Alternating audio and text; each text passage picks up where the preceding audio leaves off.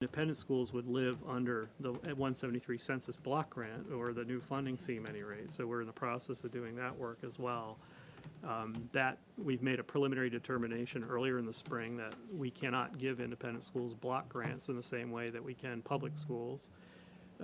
That's now on the back burner as we try to nail down some of the issues that we've described earlier through this testimony. So we're now have to get, I think, tighter on the MOE as it approaches how we handle the block grant, and then we're going to go back and heat up our work on how to handle independent schools under 173. But we have this current issue that's still very much a live issue around how we provide guidance under our current regulations, not anything to do with 173. That's very much a live issue that started with the rate setting issue. That's how we got into it. And then just the second part of the question was, under what circumstances, if a student is being outplaced to an independent school that serves only students with special needs, what portion of that might be considered to be delivered in general ed, and how would that even be okay if they're being outplaced and not inclusive in the intention of Vermont special ed delivery? Yeah, it has to do, I would agree, it has to do with this definition and existing regulation, but also it gets back into how we then set rates for these schools. If they come to us and say, this is what our proposed rate should be, and we're asking for a cost justification for that rate, to what extent are those general ed expenditures, and to what extent are they proposing tuition rate based on things that aren't special ed? You know, so we have to sort that out. So it's the rate setting process that really got us into it.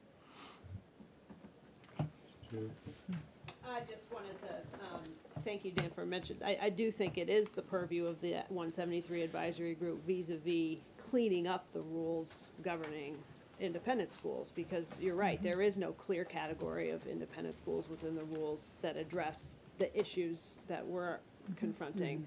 And there's also, on the horizon, the law requires some set of rules to be developed to ensure that similar approaches are being used in the independent school context as are being applied to the public school context. So if public schools no longer are able to be reimbursed for special education services, how do we make sure we're aligning our independent school partners who serve general ed and special ed students on a, you know, recognizing the state has concluded block grants aren't the way, what are the options available so that we're not running two parallel systems?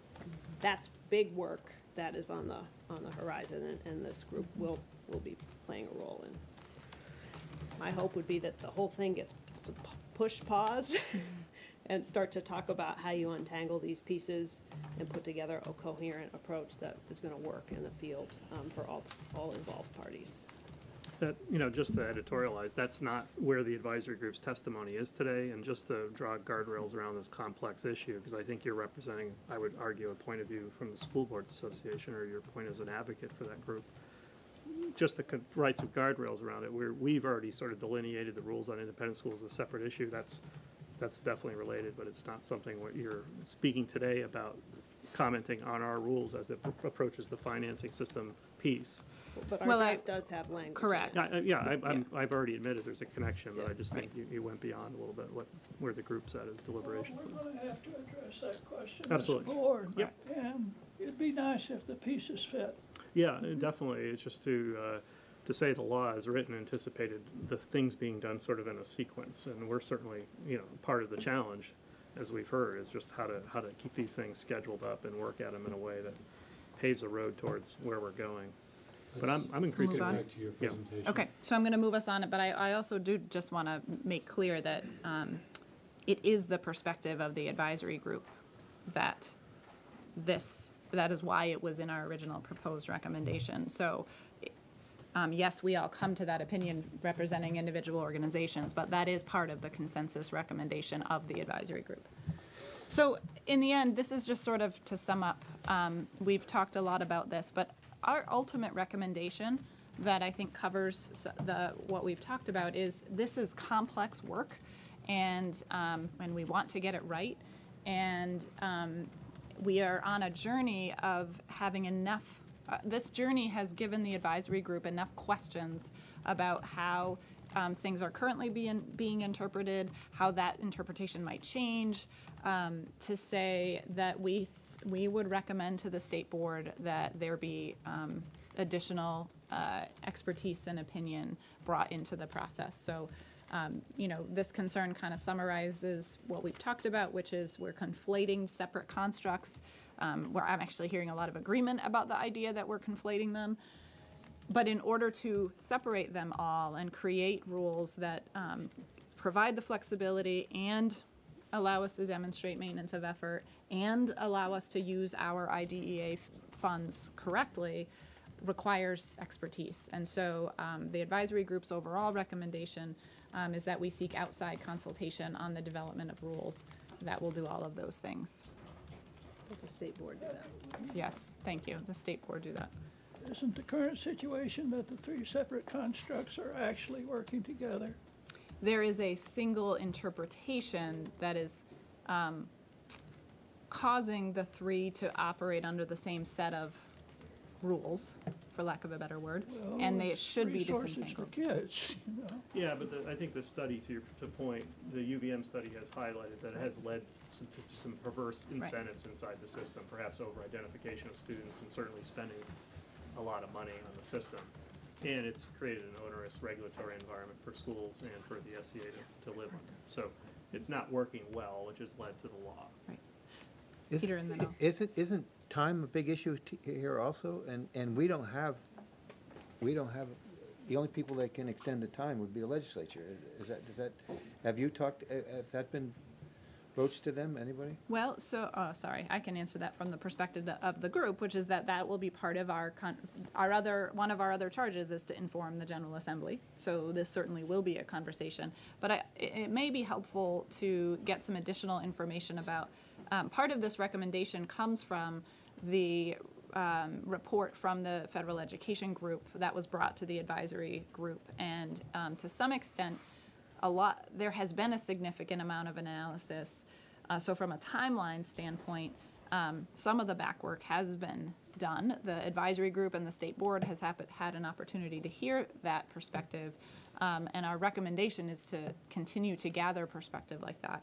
And I don't know, Nicole, if you want to kind of share. Yeah, I have an update, and I will put my School Boards Association hat on just because this is a School Boards Association, Principals Association, Superintendents Association, Special Ed Directors Association, and Vermont NEA initiative. So those 5 organizations, as Megan referenced earlier, did contract with Federal Education Group to conduct its initial analysis, the report that we received in July that I believe you've all seen. If you haven't seen it, I think it was in your packet in September. Based on the request from the state board that the advisory group produce some draft rules, and a conversation I had with folks at the Agency of Education about their initial responses to the Disability Law Project rules, which again were not shared with the full advisory group. I felt it was prudent to share the draft rules and the cost documentation guidance document that the agency shared with us with the Federal Education Group for additional review.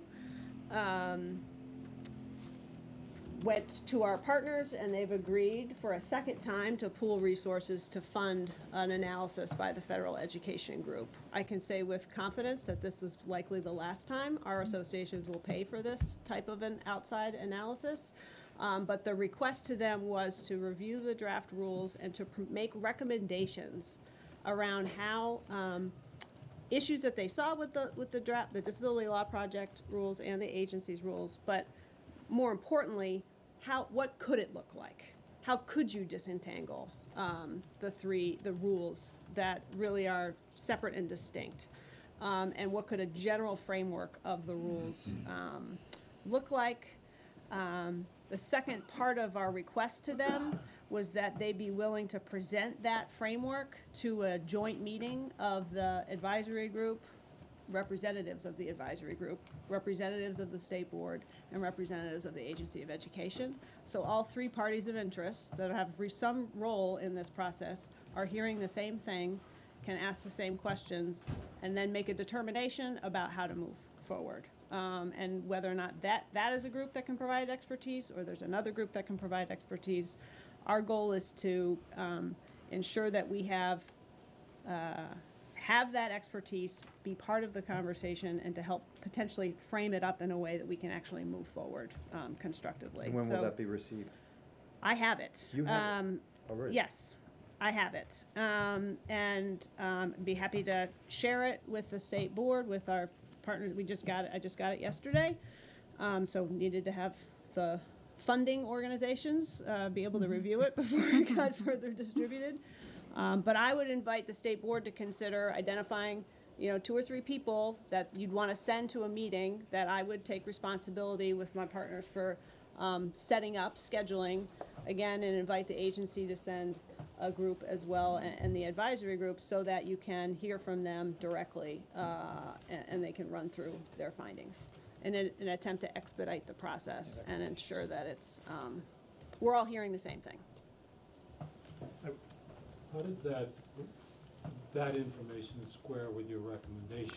So the recommendation actually preceded receipt of that report. The recommendation came out of our October meeting, which was based on the original report in July that we heard from, and the idea that we had, so speaking from the advisory group perspective, that there were just too many unanswered questions. There was the concern that I shared earlier that the signals we are getting, at least at that point, at least as an advisory group, weren't signaling a shift in interpretation, and the advisory group is nervous about that and would like external expertise. I think I would say that the 4 recommendations are very closely aligned to the 4 recommendations from the advisory group. So at least from their, the information that they're providing, or the direction they're providing, seems like we're moving in the same general direction. They obviously have a lot more expertise on the details and what types of language would pass federal muster in particular. But there's nothing wildly new here. I think it's just presented in a way that provides even greater clarity. So,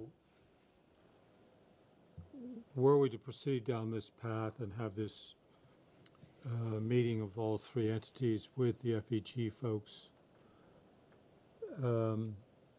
if out of that came sort of an aha consensus of the advisory group and the agency, and sort of an agreement to move forward in one coherent and agreed direction, either precisely as outlined by the FEG or some variant thereof that's acceptable to the advisory group, then presumably the board would be able to stand by and wait for a draft to emerge from the agency, which in advance is going to be to your liking because there's been an agreement. That would seem to me to be a nice outcome, right? The other possibility, of course, is that we have this discussion and you folks continue to see it kind of one way and you folks continue to see it another way, and so does the FEG, by the way. And then we have to figure out, so where do we go from there? And that might have the board's, I think it's accurate self-knowledge to say that we don't know much about writing rules of this sort. So if you guys can't get to some kind of consensus that's mutually satisfactory, then guess what? The board will have to step in and do it for you. Because it's our duty to produce rules. Pardon? That should scare them. Indeed. That was the point of making the statement. And would we have the expertise to do that? No. The answer would then be that we need to turn to outside expert advice to assist us in the framing of rules that meet the board's requirements. So that's an eventuality that I think we just as soon avoid. It's expensive, it's time-consuming, and we'd, of course, encourage you folks to find consensus as a result of this meeting. But we need to get this thing to move so that by December, an agreed consensus plan is taking shape, or if not, then the board needs to step in and make one happen? I was just gonna comment timeline. I just wanna set the appropriate expectations Yeah. for timeline. We're reacting still from the FEG information from the summer. I think we would have been criticized if we hadn't thought about it and reacted to it. So the fact that they haven't seen a draft yet of our reaction to the initial input, and that we were talking about December as a reasonable timeline just to kind of work through the maintenance of effort aspect. Now, if we have new information, just to, just to say that December's, timeline was established based on that prior trajectory, this could go out longer and appropriately should go out longer if there's the ability for us to really solve this in a quality way. So, I just, Do you have a new draft in your pocket? I do not, Okay. no. So what is it? I'm still confused. You saw something new from the agency, Yes. and what is it? What is it? It was a side-by-side document. And the advisory group did see the cost documentation. The side-by-side indicated, which I also shared with Federal Education Group, in addition to the cost documentation and the Disability Law Project, because I'm trying to get a handle on what's the best approach here. And I know that there's, people have different points of view, and that's important, but it's also important that we, tap into expertise to the extent it's available to us. And I'm grateful to my partners, organizations, for pulling the resources that we need to pull together to make it happen on a really tight timeframe. But so you had asked at the advisory group meeting, I believe in September, that would be most helpful for the state board would be to see a side by side. So here's the agency's original draft, here's the Disability Right. Law Project language, here's the agency's Right. response. And that's what the team had been working on. But it wasn't ready for prime time. Certainly a public record, if anyone wants to ask for it, I'm sure you get it. But it was, what I saw in that document did not indicate a shift in the definition of special education. And I think what raised the alarm bells for FEG was both approaches continue to use a single set of rules for three very different constructs. And so the caution from them is spend the time to identify what the three different contracts are and what rules should apply, but they are also reiterating you need to tend to the definition of special education, which I'm not seeing any evidence based on the documents I've seen so far, which are not, I'm speaking for myself, that there's a substantial shift. And that may continue to evolve based on new information from the FEG group. Our thinking was to present the cost documentation, which we did, and to then go back and revisit the rules. That's been our advertised process. So in some ways, to comment on the prior rules before we've factored in the feedback from the cost documentation conversation, which was really fruitful, I think has been premature. So our, as you heard me say, our thinking is shifting and evolving based on the advisory group's feedback on the cost documentation. The side-by-side was created before that feedback was, So yeah. hopefully this just Yep. adds further clarity Yep. and help to the process. That's the intent. Seems to me that we should think about an integrated program that serves kids and then make the money work to achieve that end. And I would argue that that's what 173 was intended to do. Serving the kids is the first thing we've got to do. Right. So I will talk with the board later in the day about which three people will represent it at a meeting at a time and place to be determined. Great. And I will send you the report and it can be distributed, or should I send it to Maureen to distribute? If you would provide it to Maureen, that would be fine. Before we disperse, can we just establish a kind of a loose, the timeframe, what we're talking about? Yeah, good question. My days are numbered. Thank God. My preference would be to try to have a meeting, and again, they're in DC, so they'll participate remotely, but try to pull together something by the end of this month, if at all possible. And it's just for them to go through what they found in terms a review of the disability law project rules and the agency's cost documentation. And so would you have a team from? Our timeline, well, just irrespective of that, just our timeline internally, we're meeting next week to focus in on the MOE sort of starting point as based on the feedback from the advisory group at its last meeting, with the idea of delivering work product for the advisory group in a time for its next meeting. And your next meeting is? November 7th or 4th, whatever the first Monday is. Okay, yeah, so we're focused on that immediate task right now. So whenever, So I will share this with you and Yeah, your that's team as fine. well, so Yeah. you'll have it when you Yeah. meet next week for Yeah. your consideration.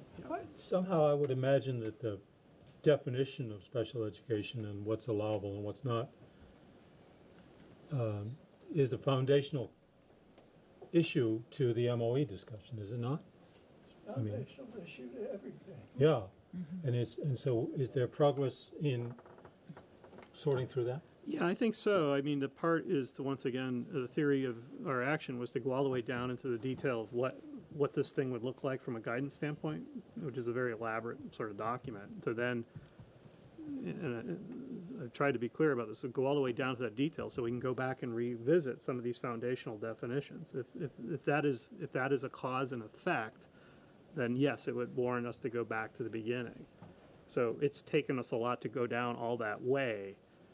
So to say that, well, we still haven't changed this, it's just like we just got to the bottom of it to see what the implications are. But once again, I think this is where we struggle internally, the agency, is where the FEG group doesn't have an appreciation of the complexity of our delivery system. You know, we have a very diverse delivery system. The function of regulation, this would be my hypothesis, is that the reason why the state adopted a more restrictive definition in its regulation was to be able to satisfy MOE in a very diverse landscape. So I want to go back, and we're very aware and we support the intents of 173. It's not a philosophical thing. It's really practical about how to ensure we can satisfy MOE in a system that has more flexibility of spending on a state level revenue, you know. So, Yeah, and I would say So I think we're- you raised that concern with the federal education group when we initially met, and their response was, which was news to me, was if the state has concerns about specific districts or systems in terms of their accounting for their expenditures, because they have historically demonstrated weaknesses in their business, who knows? But that you can target rules to meet specific problems, you don't, or problem areas, you don't need to craft a set of rules that are restrictive and apply to everyone. The federal law allows for Just that go sort of into it. yeah, differentiation. it's not, once again, it's not a philosophical, I'm guessing we have the regulations we have, not because of specific districts, but because of the historic volatility and people doing whatever they want, you know, so I think we've gone down to that level of detail where we're now poised to revisit to what extent that definition helps us or needs to be modified. But that's where, I mean, that's our responsibility to kind of do that piece. I think we're on a trajectory to do that. But I hate to open a new line of inquiry, but I'm gonna, because you just said that sort of the state's system of special education is more complex than most other states, and that was sort of a rationale for, it's my hypothesis, yeah. well, is it a fact or is it just a hypothesis? No, I think it's knowing the history, once again, to Act 153 was huge in changing the landscape of our delivery system in that it required all special educators to be employed at the supervisory level. Okay, so prior to that time, local school districts employed special educators or not, sometimes SUs did. So we had this really diverse cost structure out there where if you wanted to do maintenance of effort calculation, you had to consider school level costs, you had to consider district level costs, and then supervisory costs. Well, we're past that now. We're past that now. That was mandated, that wasn't But voluntary. we found through Act 46 that we still had districts that hadn't complied with that requirement, okay? So to what extent we've Does achieved that. that make Vermont more complex than New Hampshire, than Maine? I than- think so. And then also, when we're studying maintenance of effort now through this group called CIPHER, which I can share that resource for you, there's a technical support center that's been established to help districts with maintenance or states with maintenance of effort calculations. one of the things we see fairly commonly is that states populate, as I was suggesting, kind of doing the service plan for districts, the states would populate essentially this maintenance of effort calculator, this spreadsheet for locals. Most states are able to do that because there are 24 school districts in the state or 30 school districts in the state, and there is a statewide special ed information system that allows the state to extract information immediately and populate that spreadsheet for locals. We still have a large number of school districts in the state, and we have a very diverse approach to the data.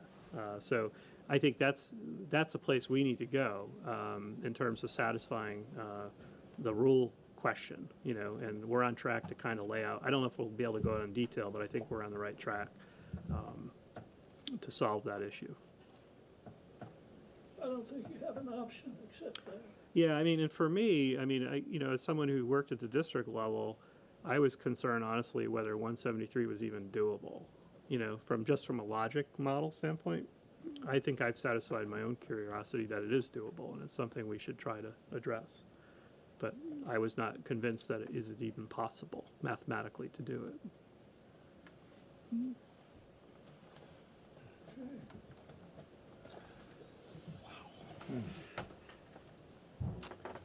Other questions or concerns from the board? Thank you very much. Yeah, this is tough work you guys have been doing. Very, very complex. They made it look simple. Maintenance of effort on its own is very complex. It's very complex. So thank you very much for your presentation. Thank you. You'll hear from me about board members who will be available to meet with you. As Peter said, you're probably thinking of late October, which would put it well in time for your 4 November meeting and well in time for our 20 November meeting. Okay, let's hear from you on that as soon as possible. Thank you. Thank you for all your effort.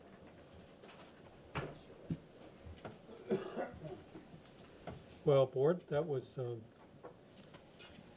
I find that very hard work. Maybe a lot of you know so much about this, it's not so hard for you, but. Well, as long as the meeting's held on October the 31st, we should be okay. In On cost, Friday. Dressed as special educators. Right, right. All right, anything else you want to? No, I think it's just I'm pleased that you're getting increased exposure to this very complex topic, and I think it's admirable that we're taking it on. It's as we've heard, the current regulations are long-standing and should have been revisited many years ago, from my opinion. But Yeah.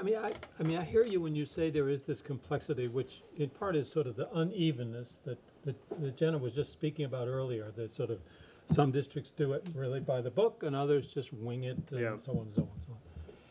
And it makes me uneasy to design a system to accommodate that kind of variability.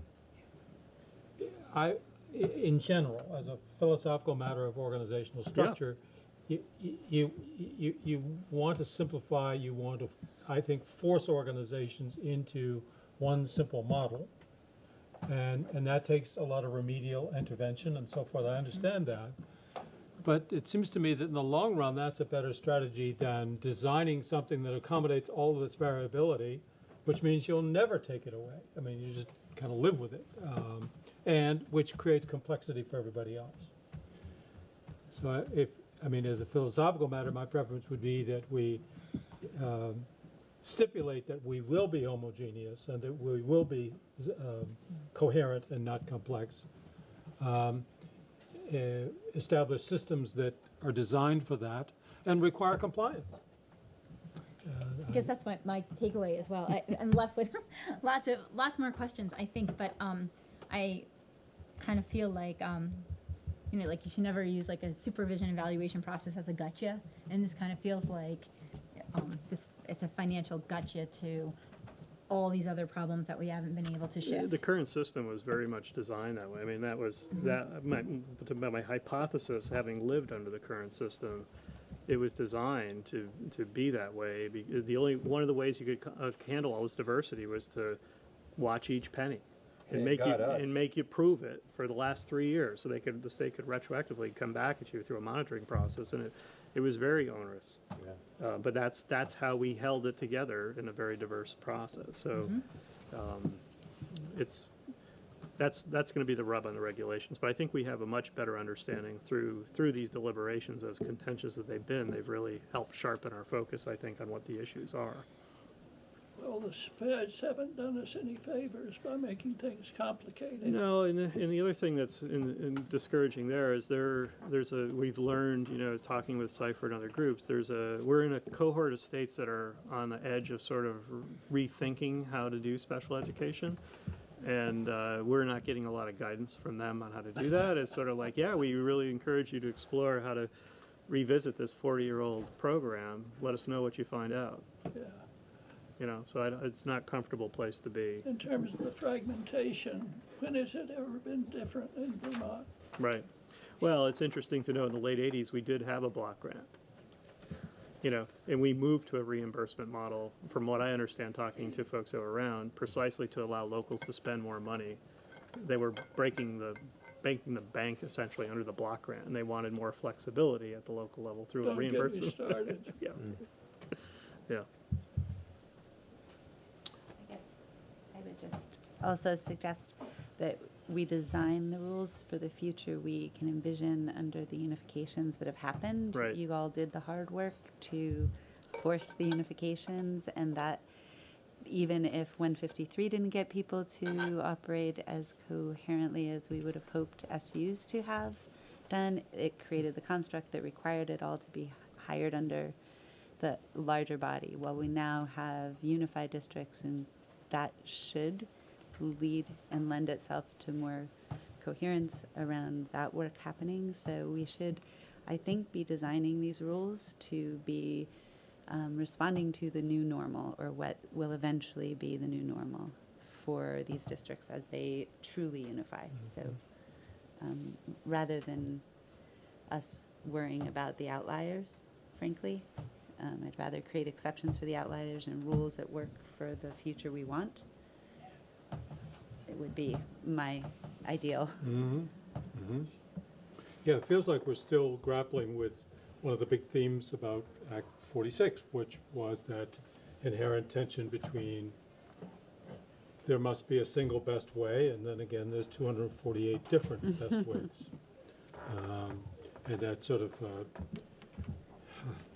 diversity versus uniformity or unity. And those, Act 46 did not resolve those questions. It just simply exposed them again. I hate to say something like this, but I think Act 46 would make this an easier problem to solve. I concur.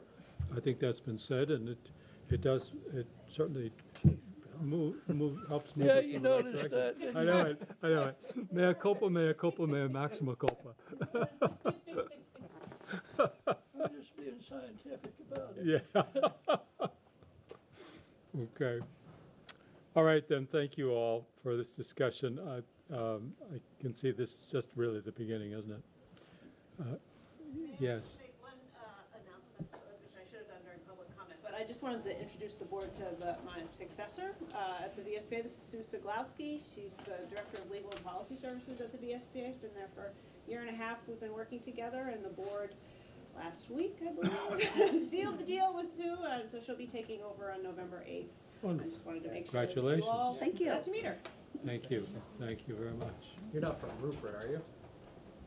Ah, okay. I am. Siglowski, There's not that many Siglowskis. A little profiling there. Nice. Good, good.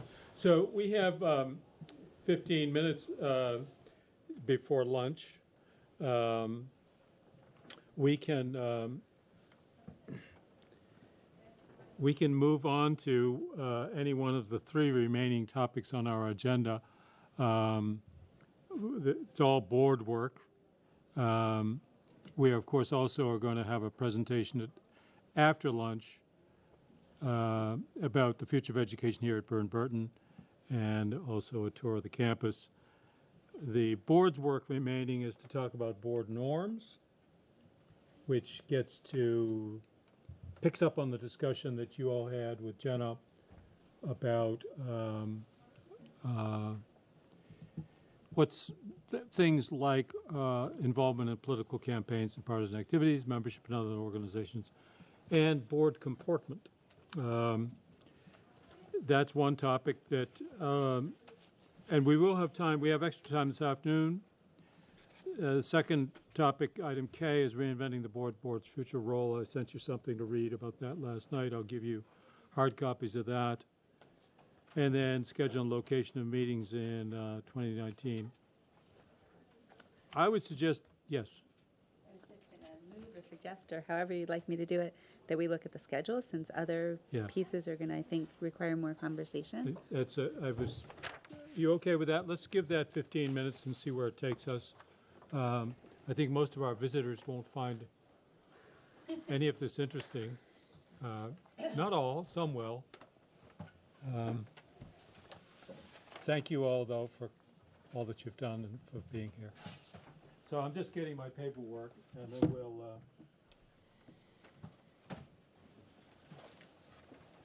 So you all have something that looks like this, which is the schedule of meetings.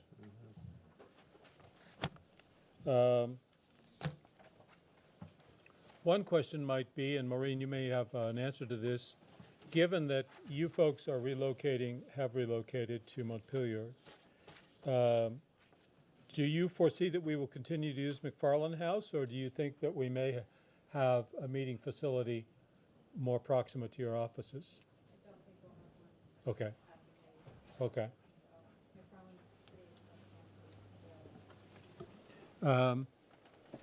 I think I'd like to begin by asking the board, you know, it isn't written in stone that we meet on Wednesdays. In fact, we used to meet on Tuesdays, didn't we? Yeah. I want to ask, given the board's present makeup, is there a day of the week which tends to be less encumbered for you than another day, in which you might? We've had some absenteeism, some people having other commitments. I'd like to reduce that to the absolute minimum. So if changing the day of the week will help, we ought to look at that. Isn't it in our rules too? It doesn't say Wednesday. Yeah, not the day of the week. Oh, it does. I thought it. It says once a month. It does have the day of the week, but it has a weasel clause there that says we can change it. to Right. Okay, that's That's- okay. I thought there was something. You must have written that rule, Bill. No, it predated. More of that squishy stuff. Part of that 1910 effort. Anyway, so is there a day of the week that's better than Wednesday?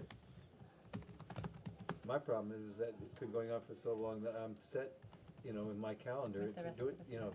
Yeah, well, we'll help you change that if you need to. Yeah. We met Tuesday until a while ago. Anyway, is Wednesday still what you want to do? Yeah. Yeah. Do you- Wednesdays aren't great for me as a general rule, but I don't want to upset the apple cart. No, it's fine. Wednesdays are fine. It's just it's less than ideal, but Yeah. it's doable. Is there a day that would be better?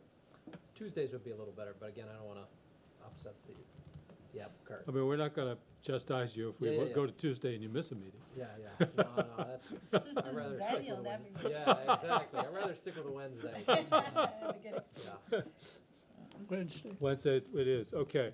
And we're still on a monthly schedule, of course, I think by statute.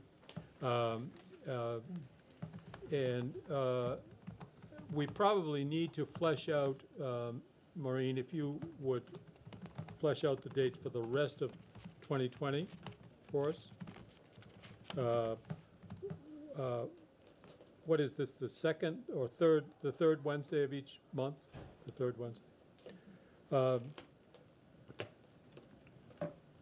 Yeah. I did email my principal about the April date, I think it was April 14th or something, about possibly holding that at CVU, because he did express, you know, a desire to possibly hold a meeting there, so that is a possibility, because I saw that there was nothing there. Yes. And so, Well, we will be having a meeting at CVU in the year 2021, I can guarantee it, that being your last day. It's our custom to go to the school of the graduating student member. So we're going to go up to BFA and embarrass Kyle. Is geography, do we want to, I mean, 2022. have we been up in the Northeast Kingdom? That would be 3 years on the board, so 2021. Peter, you were saying? Well, just geography, I mean, it's whether a presence around the state would make a difference, Well, if we held it in the Northeast Kingdom, that'd satisfy you, but give John a terribly long drive. I'm just wondering And we if there's some way that we can arrange meetings for people who have to drive a long distance to stay over the night before, so that we could not waste 2 hours driving to a location, 2 hours back. Yeah. At the same time, tightening up the agenda according to the wonderful view of the future that we have. Well, I'd also make one point geographically. We haven't been to the southeast corner of the state since I've been on the board, Right. like the Brattleboro area. Right. Yeah. And this is as far southwest as we've gotten, Yeah, which ain't very That's far. true also, yeah. yeah. Yeah, if anything, I mean, we all don't know precisely where we're headed, but I think we're headed to a more sort of proactive agenda being driven more by the board and less by sort of whatever the agency thinks we ought to know more about. And not that that isn't useful, and we need to continue to have access to that kind of learning and updating, but we're probably, I think that we're probably going to come back to this whole question of where we do this.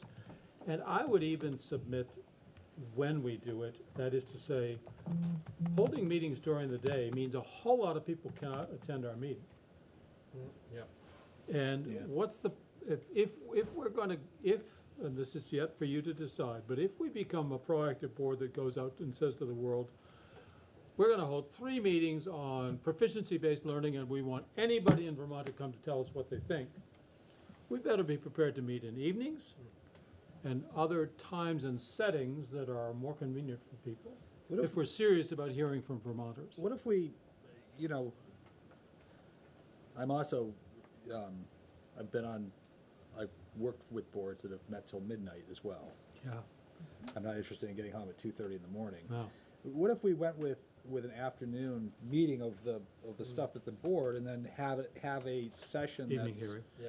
an Yeah. evening hearing, or like a 6 Absolutely. p.m. so Yeah. people could come, Yep. maybe shifting it more towards the Yeah. evening. Yeah, And then we don't have to get up at 5 in the morning to drive there. Yes, well, yes. yeah, these are possibilities, and Maybe try that out for a meeting and see Yeah. if we like it. Yeah, and I think we ought to be prepared to say if some people need to stay over, we'll pay for that. I mean, if we think it's worth Got the NASB money. going out and making ourselves available to the public, and it will be worth it only if we have real particular things we want to get done. So I think we need to come back to that as we get a better picture of, so what is it that we're going to be doing that's different than what we have been doing? And be prepared to restructure the way we go about conducting our meetings. And it'll create some inconvenience, and we just have to work our way through that together. Okay, so if you're okay, let's go ahead and flush out this schedule, but for the rest of 2020, yes, please? Can I ask a question? So are you gonna keep your retreat in September? Are you gonna move it back to June? Do you know? I'm open to people's thoughts about that. September is much better than June. Yeah, June gets When June, you start getting vacations and stuff like that. Yeah, It's- graduations, all sorts of things, yeah. Do others feel that the September timing for, school has gotten underway? It allows for the new student number to be there, because obviously had the retreat been in June, I wouldn't have been. Good point. Good point. Yes, so I think the answer to your question is September seems to work pretty well for people. I remember I couldn't go to the first retreat retreat because it was in July, so yeah, September definitely works well. Right, right. And I do think the retreat's a great opportunity to just do a deep dive into all kinds of stuff. Okay, that's very helpful. Another part of the discussion about the schedule was to, and I think you all looked at this on the 19th, the timeline. And I just want to, this is timeline for Act 173 rulemaking. And this is the board's timeline. This is not from the agency. Because in fact, the board is driving the bus when it comes to these rules. And it's a little hard for us to get our heads around this because we're so used to not being so proactively in charge of a process of the board. But I want to be sure that we all understand that the rulemaking process, the final rulemaking process that begins on this plan in April, is a highly orchestrated, very, very prescriptive sequence of events that is stipulated by 3 VSA Chapter 25, the Administrative Rules. It's not something the agency invents or we invent. It's a set of sequence of events that must be conducted precisely in the way that's outlined here. And it typically would take 8 months. You can see, if you have it in front of you on the second page, April 2020, we send to the Interagency Committee on Rulemaking, and then later to the Secretary of State, our proposed rules. That's our best take on what we think the final rules should look like. And that kicks off an 8-month process of hearings, and deliberations, and input from all kinds of people. And those will be public hearings. Then again, we would be traveling around the state for those.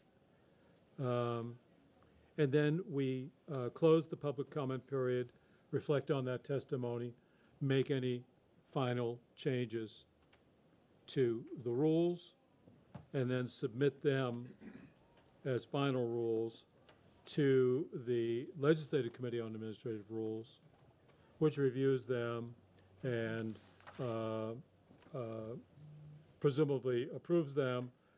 They conduct a hearing, and then they go to the Secretary of State as final rules. That's this 8-month sequence of events. Bill's familiar with it. Others of you have been, Peter as well. And that's just the way it has to be done. A crucial step in this process, from my own perspective, is to not have the board go out with rules that the board's not, in this process, the board is not completely satisfied with.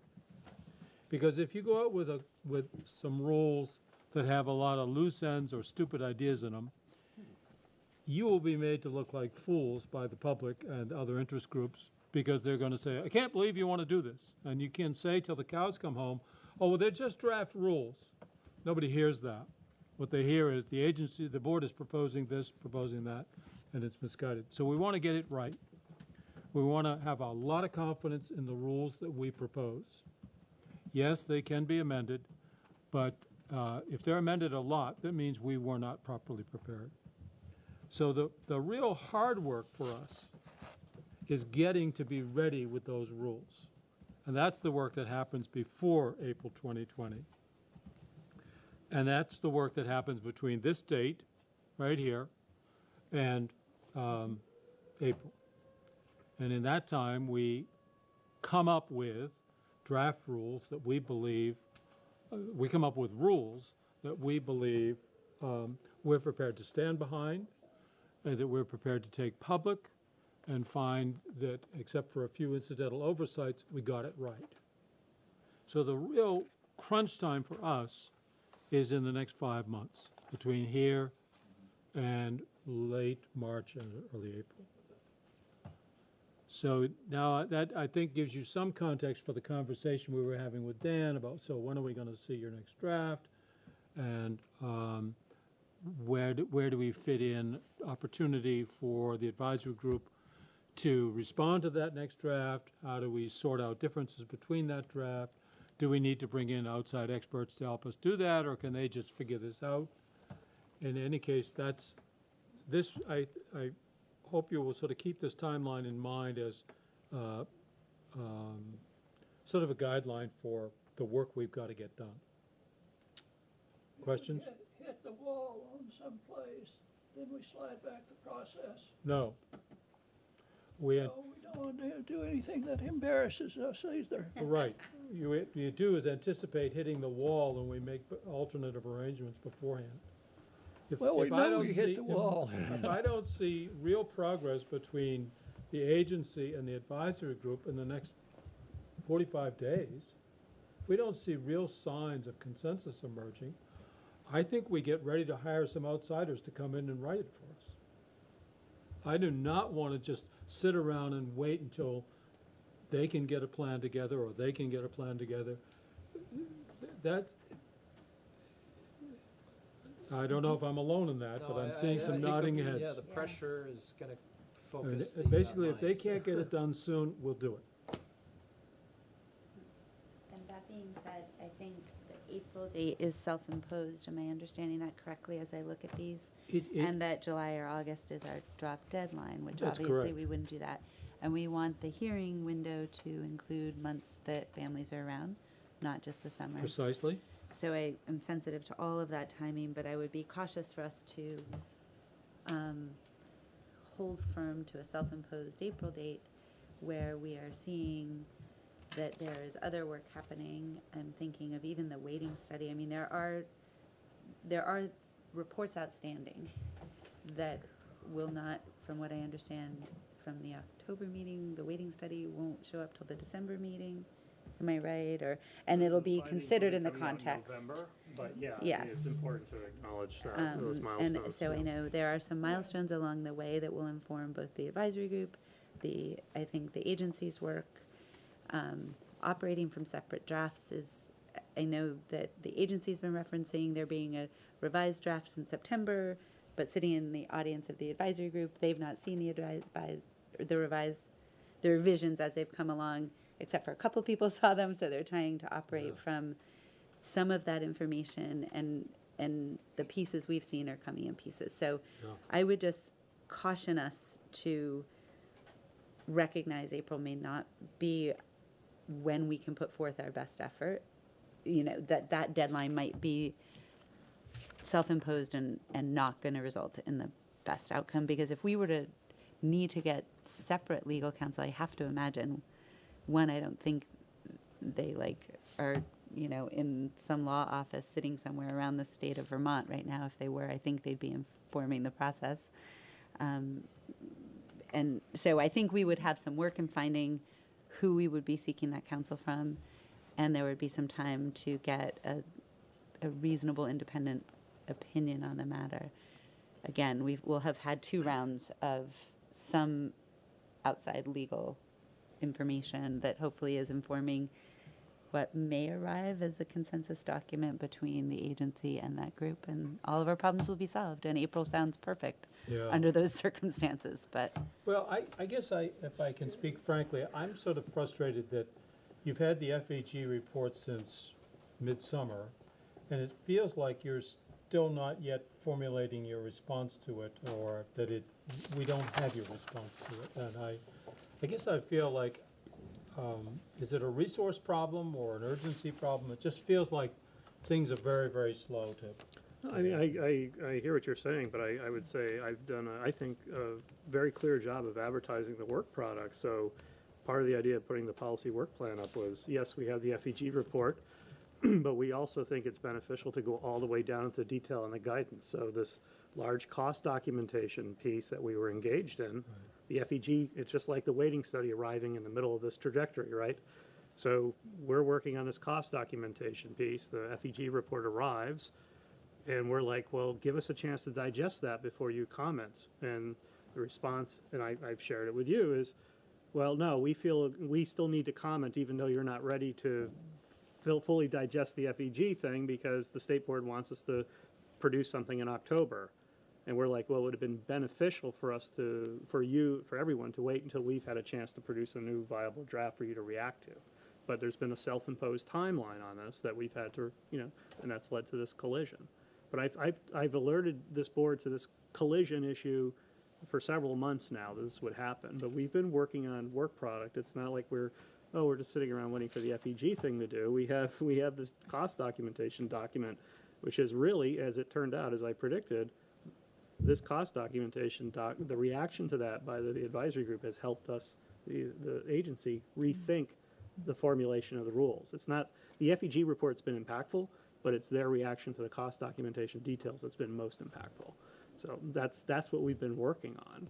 I guess the only thing I would take away from it was probably a mistake for us to share a draft with some people, instead of just saying we should wait till it's ready for the whole group to digest, but they've been, and I think appropriately concerned about the timeline as well. They're like, we feel compelled to make sure we're giving the state board something in October. So, I mean, this is the result of the self-imposed timeline. And this timeline, we said, was created before the FEG report was even produced, so. And I know, John, you were there with me as well. I just don't remember if this was the part of the meeting you were there for. But when they shared I'm going to get a disability DLP draft of the rules, some of your response and reaction to it, well, that's been changed in our revised draft. That's totally fine. Yeah. But operating an embargoed version of a revised draft that nobody else has seen means we're operating in pockets that are not able to react in real time to evolution and thinking. And so while you're suggesting the fault was in having shared it with a few people, I would say the challenge is to have you referencing a draft that isn't reflected in the DLP's draft because it was never shared with them. And so that seems like a completely inefficient process, and I'm not quite sure why it exists. We didn't create the process. No, But like you can't. Some of it's emanating from this board, okay? So the board's self-imposed timeline on this has created this to a certain extent. Well, just like when the legislature I don't even know created that I regressive remember timeline. us having, I do remember before that September meeting, I don't remember if our August meeting came up with this or it was our September It predated the conversation. June, it was early in this. September 19th. Yeah. So this was shared with us at our retreat. I don't remember which date the September meeting was of that advisory group. 19. Oh, so we weren't even at I guess it. I don't know. I went to a September meeting with you, John, at which the agency referenced, I think you did, Dan, that first version of the disability law project draft, we revised that. And it is, like, I'm sure their frustration, your frustration, but that if you are revising a draft, which in June you shared with us, or May, whenever it was, we got the last round that the agency was going to give us. Here's our rules. Here's our rules. Right, because you had an August deadline at Right, that point. The legislature absolutely, hadn't changed. totally understood. Yeah. And that no longer being the case, that hasn't been the case since June. There's Right. been FEG reports since July or whenever date it's been.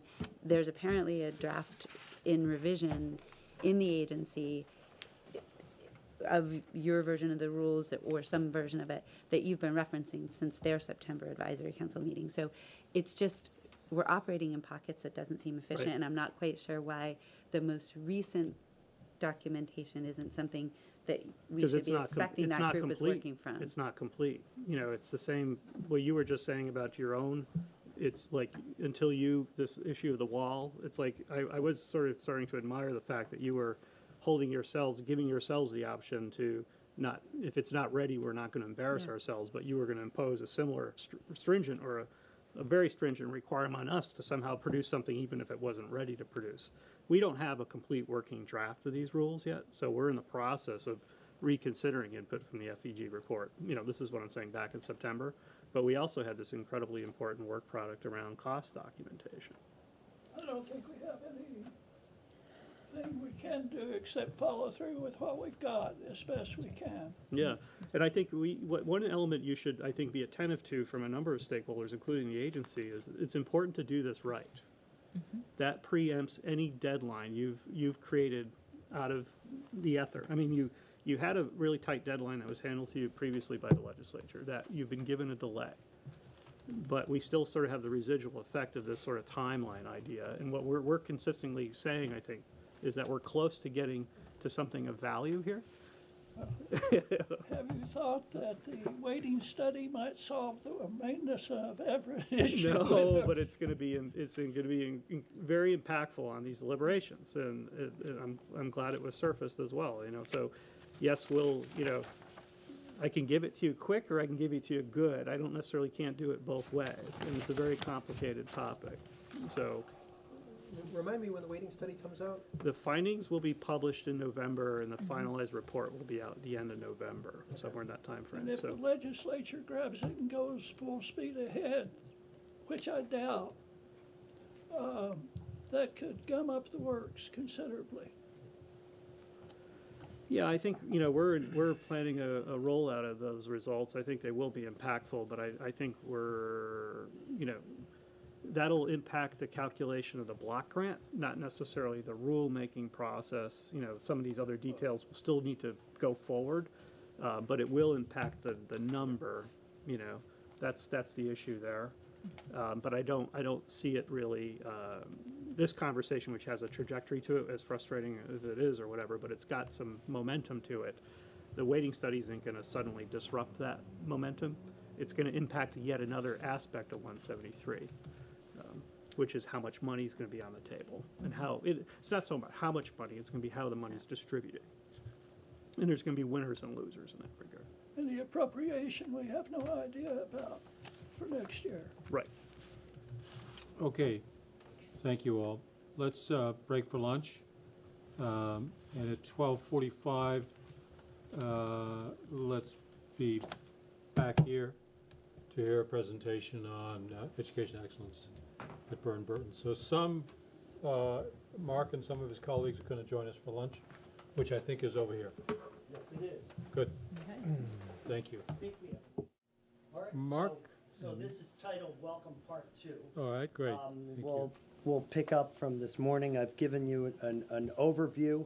I want to introduce Jen Hyatt, who's our academic dean, and Meg Kenny, who is our associate head. And maybe you two could give a little background, and then on your relationship to Burton. We want to talk about how we're thinking about education, and that will flow into what will be a quick architectural overview, because we're in the process of a pretty significant, not just expansion of our square footage, but an expansion of our capability. And we're in this really interesting position of being able to take our best educational thinking and have it reflected in the architecture of the building. And so we thought you'd be interested in seeing that connection. And then we've got a group of students who are going to come and give you a quick tour of the school. And we're good at staying on time, so we'll have you on track for your 2 o'clock next agenda item. Good, thank you. So, Jen, Meg, I'm going to turn it over to you guys. And well, welcome to BBA. We're excited to have the state board here. It's a hectic day on campus with PSATs and some special programming for our sophomores. Our freshmen are out doing service. Our seniors are working on their college applications, some career preparation things today. And as Mark said, I'm Meg Kenny. This is my 23rd year at BBA, so it's a long time. And I have to say, it's been such a rewarding career for me. And I started teaching in just south of Burlington and Shelburne, and have now, been a teacher here, an administrator. I had one son graduate a couple of years ago. I have one son who will be here, who's very excited to start his high school here next year. But I have to say, it's been nice to have 2 years without a kid here. It's just like a little it's just more pressure. But we're going to start. I know Mark has already shared our mission and core values, and I think you can just go to the next slide, Mark. one of the things that is so special about our school is how our mission and core values inform everything that we do, from, particularly the experience of the learner, our professional development, operations, everything. And it really drives us toward how we help our students find their passion, their purpose, develop the skills and understandings they need to leave here and go to their next phases of life, whether that's college, career, and make an impact as citizens in this world. And I think it's all about the student, and the relationships are the center. You'll see the mission and core values reflected in our program, the continuums of support that we offer our students, and the reflective practice that happens here with both the learners and our professional staff. Through our advisory programming, there's ongoing reflection and really looking at learning artifacts, how students know they're making progress, where they see that. And then in our professional development program with our faculty as well, setting goals, meeting those goals, lots of feedback. And we're going to get more into that later. Certainly engagement and really focusing in on the whole student, social, emotional, physical, intellectual development is a huge part of what we do. The caring community is evident in everywhere, and that manifests itself in so many ways. Thanks, Meg.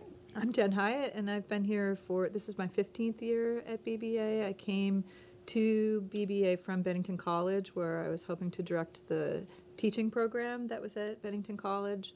And so my role here from the start has been as someone who oversees program and anything having to do with the curriculum at BBA. And so one of the things that we started doing shortly into my tenure here was understanding by design, or backward design. And so using our mission as the endpoint and thinking about what we were driving towards to inform our program, as Meg said, it shapes everything that we do, especially programmatically. And those core values we developed about 7 or 8 years ago as a collective faculty. We were preparing for our NEASC accreditation review, and we were really trying to build upon our mission to think about what are the things we really believe in, what's at the heart of our program. And so when we think about our program, one of the things we're very proud of is the fact that we offer over 170 different classes to students at Burton Academy. So there's a really... I think you guys should all have our course catalog in Did front you of all get it? Yes, Oh, great.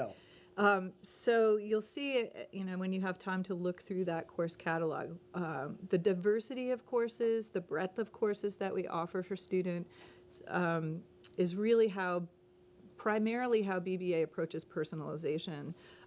Because we are serving the public, we have a broad array of kinds of students and kinds of learners, and so you'll see classes ranging from very one-on-one instruction in our access program, students who have significant learning challenges, such as Down syndrome or autism, right up through kids who are on AP tracks and taking honors level classes and enrolling in dual enrollment courses at local colleges. Some of those we host right here on our campus through Bennington College and Castleton. There's a lot of differentiation, a lot of personalization, a lot of different tiers and tracks across our curriculum. We also spend a lot of time thinking about systems of support for our students. So we have our Student Success Program, which is designed to help support students who are living in poverty, which is a growing number of students in our population. We have a Target program, which is a very individualized program for students who are at risk of dropping out of high school or are facing significant challenges that make it hard for them to be on the main campus.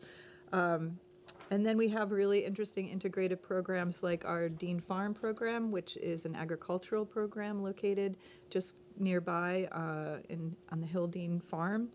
Our Mountain Campus program, which is located in Peru, which is an outdoor education program, all based on place. And a wide range of internships, independent studies, off-campus studies, work studies. Our students can access the Career Development Center at Bennington down at MAU. So a wide range of programs rooted in those core values and that mission. In conjunction with that, our faculty, Meg and I, really are very intentional in the professional development work we do. With our faculty, we have a formal program review process that our faculty go through. We have a reflective PDP, or professional development plan, that each faculty member develops in partnership with the department chair. And so we're constantly talking about program and pedagogy. And we are currently aligning our, can you go to the next slide? So one of the things we've recently done as a faculty is to come up with what, in the language of the state, these would be our transferable skills. So we spent a couple years, at least, maybe even longer, talking about the habits of mind and work and the transferable skills that we really value as a school, and as the landscape of proficiency is happening around the state.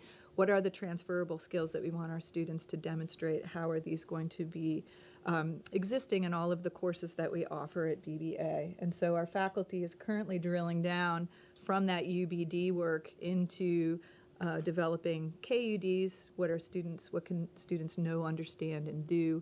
And how do we put these spires into all of our courses? How are kids going to demonstrate them? This will in turn inform how we reshape our graduation requirements as we drive towards proficiency-based assessment here and think about more integrated experiences in our program. And so those things are shaping the professional development work that we're doing in partnership with a consultant named Bill Rich. I'm sure many of you know that name because he's worked all around the state, who's introducing our faculty to these ideas of brain-based principles of design and kind of queuing us up very thoughtfully for that shift.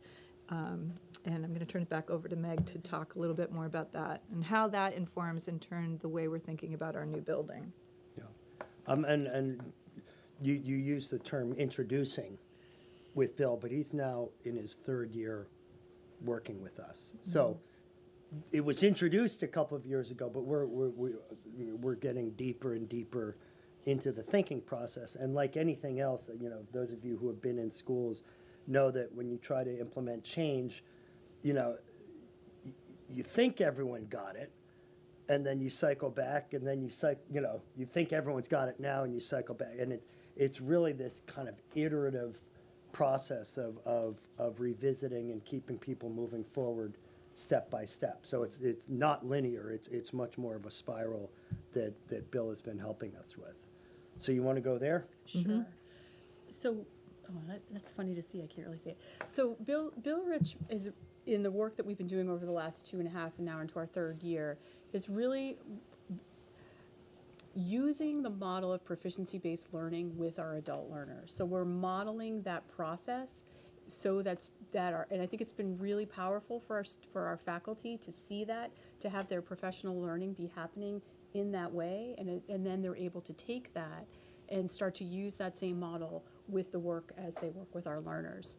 So the 4 principles of brain-based learning that are now just a part of our culture is, building social emotional, to increase commitment to their learning. How can we design more targeted practice? We talk about compressing the field, like with soccer, shrinking the field, more touches on the ball. How can we replicate that for our learners in their content areas as they're developing knowledge and skill? And then how can we make sure our learners have plenty of ongoing, specific, timely feedback?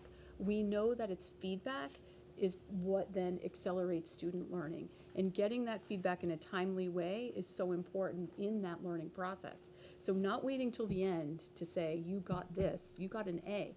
What does that mean? When all along we need to have our learners getting that feedback. And so he's really helped our faculty to expand their understanding of what feedback is, that it can happen in more ways than just the teacher commenting on a paper. It can happen peer-to-peer through different systems. It can happen through observation and quick anecdotes to the student. So what are the ways to move the learner forward through that feedback? And then this idea of cultivating a shared mental model. Bill has certainly helped our faculty develop a mental model of what it means, what brain-based principles of learning mean, and how that can create the best experience for our learners. And then we're trying to do that with our in the different content areas. What are the key What's the key knowledge and skills related to the traditional content areas, and what are the mental models that we need to be returning to again and again and again with those learners? It's been very powerful. Next slide. So in shifting, when we think about the brain-based principles of learning and design and how that, focusing on student engagement, not just compliance, ritual compliance, like I'm doing the assignment because you asked me to, but really I'm engaged in this. It has meaning to me. I want to know more. How do we create those conditions in the different learning environments so that students' learning accelerates? Really starts with relationships at the center, building a sense of purpose and meaning, asking students, what is it that they want to know? What is it that they want to discover? What are the big things on their mind? And then meshing that with what we think is important for students to know and understand and be able to do before they leave BBA. Creating more authentic, integrated learning experiences. We hear this from kids all the time, like real world work matters, and they want to be able to demonstrate that to a wider audience. They want to demonstrate that to their peers, and that's been powerful, shifting into the public demonstrations of learning. And then I think the BBA Spires, the communication, problem solving, integrative thinking, and citizenship, we're thinking of those in really aspirational terms. How each year can we get better and better and better? How can our students get more and more confident in understanding how their learning demonstrates growth and proficiency in those areas? And that's where we're at this point. And I think the work with backward design, the KUDs, developing new programs that are more integrated, that allow students to have more real-world experience, to have more public demonstrations, is really fueling that engagement. And it's been an exciting time here. And I think one of the things that I think is such a testament to this work is now the BRSU is working with Bill Rich. So all of our teachers sort of in this ecosystem are all going to be using the same common language. And I think that's the other thing I would say is using common language with our learners, where they're hearing the same thing in their geometry class about learning and how the brain is functioning and how where they're at is the same language they're hearing in wellness and PE. It's the same language they're hearing in history. It's the same language they're hearing in their advisory and leadership groups, etc. So I think I'm going to turn it over to Mark, who's going to talk about this neighborhood idea and how our new architecture, the new building, is driving more integration, knowing our learners together, putting learners, configuring them in different ways, and then how that will spread across the campus once we're able to move into the new building. Great, thank you. I also, when I talk to groups about these principles, relationships, and the sense of purpose and meaning, and authentic, integrated learning experiences, and public demonstrations of learnings, one thing I point out is what's missing from that. And it's especially important when you're talking to non-educators. But there's an incredibly important role of technology in all of our lives and in education, but we don't see technology driving education. And that's not our goal at Burton, and we don't think it should be a goal when there is the opportunity to have relationships at the center.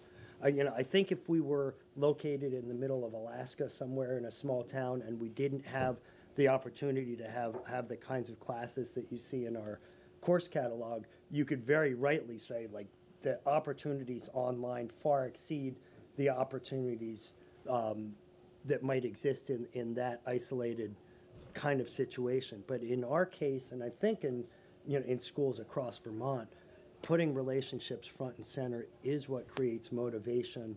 It creates interest. It transfers love. So if you have teachers who love a subject, that passion that they show is something that helps kids start to really dive in and see why someone whom they respect, can fall in love with subjects. So I wanted to point that out. The building, the genesis of really thinking about architecture came several years ago as we were talking about moving forward educationally. And, in one of the meetings, Jen and Meg said, it'd be kind of amazing if we could build a building that reflected our thinking. And it would be amazing for two reasons. One, it would be amazing in and of itself, but it would serve as a catalyst for change, because you can also look at these brain-based principles and think about how to move faculty members and staff members and how to move organizational thinking. And the same resistances that students can have to learning can apply to adults as well. So relationships do have to be at the center, and sense of purpose and meaning also has to be at the center. So we, it was kind of this, rather than thinking about a new building because we need more space, it got us thinking about a new building as a way of expanding our capability to teach.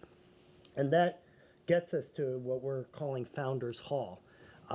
This is a building we'll be breaking ground on in April, and it will be completed in June of 2021. So we are less than 2 years away from completing it.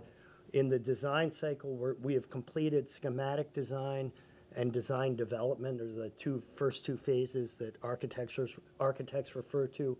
We're now into the development of construction documents, and that's where we determine all the little details that make up the building. But the big ideas are there, and we have this opportunity. So wait, just a little bit more than a year to construct it. It'll take 14 months. Yep. This is an oil painting of Barry and Wendy Rowland. We haven't talked about our financial structure and the financial model of Burr & Burton. It's pretty simple and straightforward.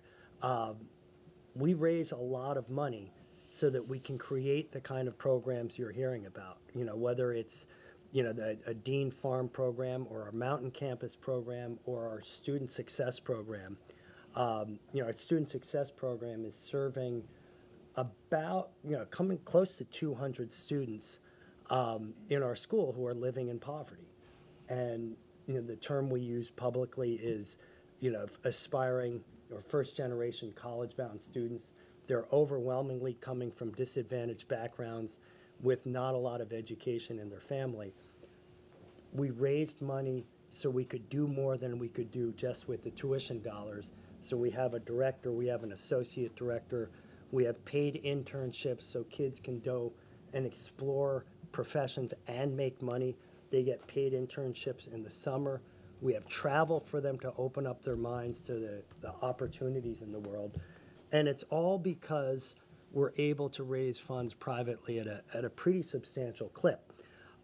Barry and Wendy Rowland gave $20 million a year and a half ago so that we can execute the plan that I'm about to share with you. So I can't talk about it without talking about the role of private philanthropy in building our fixed assets. And then, we also raise annual fund money and we charge tuition. And those are the components that go into our annual operating budget and keep us afloat. But every building you see here, including this one, this is the Smith Center, built in 1998. And it was built thanks to Bob and Peg Smith, who donated the money to build this building. So Barry and Wendy gave us the money, and this is a quick plan of our school. You drove up Seminary Avenue. We're sitting in this building. This is the Smith Center. This is the seminary building, the one with the bell tower. It's our signature building. And what we're doing is creating a courtyard.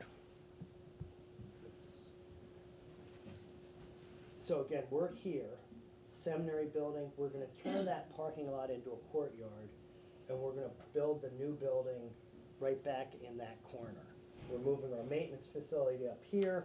We're moving parking down here. So pretty simple reshuffling, at least conceptually. And the big idea, and I showed this to you before, but the big idea driving the design is the notion of neighborhoods. And when you think about creating opportunities for more integrated learning, you think about a neighborhood, butcher, baker, candlestick maker. But, instead of thinking in disciplinary fashion, we're trying to get our faculty and staff to think in more interdisciplinary ways. And so Mr. Rogers had his "Who are the people in your neighborhood?" So I'd like to show that. We gave the architect 4 key guiding principles. One was to build a building that looks to the future while paying homage to the history of Burton. I showed you that photograph from the 1860s. We were founded in 1829. We don't want to be a school that constantly looks backward and tells everybody how old we are and everything is a tradition and nothing can change. We want to be forward looking, and we wanted a building that helped us look forward and look forward itself, but we also don't want to forget the past. We wanted a building that fit uniquely in our setting, and we learned a lot when we built the Mountain Campus building, which is on 100 acres of land surrounded by thousands of acres of national forest. And that building we designed as a place-based building. We wanted it designed so it would fit into its setting in just the right way, and we wanted that here too. We wanted a courtyard that enhances community. We were thinking very much about our core value of a caring community, and we wanted the spaces to bring people together, and we wanted the space to bring multiple buildings together, and we wanted to build this building with strong consideration for environmental and economic sustainability. And I think those have to go hand in hand. You can't do one without the other. You know, we're not able, and we don't want to spend every last dollar on every bell and whistle around environmental sustainability. We want it to make sense economically. We want it to, we can't afford to not have it pay some return on investment, but we also wanted to not burn more fossil fuels. So we have a building, and we've taken some steps on the building, and I won't go into those now, but we won't be burning fossil fuels. It'll be all electric. And all of our electric comes from renewable energy on this campus. We have a deal with the Carthusian monks, believe it or not, on Equinox Mountain. We developed that deal about 9 years ago so that they could invest $1 million in a hydro plant, and we would take down their excess electrical capacity, and they could therefore get a return on investment on their investment. We get our energy at a 10% discount. And then we also created a deal with a solar company to install solar panels off-site, and we would take that energy. So again, at a reduction on prevailing energy rates, but all our electric, therefore, is generated through renewable sources. Yes, well, the Carthusians are an interesting group. Very simply, here's our building, here's our courtyard, and the concept is to not just build a block, but there's a shape to where we are. We're at the base of the mountain, and we wanted a building that climbed up the mountain and reflected that topography. And then as we thought about, this is really driven by our architect, who, believe it or not, graduated from Burton in 2007, a guy named Kyle Murphy. He ended up being the lead architect, partnered with a firm down in Washington, D.C. called ZDF. So we thought he had a world-class creative mind, and he was paired with a world-class high-design architecture firm. So this is not my thinking, this is their thinking, but they start to step up the hill. They started to think about the views and wanted to preserve a view up the mountain.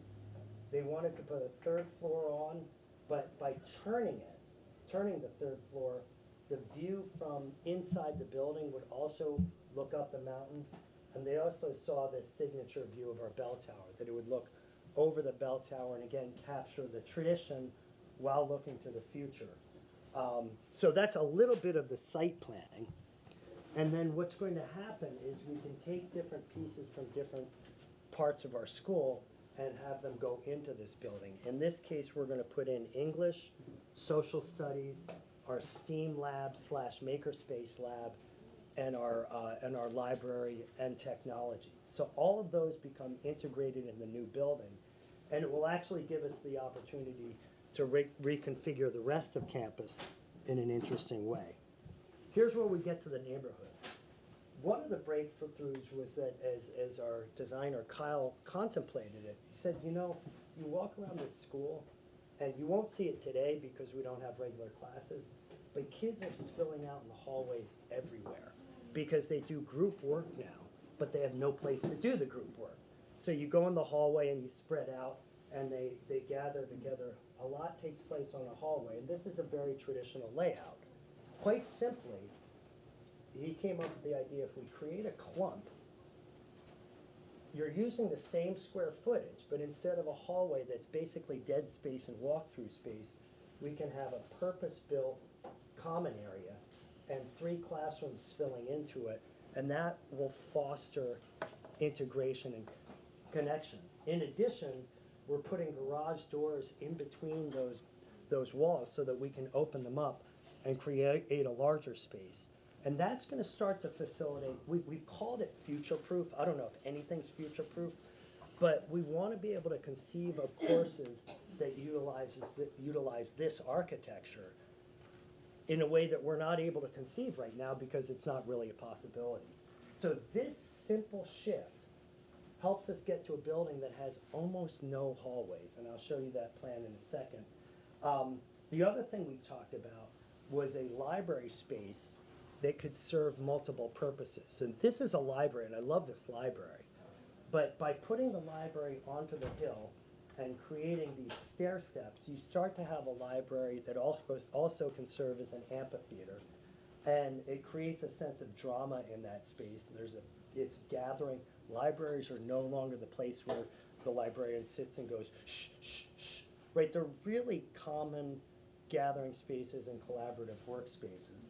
And then you start to build these neighborhoods, take chunks of clumps like that, stack them all up on each other with this central unifying element, and you have the basis of a plan. And these are the plans. So you can see clump, clump, right? Classroom, classroom, classroom, common space. There's another classroom. There's the central space. Another clump here. Second floor, clump, clump, or neighborhood, neighborhood. This is open to below, and this is our library that's climbing up the hill. And then you get to the third floor. Now you're walking up, and it's open from below. You come around, and you have seating up here, and then you have this kind of extraordinary bell tower room on the third floor that's looking out. One of the places we went to that had an impact, a great impact on our thinking, was we visited Williams College new library. And when you walk around that library, you see so many different ways that students can gather and sit. They don't just have one kind of chair.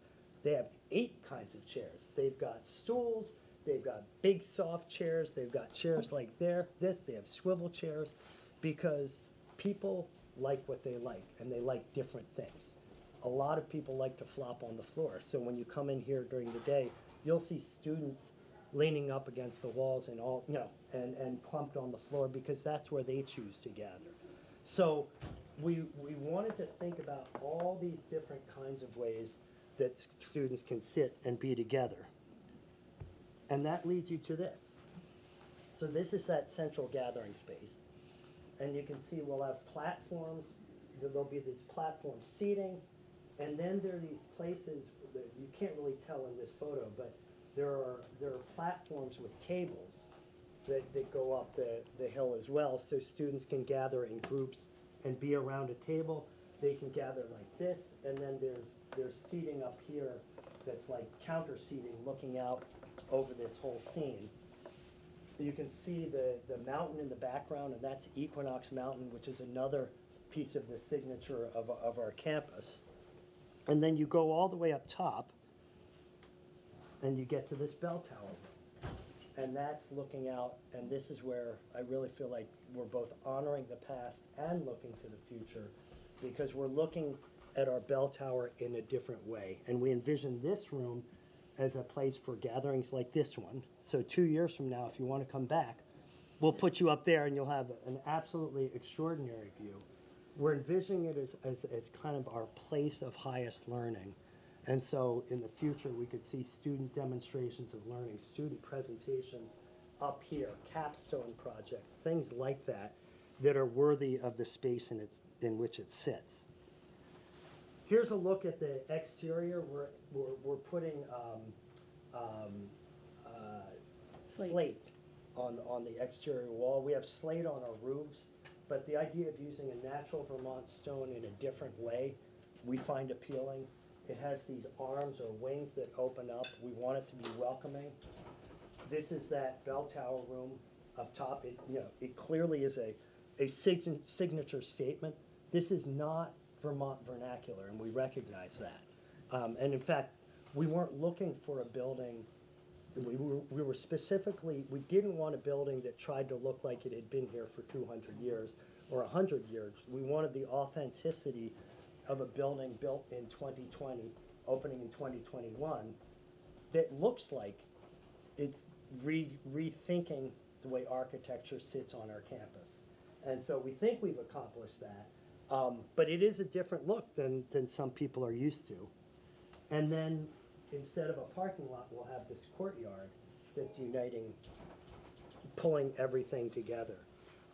This is a view from up top. So when you're up on the hill, there's a field up top there. And the building almost disappears because most of it is below this level except for this 1/3 story that's looking out over the bell tower. So we preserve the view of the East Mountains, and we preserve the view of the bell tower from up above as well.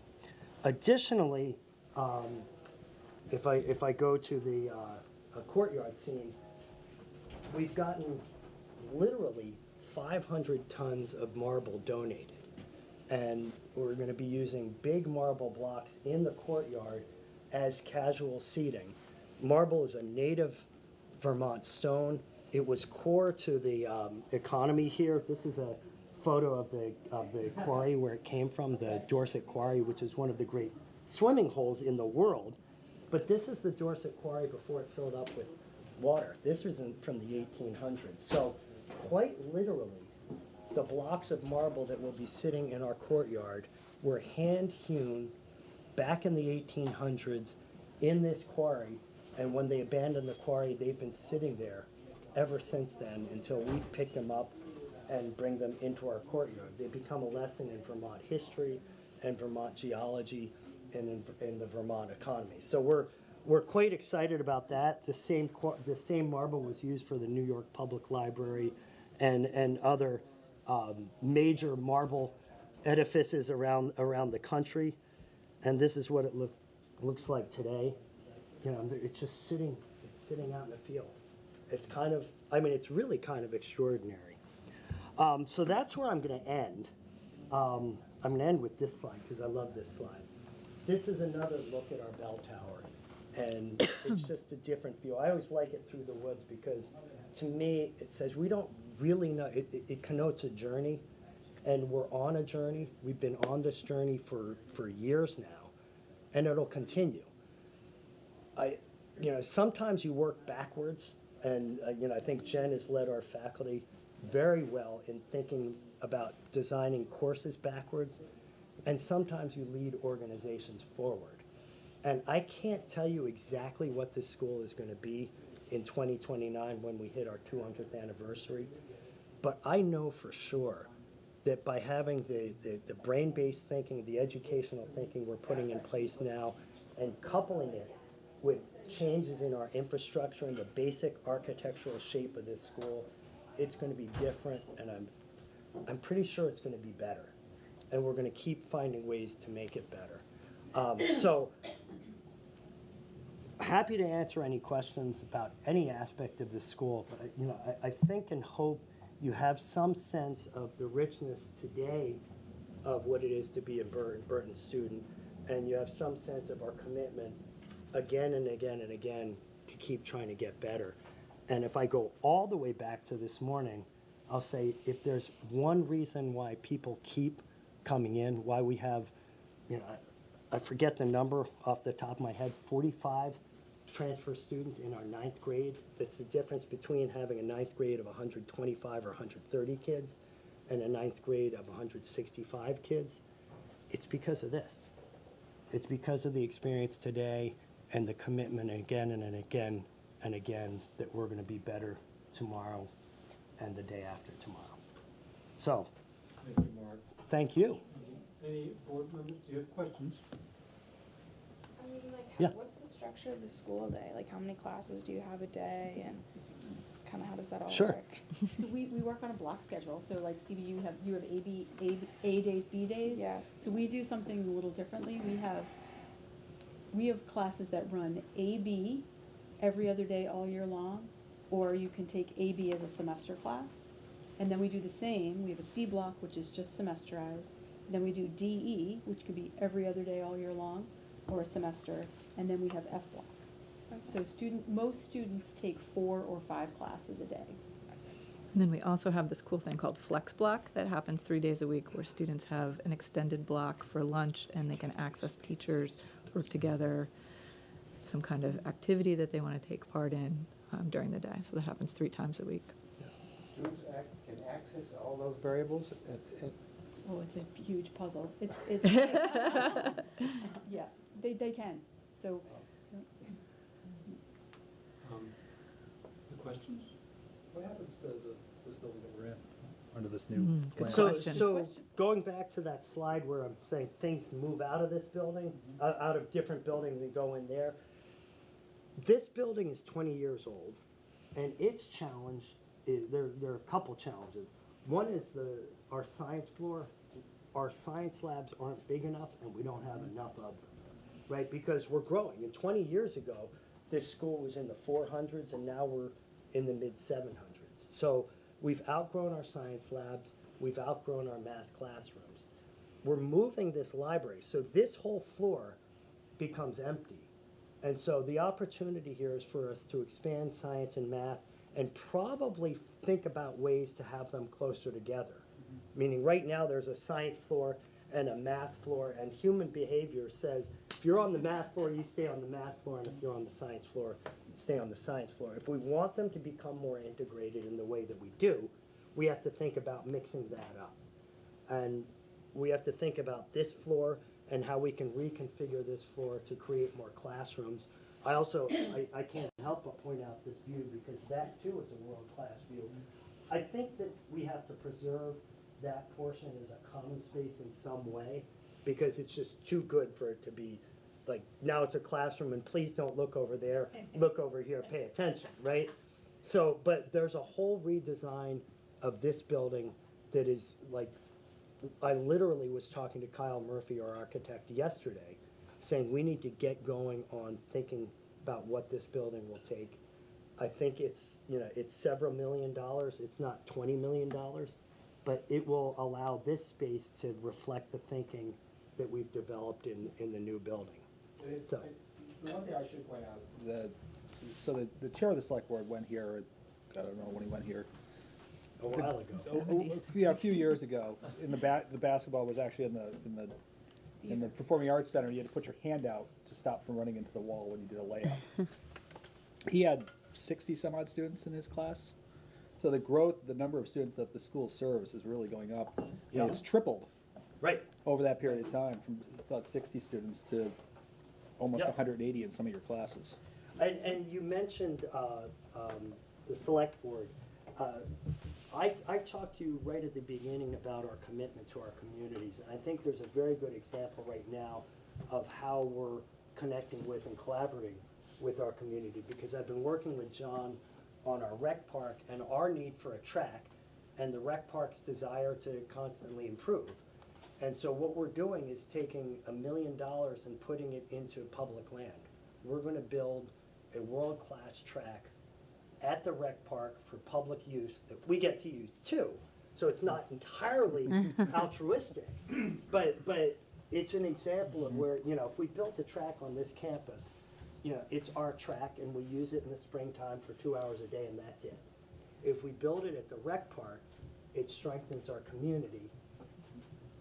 We use it for our 2 hours a day in the springtime, but all other times, people will be walking around that track, running around that track, and using it in the ways that it ought to be used. And so it's, I think, I think many more examples of how we want to be in partnership with the community. The select board approved it unanimously.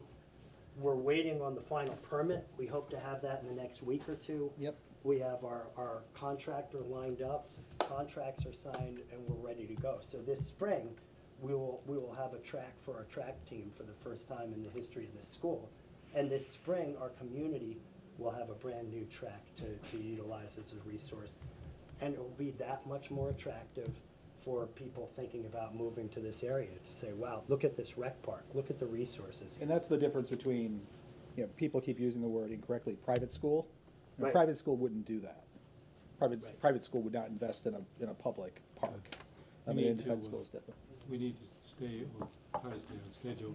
Yep. Do you have some student guides here? So I, Looks like they're out in the. oh, are they in the hallway? Yeah. Okay, good. So I was let's, wondering where they are. Let me get our student guides in here. One of the other things that's in this building, John, is the robotics and technology, cinematography. You'll see that on the tour. So thinking about, Yes. we're going to have some kind of STEAM in the new building, but thinking about what that could be in this Mrs. building. Wright is downstairs? Yeah, down. Okay, I've gone down and seen her before. Mrs. Wright? Amy Wright? Oh, Amy Wright's in the. Okay, that's what I thought, okay. But thinking about her program, you know, thinking Yeah, about yep. coding, robotics, That's where you engineering. hide Mensch is downstairs? Bill Mensch is downstairs. How big are the class sizes generally? I know that's hard to estimate in high school. Depends. Turn our attention to the students, please. Okay, so we're going to give you, they're due back here at 2 o'clock. Okay. So tell them to put their running shoes on. But we have a very nice group of student ambassadors. Why don't you guys introduce yourself and say what class you're in and maybe one thing that distinguishes that you're connected with at this school. I'm Sam. I'm in 10th grade. I'm a sophomore, and I'm in math club. Good. And you moved up from Williams. Yeah, I moved an hour up north to go here. And Wendy? So hi, I'm Wendy, and I'm a senior. I'm from China, and I've been here for 3 years, I think, and now I'm in PFET, AP Psych, AP Statistics, Contemporary Issue, and Speech and Comm. Yeah, and I really liked here. Wendy went to the Mountain Campus too, if you want to Yes. ask questions about that program. I'm Henry. I'm a sophomore. I live in Stratton, and I'm a 3-sport athlete, and I'm, I guess, in AP Gov and Honors Chemistry. And you spent 2 years on a boat before Yes, you I did. came here. Just so you know. The sailing around the world for, right, it was 2 years. 2 years. Right, so there you go. I'm Lexi. I'm a sophomore here. I take a lot of music classes, and I'm also the student leader of a club here. So. Cool. Great. All right. Thank you for making time to take us around the campus. We'll come back to one missing piece from the discussion about schedules, which the topic was committees, and I'd like to come back to that. But I'd first like to, while you're still fresh and perky, I'd like to pick up on this question of the board's future role. It's obviously a complicated topic. You folks did a lot of good talking about it on the 19th. Listen to that tape. I think your comments and in the questionnaire it was somewhat inconclusive, and that's understandable. I think it was it's a complicated topic. I sent to you last night just a sort of intended to be provocative think piece because my goal, if not today, then very, very soon, is to have us get to sort of put a point on the spear. I think we need to get into some clear language sometime soon about what we're talking about becoming. I think there seems to be consensus about we don't want to stay just the way we are. Not that that's any reflection on the past, but this is now, and there's a lot of new blood on this board, and so I think I've tossed out a sort of something for you to react to. I don't expect you to like it in all respects. I got a comment late last night from a colleague of my general age who commented on the use of the word senescence, and it's not related to being senile. It's related to a decline in capabilities, which is so it's a term I should know.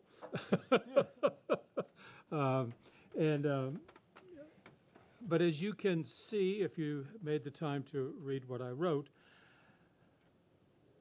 let me back up. I should say that I wrote this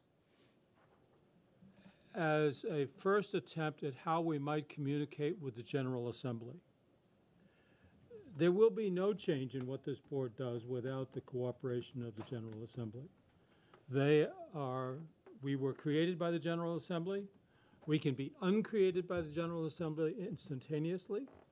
That we sort of had a close brush with death a couple of years ago when 14 of the state senators signed on to a bill to terminate and eliminate the State Board of Education. I see no prospect of that happening again in the near future, but we just do need to understand that whatever we want to become, it's only going to happen with the consent and endorsement of the General Assembly. At the very least, for example, quite apart from what we want to become, if you wanted to stop doing some things, most of those stop doings would require consent of the General Assembly because many of them are stipulated in statute. So if you want to unstipulate them, you got to have cooperation from the General Assembly. I've begun very, very informal conversations with the two chairs of the education committees. They're just, I've simply broached the topic to them. They've actually wanted to be talking more about 173 and their concerns about the rulemaking process.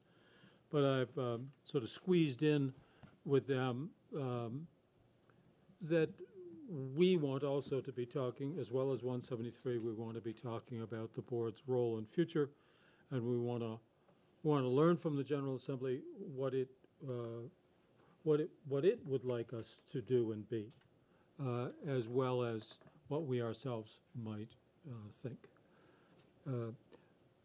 And so I've tried to frame this in a way that is structured around what I understand to be the General Assembly's disposition to the board as expressed by statute.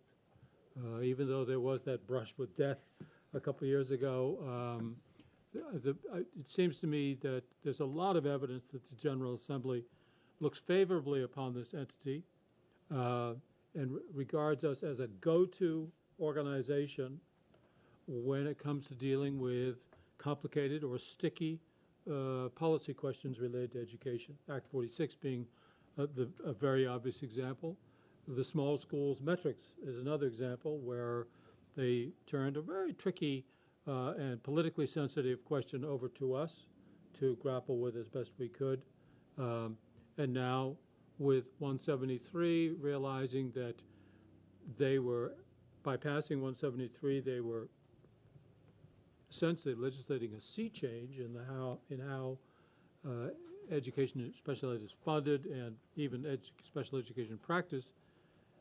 They directed explicitly that the rules should be adopted, that is to say, written by this board. So I think there's fairly good evidence that we are held in high enough regard that the legislature turns to us when it needs us and wants us. What we do in the meantime, I think, is more or less up to us. But if we want to make changes in what we do in the meantime, that will probably require their cooperation. So my goal would be that we have that we clarify our own thinking about that this month and next, so that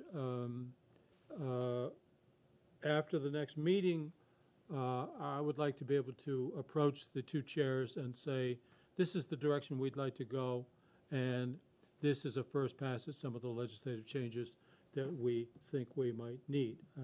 Again, to say at the very least, there's a laundry list of things that the board is supposed to do, articulated in statute. We don't do some of them, and for all I know, never have. It seems sort of silly to have them on the books if we're not paying attention to them.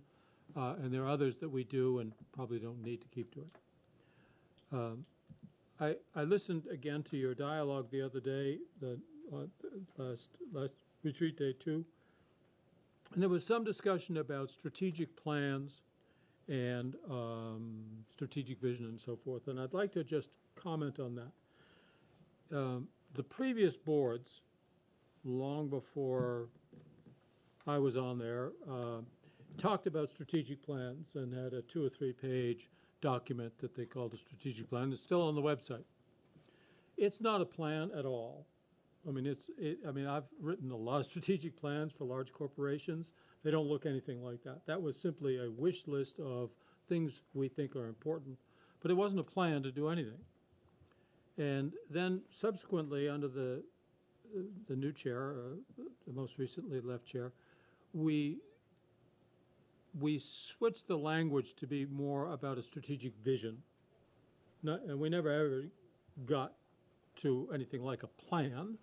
We simply articulated what we thought were a handful of aspirational values for education in Vermont. But again, there was no plan about how we would get there or what we would do to anybody if it didn't happen or even how we would measure it. It was a worthwhile exercise because I think it clarified our values where we talked about excellence, equity, and efficiency. But again, neither of those things would qualify as a plan by any stretch of the imagination. And I think Dan's observation was correct that this board needs not to rely on some plan that's up on the bookshelf, but needs to, by way of statute and by way of its own rules, clarify what its mission and purpose is. So that's just by way of introduction, and now I guess I could happily keep quiet and hear your thoughts about what I've said so far, what your thoughts about since you last talked about this on the 19th, and your thoughts about the little flyer that I put in front of you. Oh, Bill, you have some thoughts? Well, you see, I'm now up to 4 thoughts. If you kept talking, I'd probably have 8. Well, it's a good thing I stopped. Questions today. In the second Yeah, let me know. I can get warmed up here. In the second paragraph, the state board has failed to achieve the legislature's vision. I'd like to get rid of the word failure because I don't think we did. Act 46 shows it, and what you wrote up shows that we've achieved a great deal. But could we say something to the effect as the state board has not been provided the expertise or the support staff or something like that, and avoid that failure word completely? I'm open to that. I don't like using words like failure. So you're trying to blame someone else, or because I can think of times when this board was very dysfunctional and that had nothing to do with outside expertise. Exactly. Right. Yeah. I mean, it's, Yeah, I'm just trying to avoid the word, but not put in a word that would be offensive to the Yeah. legislature too. well, that's good. And you're being very complimentary to the legislature when you say legislative vision. Well, yes, I think being complimentary to the legislature is not a bad idea, Okay. especially if you want something from them. Well, I would say be careful what you wish for, because they're sending plenty in our direction, and if they can continue doing that, we will just be at their beck and call. Yep. I would like to substitute something for senescence, even though I I don't welcome like the that. term. I welcome that. I just was having fun using the term. I enjoyed encountering that word. It was a break from my usual regulatory verbiage. So it's nice. What, Nice to do read you have something a- a little more poetic. Do you have a recommendation, Bill? I'd welcome it. Glad it just wasn't The me. state board has shifted into administrivia or something like that. I'm not fixed on what the word is. And the third is down at the next to last line, where you talk about the independent strategic overview. I would like to suggest that it be founded on independent, research-based, or unbiased kinds of information. We're going to get accused of all kinds of things regardless, but so be it. But I would like to see some kind of criteria of truth, because there's a lot of rumors that go around in education. Thank you, That's my Bill. thoughts. I like it. Thank you. But when you say the state board has slipped, are you saying currently? Because I would say that particularly possibly applied in previous years, but I mean, I think we're wrestling with trying to find our mission, or but I don't buy. I think we've been pretty active, and for the most part, there was a lull after 46 and before 173, but we've got a lot on our We could plate say right now. in transition, the state board is in transition. Uh-huh.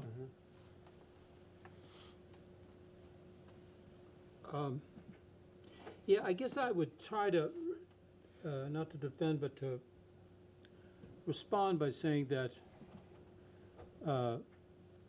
back when the board was the board of directors of the department, it was, number one, part of the department. And number two, it hired and fired the commissioner, and it gave direction because it had authority to do so. And as we discussed last time, them days is long gone. We are not the board of directors of anything. And we have no authority to give direction to anyone in any department. I think you're being charitable when you say they gave direction to the department. Well, to the extent that you hire and fire the department I know head, that. I know that. you have ultimate authority. And we don't have that. I mean, sort of like we were to the commissioner as ostensibly a school board is to its superintendent, a district board. That is to say, they hire and fire, and the superintendent better pay attention. That was the world that existed 7 years ago, for 100 years, and ended 7 years ago. And yet, much of what we do is as if we have some kind of either one, expertise or authority. Reviewing independent school approvals, for example. We bring neither expertise nor authority.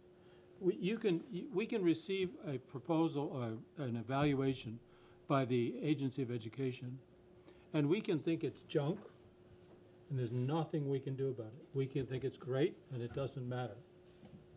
We have no authority to direct the agency to go back and do it better. Pardon? We have the authority to approve the recommendations. We've done that. But that's, I would submit to you that that's a vestige from a time when we had authority. What if we don't approve it? We can't say, go back and fix it. Get approved? Only by statute, that's correct. So I'm not suggesting we need to live in that domain, because Right. I do feel like it feels rubber stamp-esque in my short tenure. Right. I would say that one of the things I think Bill pointed out when there was a discrepancy between the way two independent schools were being handled in Right. terms of the time frame for Right. review, that if that process had a certain rubric that was articulated and clear, we wouldn't, those questions would be answered through the process. The agency would sort of know where they were going. The independent schools would know, and we would definitely want to be out of that business. So I wouldn't, I guess, I'm just saying, as it is currently, though, we have only the authority to either say yes or no. That's right. But we do have that authority. It's not Yes. approved if we say no. Right. The approval does not become real until we concur in it. That is true. Well, just one clarification on the hiring of the secretary too. Yeah. The governor can only select from the ones that we recommend. We can recommend three. He can. No fewer than three, I think. Three or fewer. No fewer than No three. fewer. Fewer than three. I think that's how it's written. Yeah. Yeah. And he can say, nope, give me some more. Sure. That can go on indefinitely. Yeah. Under the old system, just out of curiosity, was the commissioner ratified by the Senate? Yes. Okay, so even after the state board hired the commissioner, the Senate had to ratify. Approval of Just the the Senate. Senate. Okay. Right. I would suggest that we not deal with that past too much. Instead, look at what you've done here, John, is that you made declarations. In the second paragraph, the state board remain an independent, nonpartisan overseer and advocate. And then in the third paragraph, the state board is now coming to see the imperative it must build on the vision. Positive, declarative, we're going this way, as opposed about moaning and groaning. Exactly. I'm not much interested in spending time on that, except to remind us that we do a lot of stuff that is a vestige from an earlier time. Of course. I mean, snow days. Why in God's name is the board ruling on whether or not a school district can cut short its academic year because it had too many snow days? I think Dan can take care of that. Yeah, I think this. Well, I'd be accused of, arbitrary decision making.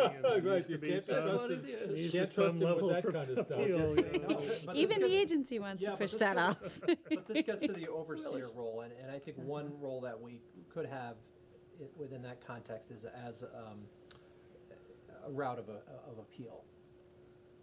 Yeah, I suppose. And we sort of play that role, I think, in other areas, and I think a lot of these administrative things we look to push to the agency, and we could potentially be a relief valve for folks who are looking for some avenue of appeal. Yep, we have that with regard to the teacher appeal. Yep. Which also can, I've talked to John about this. I mean, it clearly in the language, we're supposed to be connected to local boards, and there's been little focus on that in terms of what does that mean. But the appeal process is one, but beyond that, we haven't done much in terms of. I mean, the snow day piece. I mean, we've gotten requests from superintendents in the past that they know the answer is going to be no. In fact, the superintendent may not even support the request for the snow day waiver. I agree with Oliver that, people always need to, I always say when you call the cable company complaining about your bill and you say you want to talk to a supervisor, they just hand the phone to the person next to them.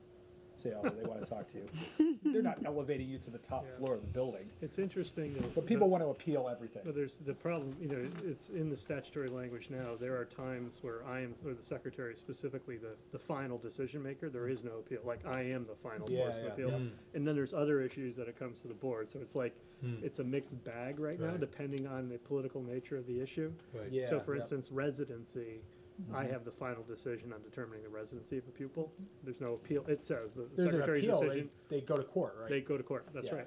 Yeah. But the secretary's decision is final.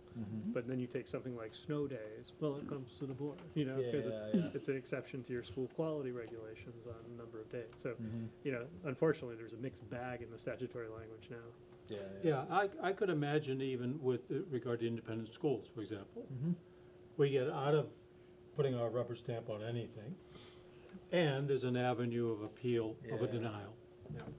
I think that's the way to go. Or something like that. I even want to, I know the rules are important. I mean, I think we're all seeing in this Act 173 business that probably there are some people who are darn glad the board's involved in this because they otherwise might not be able to convince the agency to see things their way. On the other hand, there's so much rules that we have responsibility for that we are completely inattentive to. This thing is so complex. I mean, this is like a unique category of rules. I don't think we've encountered anything like this for the board or for us. So I guess what I'm wondering about is whether or not, rather than have the board the author of all rules, and I think we are we not? Yeah, we have, theoretically, I would posit that the agency has authority to promulgate rules as an agency, but that's never been contemplated. Yeah. And then there are specific cases such as 173, where it says explicitly the board shall develop rules. Right. But I don't think, to speak for the legislature, I don't think they ever contemplated saying otherwise. That was more of a reflex, but we haven't had any interest in doing that. And but yes, you're currently the owner of the rules. Or that they thought we would sit at the table and actually draft up the rules or something. If there was an expectation. Yeah, we have. I don't know. I don't think there was much intentionality. To the effect, in some cases, another kind of oversight committee might serve the role of the state board, or something to that effect.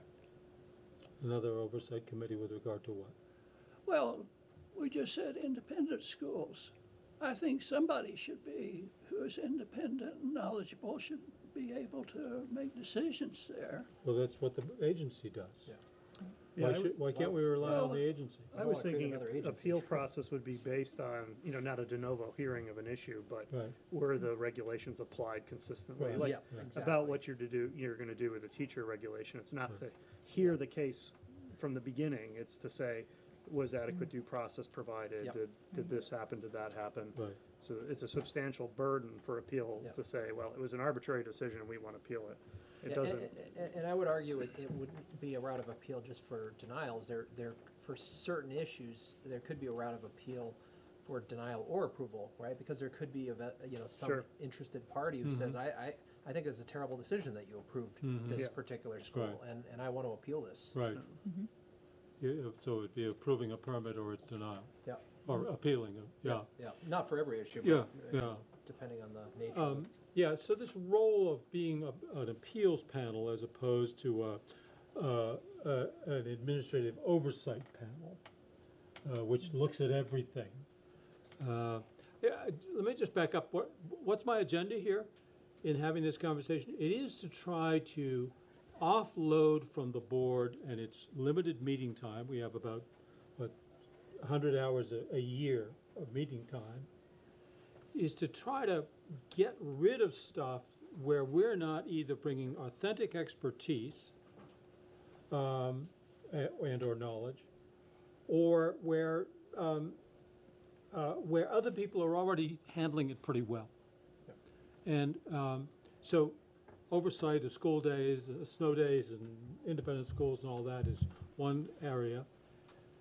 On paper, we should be spending a ton of time on rules. For example, you raised this morning about, is there a rubric that should have clarified how the agency should have made decisions about these different time periods for approvals in the independent schools? Well, there are a set of rules that are the board's rule series 2200. They haven't been updated in quite a long time. They could be improved so that they're, if it's not a rubric, at least a little more clarity. They're famously weak when it comes to what does financial capacity mean. How do you know it when you see it? I mean, 173 introduced some greater detail about that. Well, you know, we've been around for years, and it hasn't occurred to us to improve the 2200 rules to address these kind of pedestrian problems. If the agency were free to do that, I think it might happen more readily if it didn't have to go through some elaborate process. No? Yes? no, I agree, it's just, Where's the staff? No, I'm just always, I always was suspicious as a superintendent when I'd end up in a meeting with my colleagues, bemoaning the fact that if the state would only come in and tell us what to do. And, you know, part of the reason we have rules, or we have statutes with contradictions, we have rules with contradictions, and rules that haven't been enforced in years. Yeah. And it's, you know, we heard today, special ed rules that are 23 years old. Part of the controversy on our June memos is that we're trying to enforce the rules as they were always written. But the interests don't necessarily welcome clear rules or accountability in Vermont. That hasn't been our culture as a state. Everything gets Unless you want them. Yeah, everything gets negotiated constantly. So I would welcome the opportunity to have more clarity in some of these issues. But one of the interests I have as a secretary, and I think it's, if I were to, I've said before, critique our education system, we have a high-quality education system, not because of our policy construct, but almost in spite of it. Yeah. So I have interest in getting clear on policy. I think precisely as income gap grows in our country, precisely as opportunity and aspiration gaps grow, there's a more important role for the state to ensure equal opportunity perhaps than ever before. And that is only going to come through regulation that's informed by values of equal opportunity. So to not enforce regulations or not to create regulations that ensure that would be irresponsible at this Yeah. moment in time. I'm not suggesting that Yeah. we should not enforce or even create. Yeah, I'm just acknowledging that we haven't had a historic tradition, and the reason we have this construct as a state, because Vermonters don't necessarily welcome Well, clear and the enforced other part of it regulations. is that, you know, the agents, I mean, in all other state entities, they write their own Right. boards, not boards, departments and agencies, they write their own rules. There's no lay group that is in charge of their rules, except maybe the liquor commission or something. And it's hard to understand how we can justify today that we're the guys who are supposed to write the rules. And frankly, we know far less about what the needs for rules are than do the people who administer those rules, i.e. the agency. So I guess I'm just sort of saying, shouldn't we think again about why are we so deeply involved in rules? And a possible fallback is to say, the agency writes the rules unless the legislature specifically directs otherwise, as they did with Act 173. And another sort of fallback option to sort of just disengage from this but not walk away completely might be to leave the board in an appeals role. That is to say, the agency could prepare rules, and those rules could be appealed to the state board. That's a way to, if you feel that the state board still brings some value to all that, you could do that. But I guess what I'm saying is, can we find a way to get out of the rulemaking business except when circumstances like Act 173 seem to indicate we ought to be involved? Kim? What was the last round of rules that happened? I mean, your thought prompt in that, my question was different, or my suggestion was different. But given the process that we're currently going through with rules for 173, I see a purpose for our presence in this process. And I know that there had been some challenges around the last round of rules, I think, that the state board 2200 oversaw. And so would that have been a set of rules that the state board shouldn't have been involved with?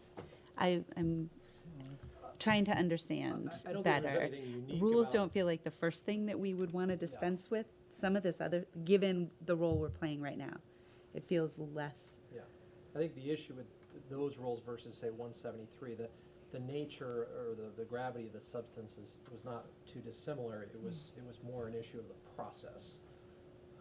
And I think the board probably learned some valuable lessons, and we're applying those lessons to this rulemaking process. But the fundamental question remains,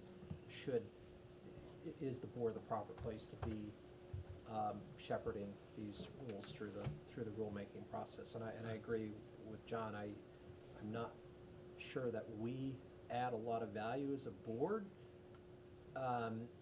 in the process when we're really getting into the weeds. I do think there potentially is a role, and we have to be careful how, we don't want to deviate too far from APA, but there potentially is a role to add another step.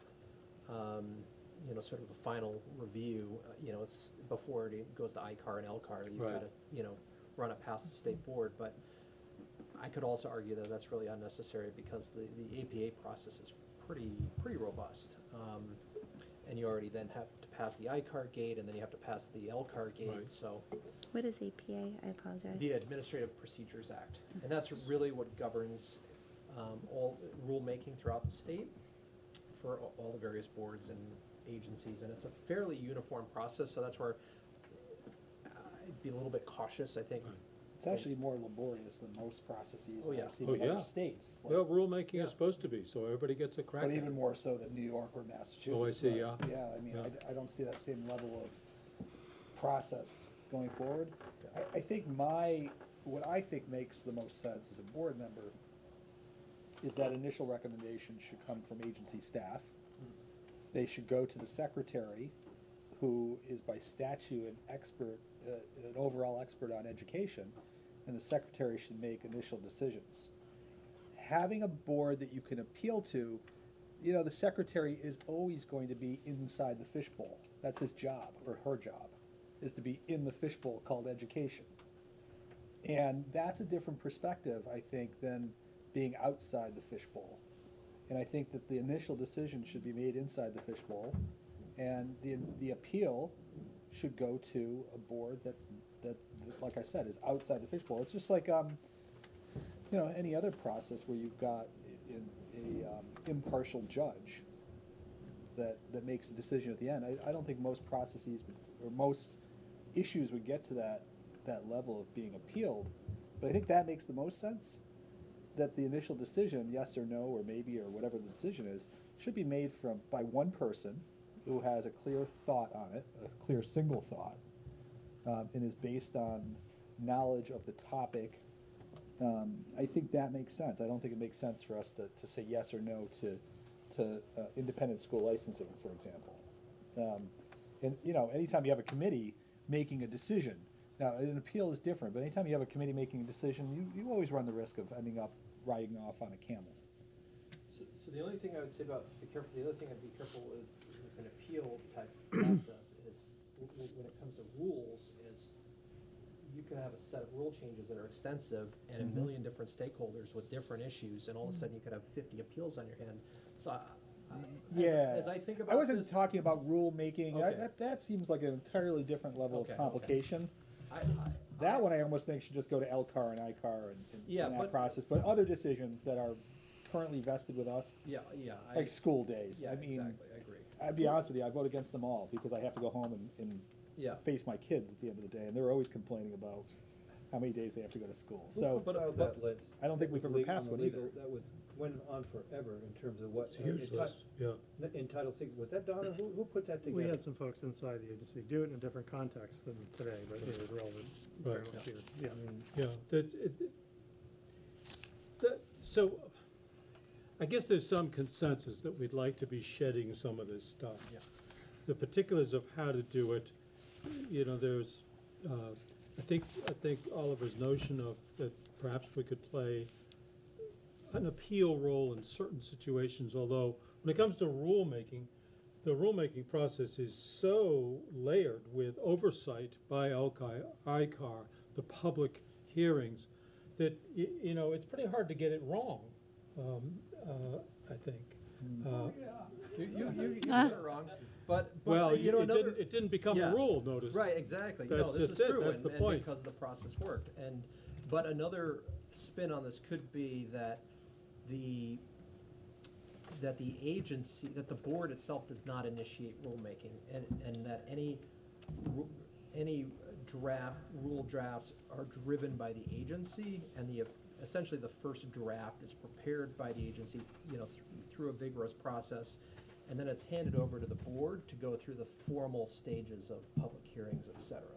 And then the board becomes more of an arbiter, if you will, of the various stakeholder input through that very sort of the final stages of that formal process.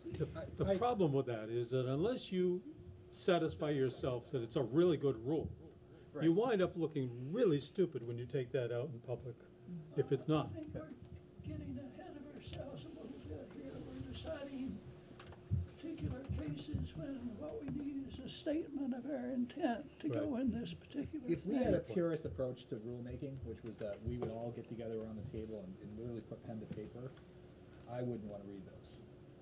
I really don't think you could ever draft today's modern regulations, you know, going back to, you know, whether it's, you know, 2200 or 173. I mean, it would be a mess. Throw that in the fishbowl. Okay. Yeah, Bill wants to exactly. finish his thought and then Kim. For this thing here, I think what we need is a sentence that's something to the effect of it is understood that many issues will require an appeal process, which could include such mechanisms as a hearing officer, a special committee, a ad hoc board, etc. And just simply put that in there, and that would be the place marker that we'd come back to. All right, Kim. Some specific suggestions in that middle paragraph, and then a question about the last paragraph. But the board shall be supported by adequate staff who shall report to the board. We might say something like, in this regard, the state board has not realized the support promised in the law, or something to that effect. And then in the next sentence I would leave, we rely on the agency, and the board no longer has any authority over the agency. The board's agenda is still largely inclusive of oversight of agency programs and activities. Preoccupied sound as though we are like intentionally consuming ourselves with crap that we don't need to do. And I think that we have not maybe assumed the responsibility for crafting our own agendas based on a work plan for a year that focuses on things, and that would be a responsibility we could decide to take on. But we could do so hopefully in the absence, or maybe in consent agenda, the stuff that we feel like we're rubber stamping anyway. So I think if we ask the agency to give us the rubric they're using, and we stuck the rest of that stuff in, and we say, okay, that sounds great to us, we're expecting what you give us is going to comply with that. If it doesn't, we want to know, we'll pull it from consent agenda. Otherwise, it's consent agenda. So I would just say I want us to be cautious of how we characterize our agendas, and just say we're including a lot of oversight of stuff we're not in charge of. And then that senescence idea and being a spectator, I might offer the suggestion. The board has struggled to navigate statewide accountability to educational quality in the absence of authority over the agency, or honestly, in my opinion, I think policy making, the legislature as the policy making body, because I am trying to figure out where we're actually making educational policy versus being responsive to legislation that is prescribing education policy. Right. So I know it is stated as supposed to have been our purpose, and my tenure is short. So if it is different, I would love to understand that differently. You raise a great point. Policy means very different things to very different people, and when the board comes close to making such policy as it seems like original policy, i.e. statute, it gets its knuckles rapped quite appropriately by the legislature, because the legislature is understandably protective of its prerogatives. If by policy you mean implementing procedures and rules, well, sure, that's a different matter. And the legislature has used the word policy without precision in the statutes, and we toss the word around also without precision.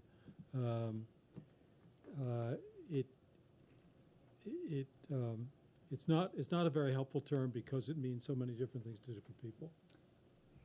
I have a question. Please. Maybe for Dan. To weigh in a little bit on the independent school thing, where we're at, if we decide, okay, we don't want this, is that something you do as an agency? Because if we say we're going to keep it, but we want a rubric, we want this, that creates a whole other pile of work, because right now it's an application process, and people do narratives, they submit artifacts, they're evaluated, we get very short version of like, this is what we saw on the site, does it? Right. If we say, oh, we want a rubric now and we want this, that's a lot of work for the agency to go. Yeah, and you don't have the authority to request us right. to do that work. So that's why I'm asking you. I don't want to keep circling a conversation. No, I think from the task perspective, on a simple end, you could envision me, the secretary, sitting as the board sits. So I would say to a team and to the independent school, prepare your materials and a recommendation, and I will rule on it. Probably with my general counsel sitting right there, right? There you go. You do that and already. I will make a decision, right? And I also right. hear appeals to my decisions. So there are places where people appeal to me, as I mentioned, residency. I have an appeal process in the rate setting for independent schools. Right. So I'm in the process of hearing an appeal. So I hear new information from the independent school, and I hear from my staff, and then I decide. So so they're appealing the superintendent's determination? They were appealing our decision, so we have a rate setting team, for instance, who said, here's what we're determining for your rate based on a rubric or a formula. Yeah. And they want to, school might want to present new information, for instance. They'd say, well, you based your decision on information that was incomplete. we'd like the opportunity to come and present that. So we have an appeal process where they can come in and present that information, then I rule on it. I basically rule on the agency's decision. But you weren't involved in the initial No, determination? because it's based on a regulation or Okay. a framework, rubric kind of thing, a formula that was supposed to produce X result. So I, make sure that all the information was considered. I just want to shift gears here for a minute. We've been talking for the last 15 minutes about what do we stop doing? What businesses do we get out of? Why do we do that? Because we're trying to make some space of time and energy and talent to do something that we suspect could be more uniquely useful to the state of Vermont, where we could do something that nobody else is or can do. And so what is that? So let's for a moment stop talking about what we might stop doing, and let's start talking about what we might start doing. How would we spend our time and energy and talent on something that is hopefully of real value to the state, and that frankly nobody else is doing? And that's what I was sort of alluding to when I spoke about an independent vision peering over the horizon. And I just want to say that there are a couple different levels of that we could do. One is the big kind of strategic. What's the future of education? Where should education in Vermont be in the year 2030? There isn't anybody else asking that question. Is it a useful question? I suspect it is. You know what?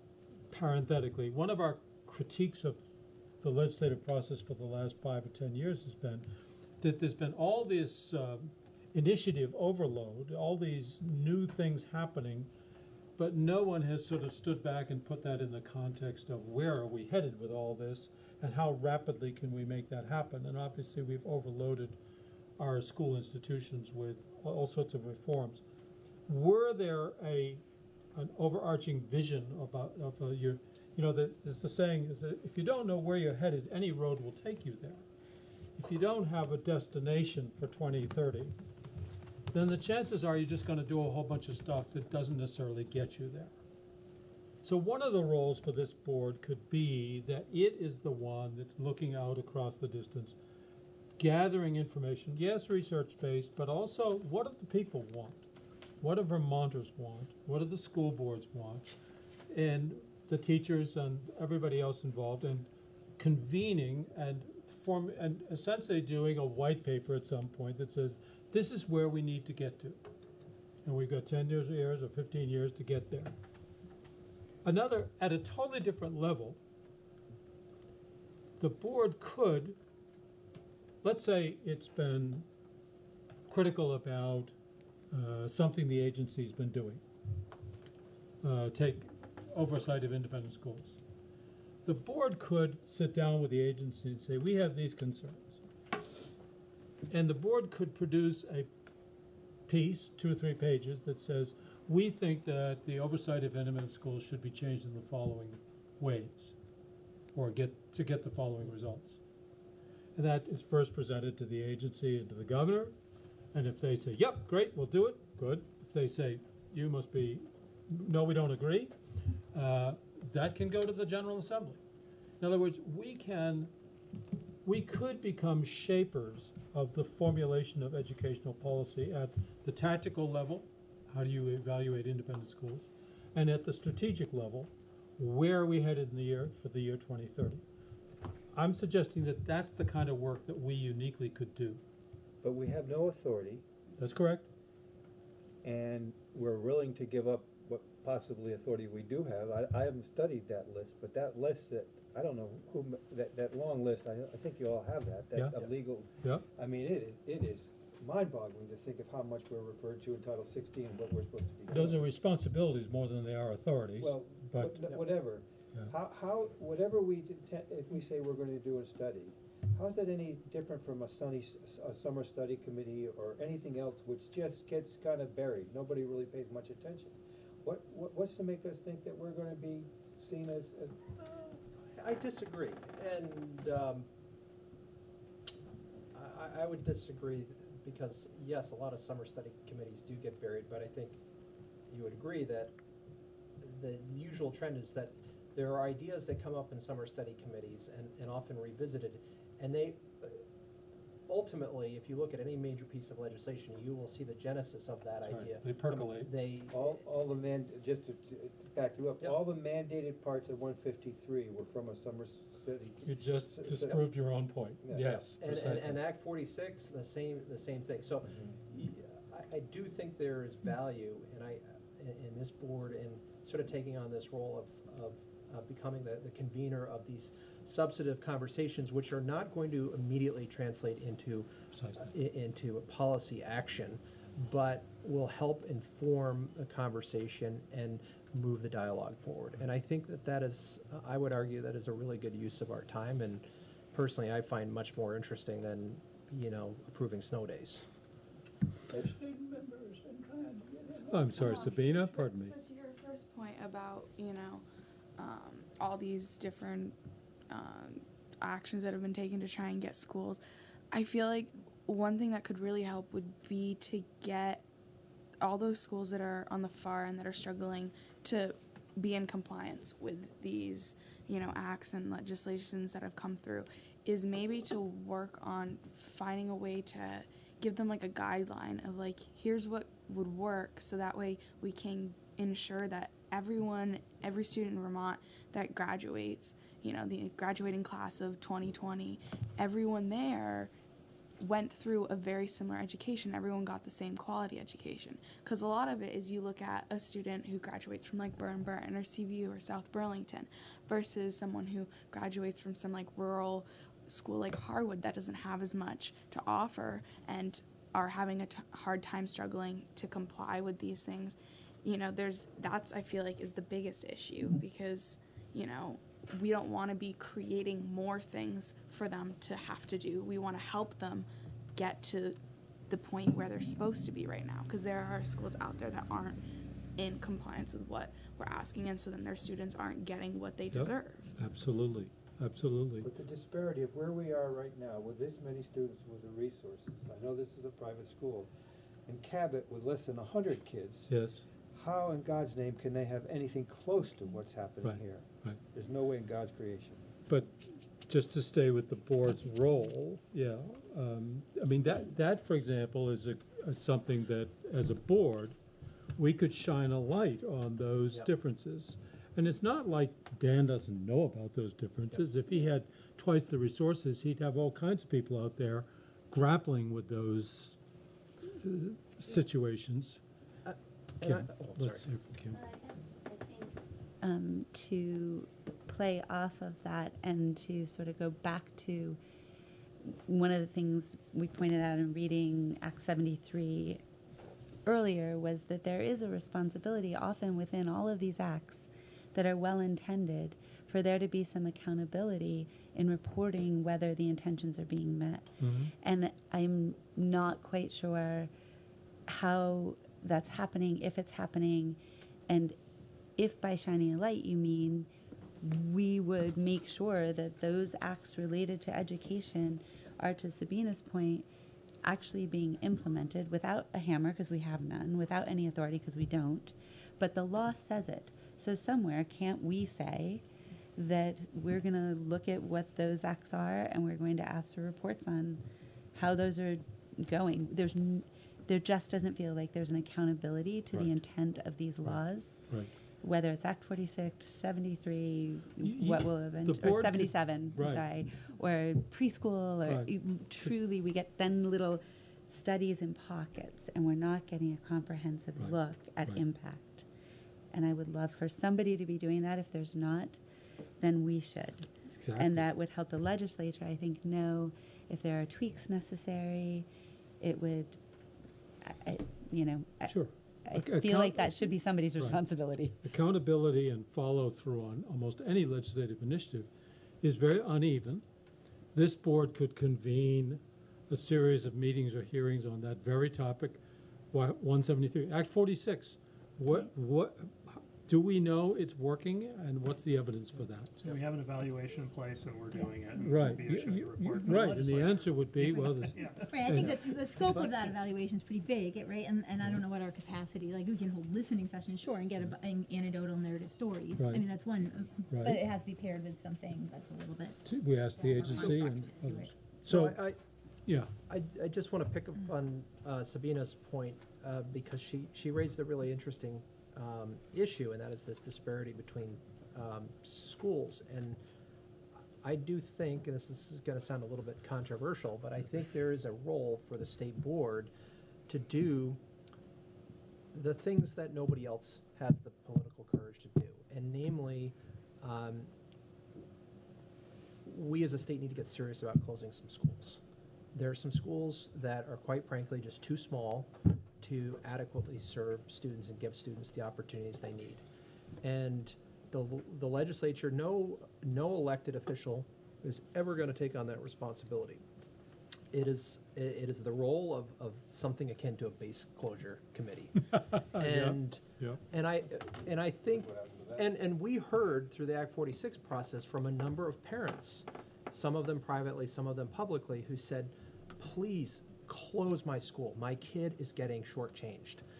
And I do think there's a role for us to play in addressing those issues, because there are some real disparities out there, and it is one of the most painful things that I see in our education system today, the inability to really make some tough decisions that need to be made for the future of our kids.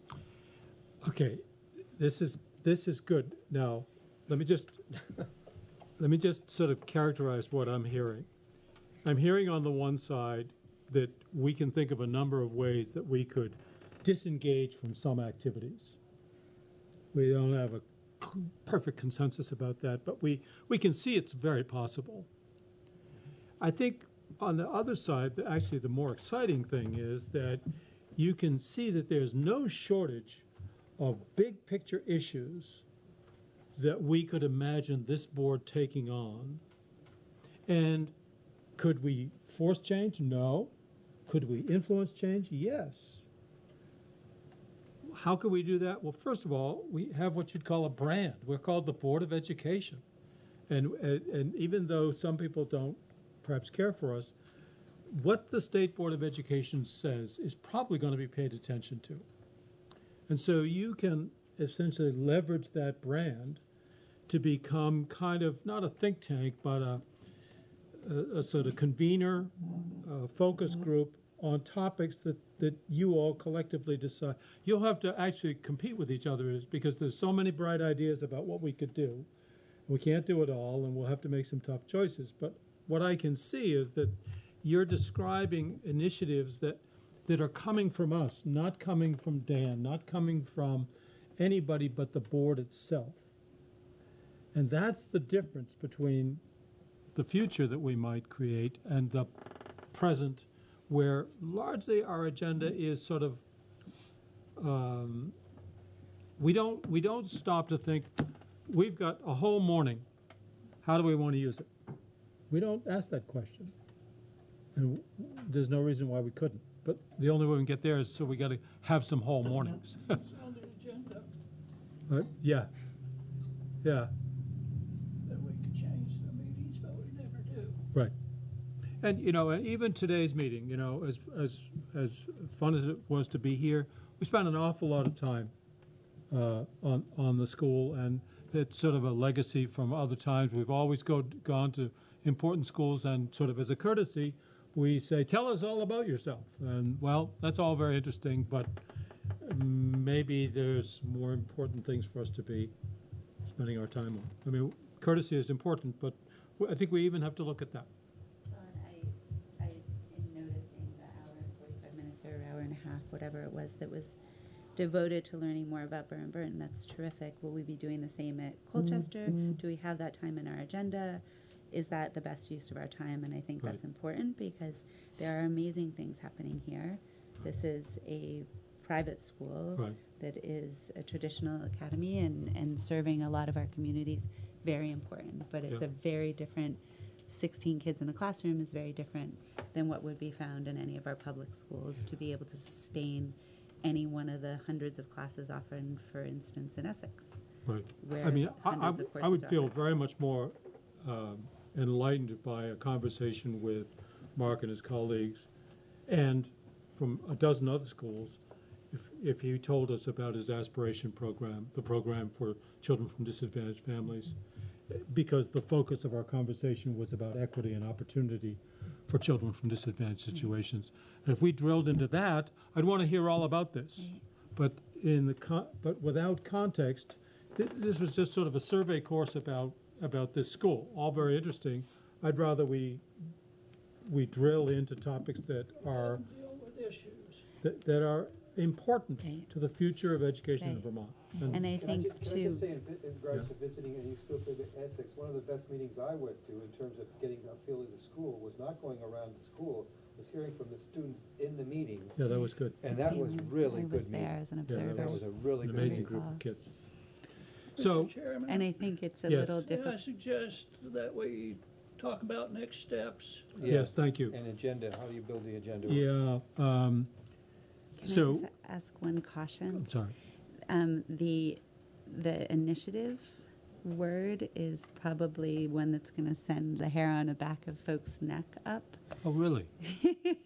So I'm thinking that there is some weariness in education around initiatives. Oh, I see what you're saying. And so I think to imagine that we restate our purpose to be looking for the next initiatives in education, I yeah. think won't be necessarily well received.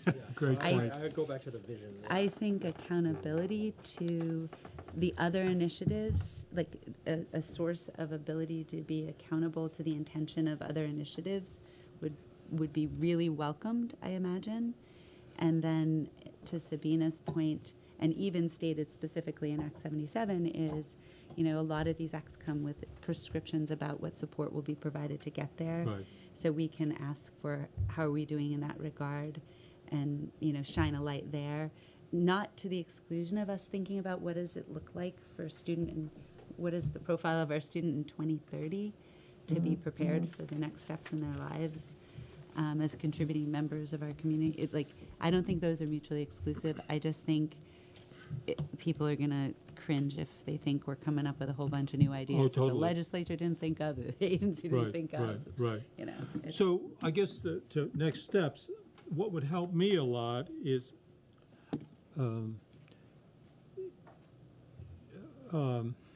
if we could get this thing to be better, this one-page piece, or I don't care if it's 2 pages, but any more than that, because I think I am eager to begin conversations with people in the legislature.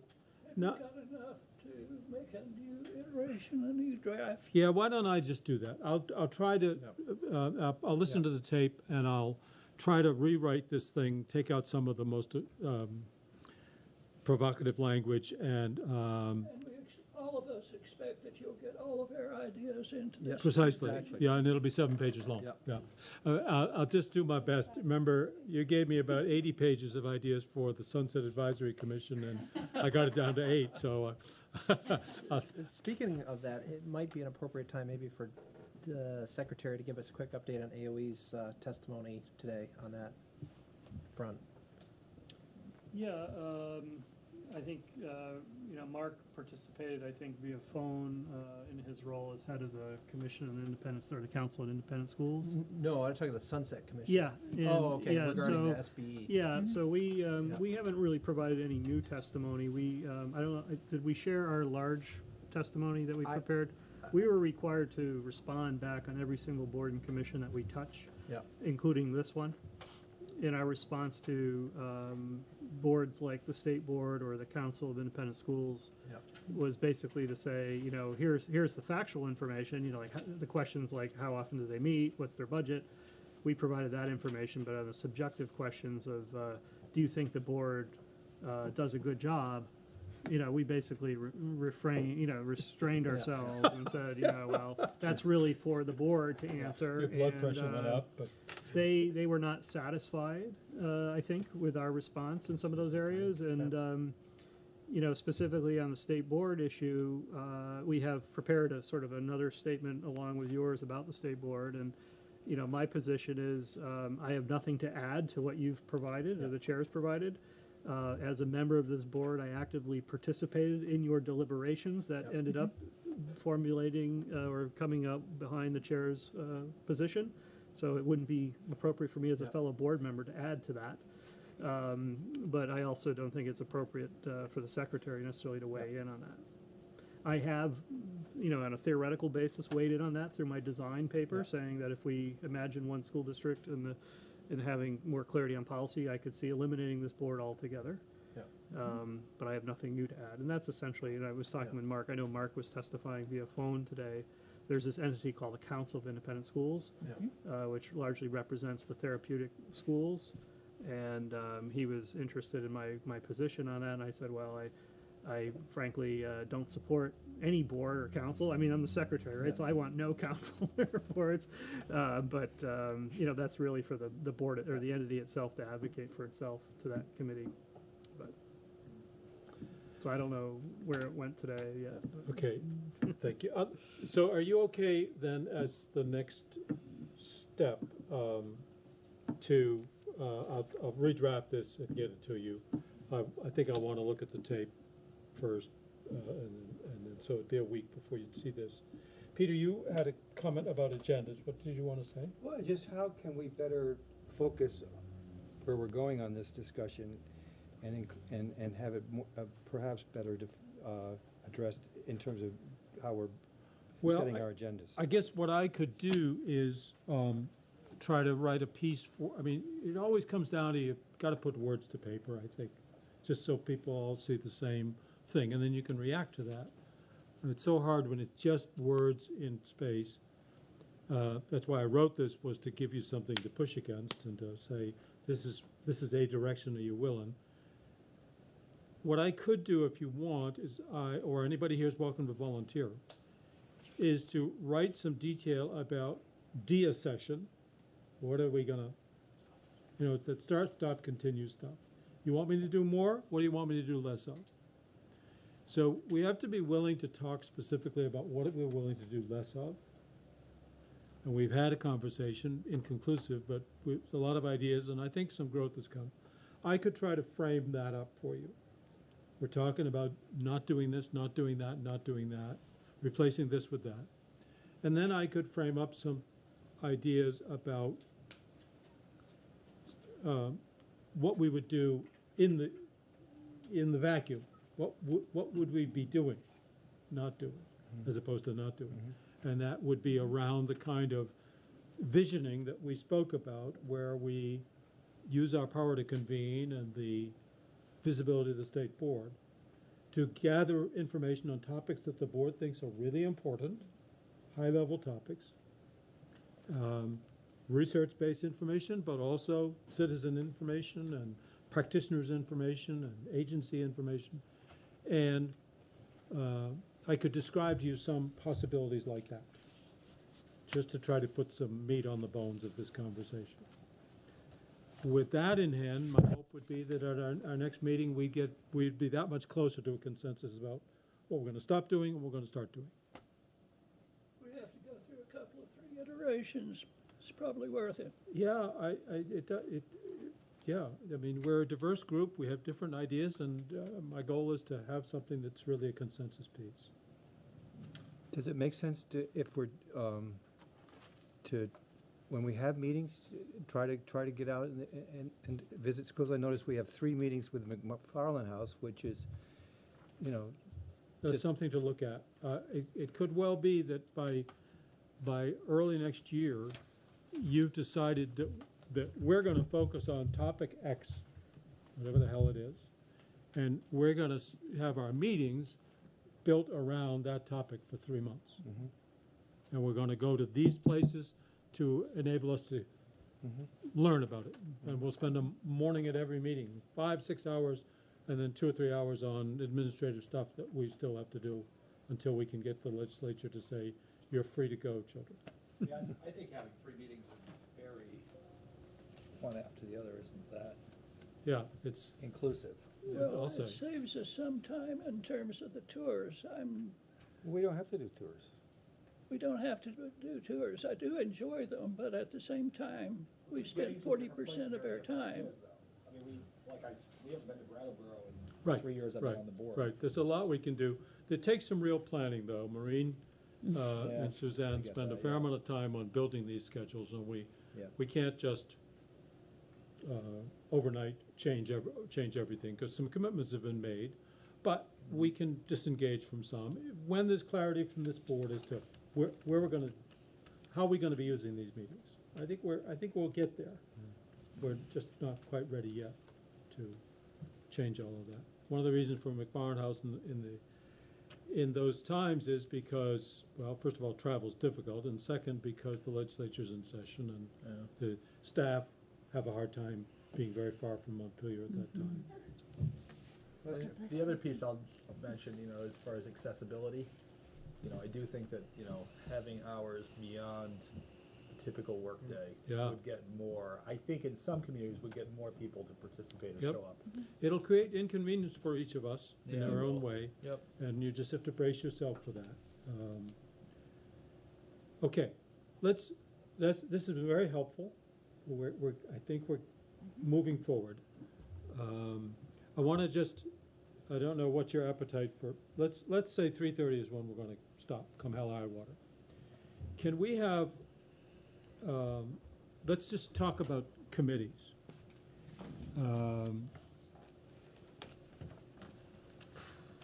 It seems to me that well, clearly we need to put together a sort of working group or a committee to represent the board in the meeting that will be happening by the end of the month with all the 173 players. And I, You might want to just set representatives as opposed to forming a committee that. Yeah, would yeah, decide yeah, everyone. yeah, Just yeah. set a couple volunteers to right, go, it's, thank you. report back. Yeah, that's all we're looking for, and I had in mind some folks. Can I ask Dan, will those most likely happen in central Vermont area? We're talking about the Yeah. FEG report? Yeah, yeah. I don't know, I'm not the convener of that, I think Nicole will be setting up. I'm sure it'll be up that way. I would expect it, I mean, we would offer space, I mean, but I haven't talked to her Yeah, about. I mean, the. Probably at 2 Prospect Street at a minimum, so I imagine Right, not gonna. right, or maybe McFarland, but whatever.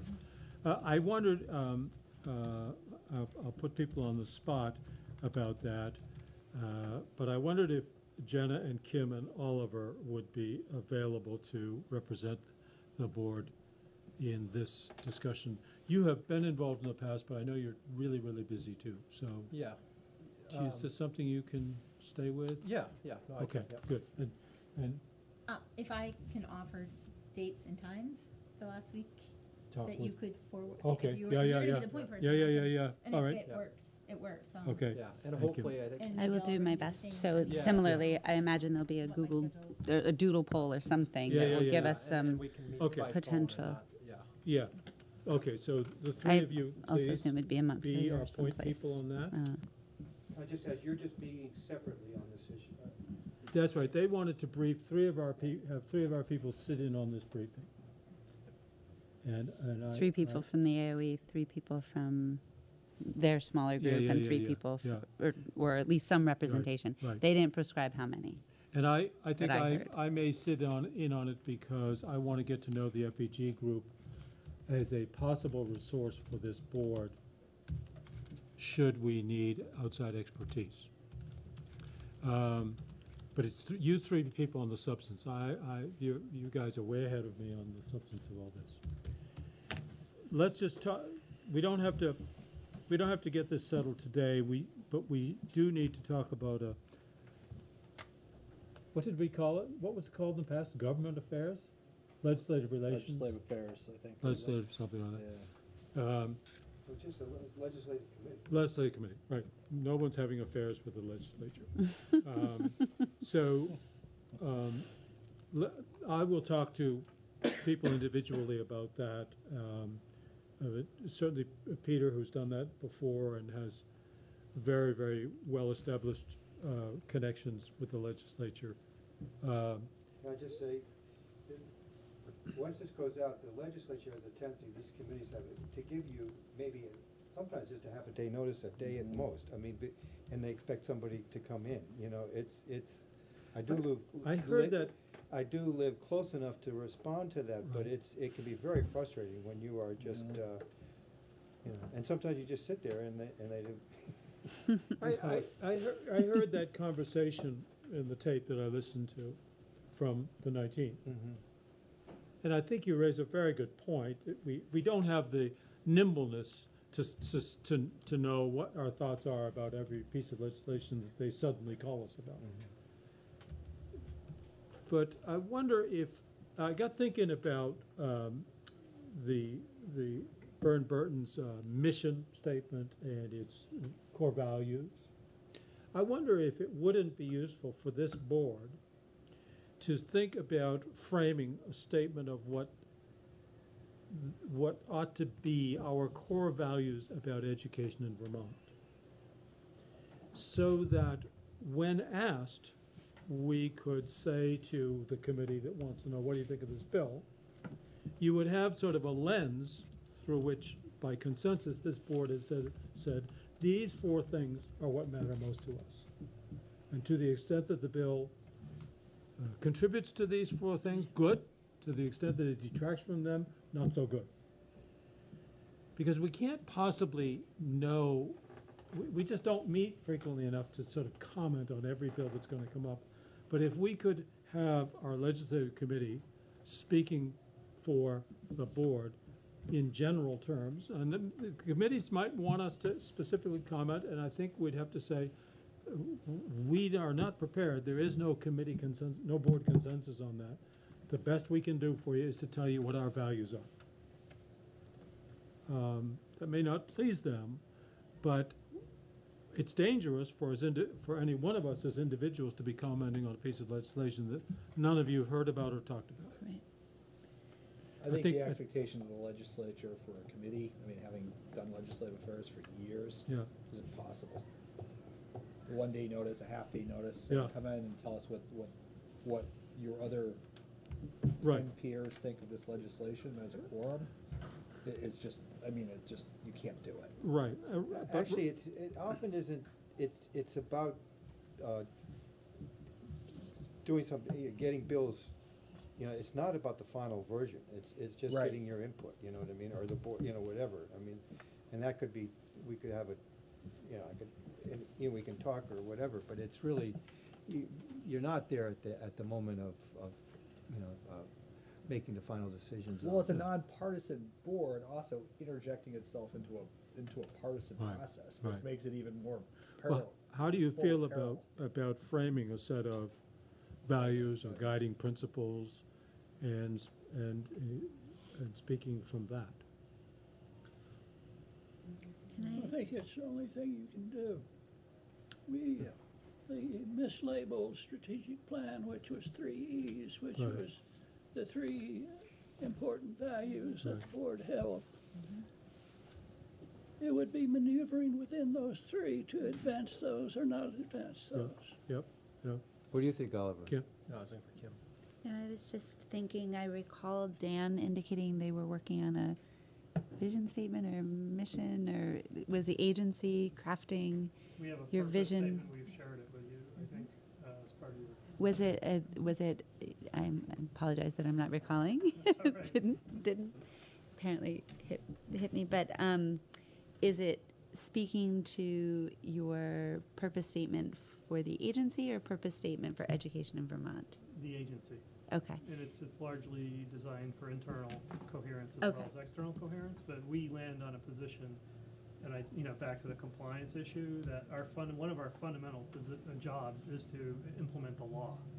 Yeah. You know, so it sounds basic, but that's the we have a lot of activity that is spawned in the agency that has gone afield from that core requirement, and it's actually interferes sometimes with our ability to fulfill our core requirement. So one would expect the state to be focused on implementing the law, and we describe that by leadership, support, and oversight. So, you know, it's not just all compliance, it's about also providing leadership and also providing support for people.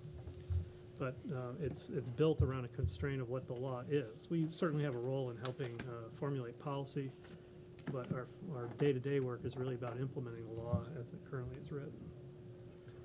Okay, Peter, let's you and I talk about how we could frame sort of an all-purpose board perspective that could be used when we're called upon by the General Assembly. And keep in mind, there is actually a statutory obligation the board has to report to the legislature. So what I would suggest is that that report be condensed into the set of values and principles. Right? Yeah, in fact, that's sort of what our last report really was a statement of the 3 E's, and that this was the lens through which we were looking. That's generally done in December, so that when they come in the session, they It's have there, that in hand. January 6th, yeah. Let me just throw it out there just real quick. One of my concerns with when we're called to the State House or to the Capitol to offer positions on legislation is that oftentimes it's a hot button issue, and the chair is getting pressure from one group or one set of legislators to pass it, and another similar pressure from another group not to. The chair of this board? No, not the chair of this board, the chair of the that committee. Of course. And that we are often called in as the fall guy to say, well, the State Board of Ed told us that we should report this out or not report it out. I mean, that's one of my concerns, in that without full knowledge of the topic. And sometimes you get pulled into, years ago when I was in Massachusetts, there was a bill that would have included nurses in the list of employees that would be allowed to unionize in schools. And a topic like that, we cannot possibly, and I'm not saying that that's a topic that comes up here, but if we went around the table, and I'm not suggesting we do this, each one of us would probably have a different opinion on that. It seems like such a simple topic, but there's no way that we could possibly cover that depth of foundation in principles that would allow one of us to go up to the committee process and say, oh, we're in support of this or we're not in support of this. I think the thing is, keep in mind that without a full meeting of the board with some resolution passed by a majority, the chair actually doesn't have the authority to weigh in.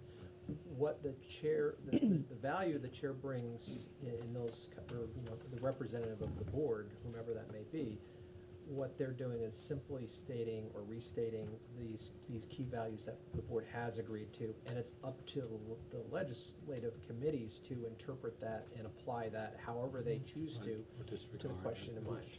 Well, my sensitivity too, going back to Dan's comment that this board was not always as functioning as it currently is that people may have gone up there and offered comments that were there were a lot of football being unauthorized. handed off and somebody running into the end zone.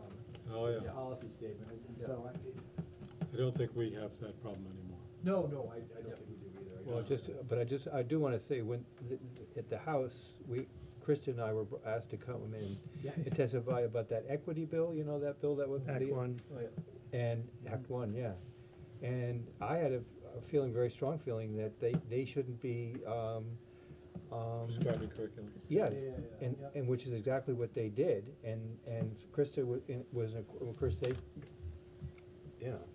that got steamrolled. I mean, that was. Right, but I think again, if we could have used a set of more lasting values, overarching values, that would have sufficed, and they could have decided. In the 6 minutes we have left, you've been very patient. Thank you. I guess it's just enough time to say, I guess we don't have enough time to do anything serious about board norms. Is there something else we had to do for? Sorry?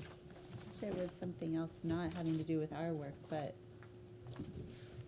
somebody asked us to respond. Oh, yeah, there was. There was a. Higher ed counselor or something? Oh, that's VHEC. That's not on our agenda. That's Okay. coming next month. Okay. I took that off. I thought I recalled. I guess you hadn't arrived before that was. Okay, I yeah. apologize, thank you. So the only thing of great substance that we have not done is item G, board norms, and I just want to refresh your recollections about this so you can think about it next time. There's this question of political involvement, and when is it too much?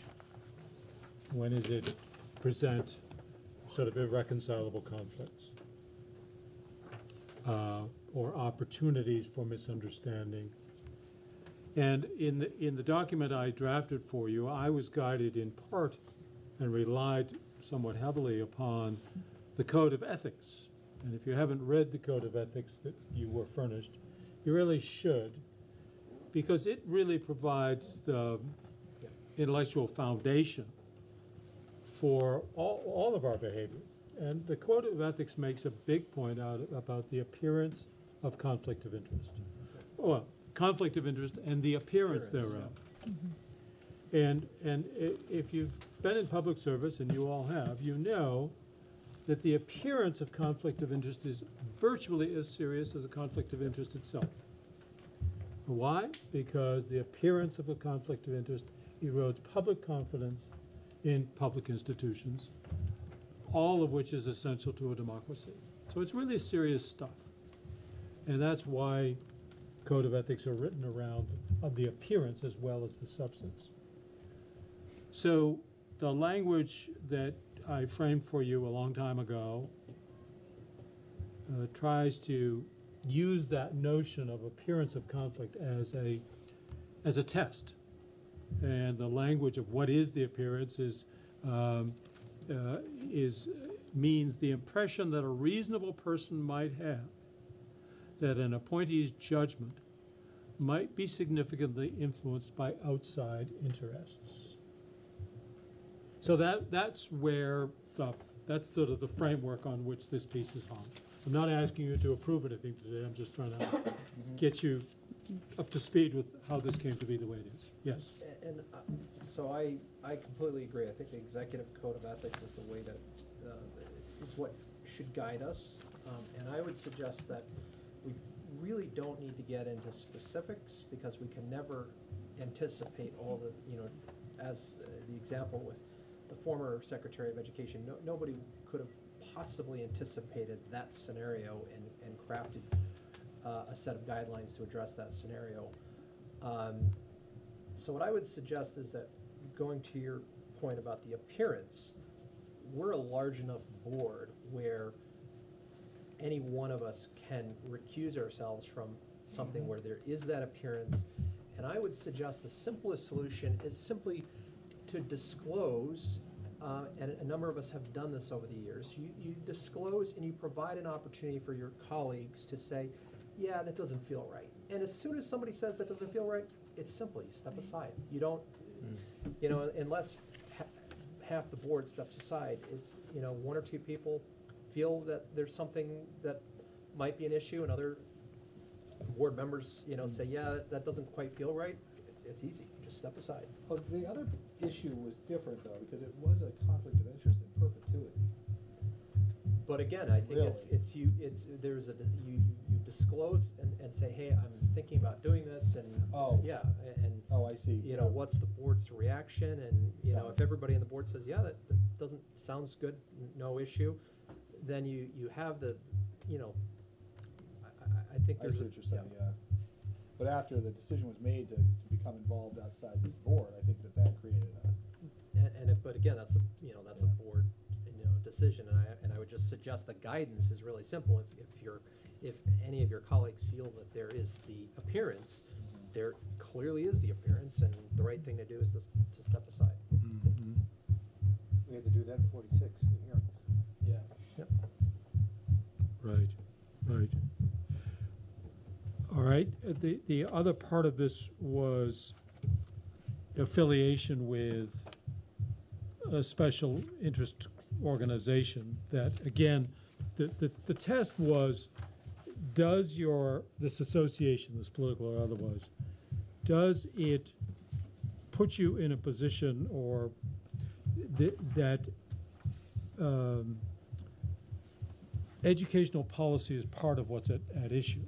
And in the case of the most recent situation, of course, the candidate was speaking a lot about educational policy, and so that's where the appearance of conflict arose, is because if that candidate had never even talked about education, we wouldn't be having this conversation.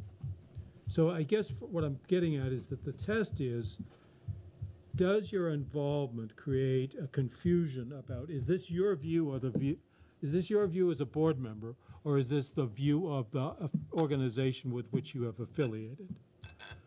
And so, for example, if I belong to the NEA Legislative Committee and was advocating that independent schools should be eliminated from our state, that would probably appear to be a conflict of interest in my duties as a state board member.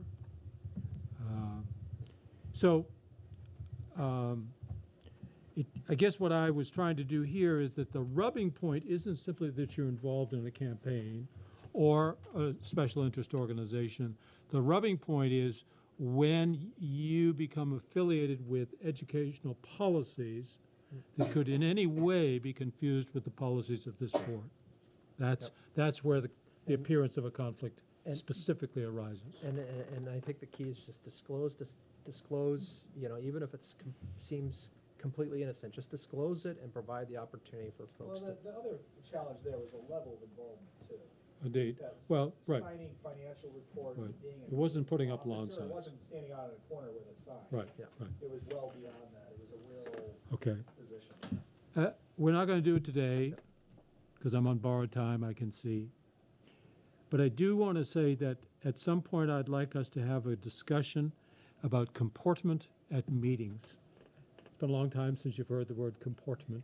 You young people, I can explain it to you privately. It's a very old-fashioned term about sort of behavior, the right behavior.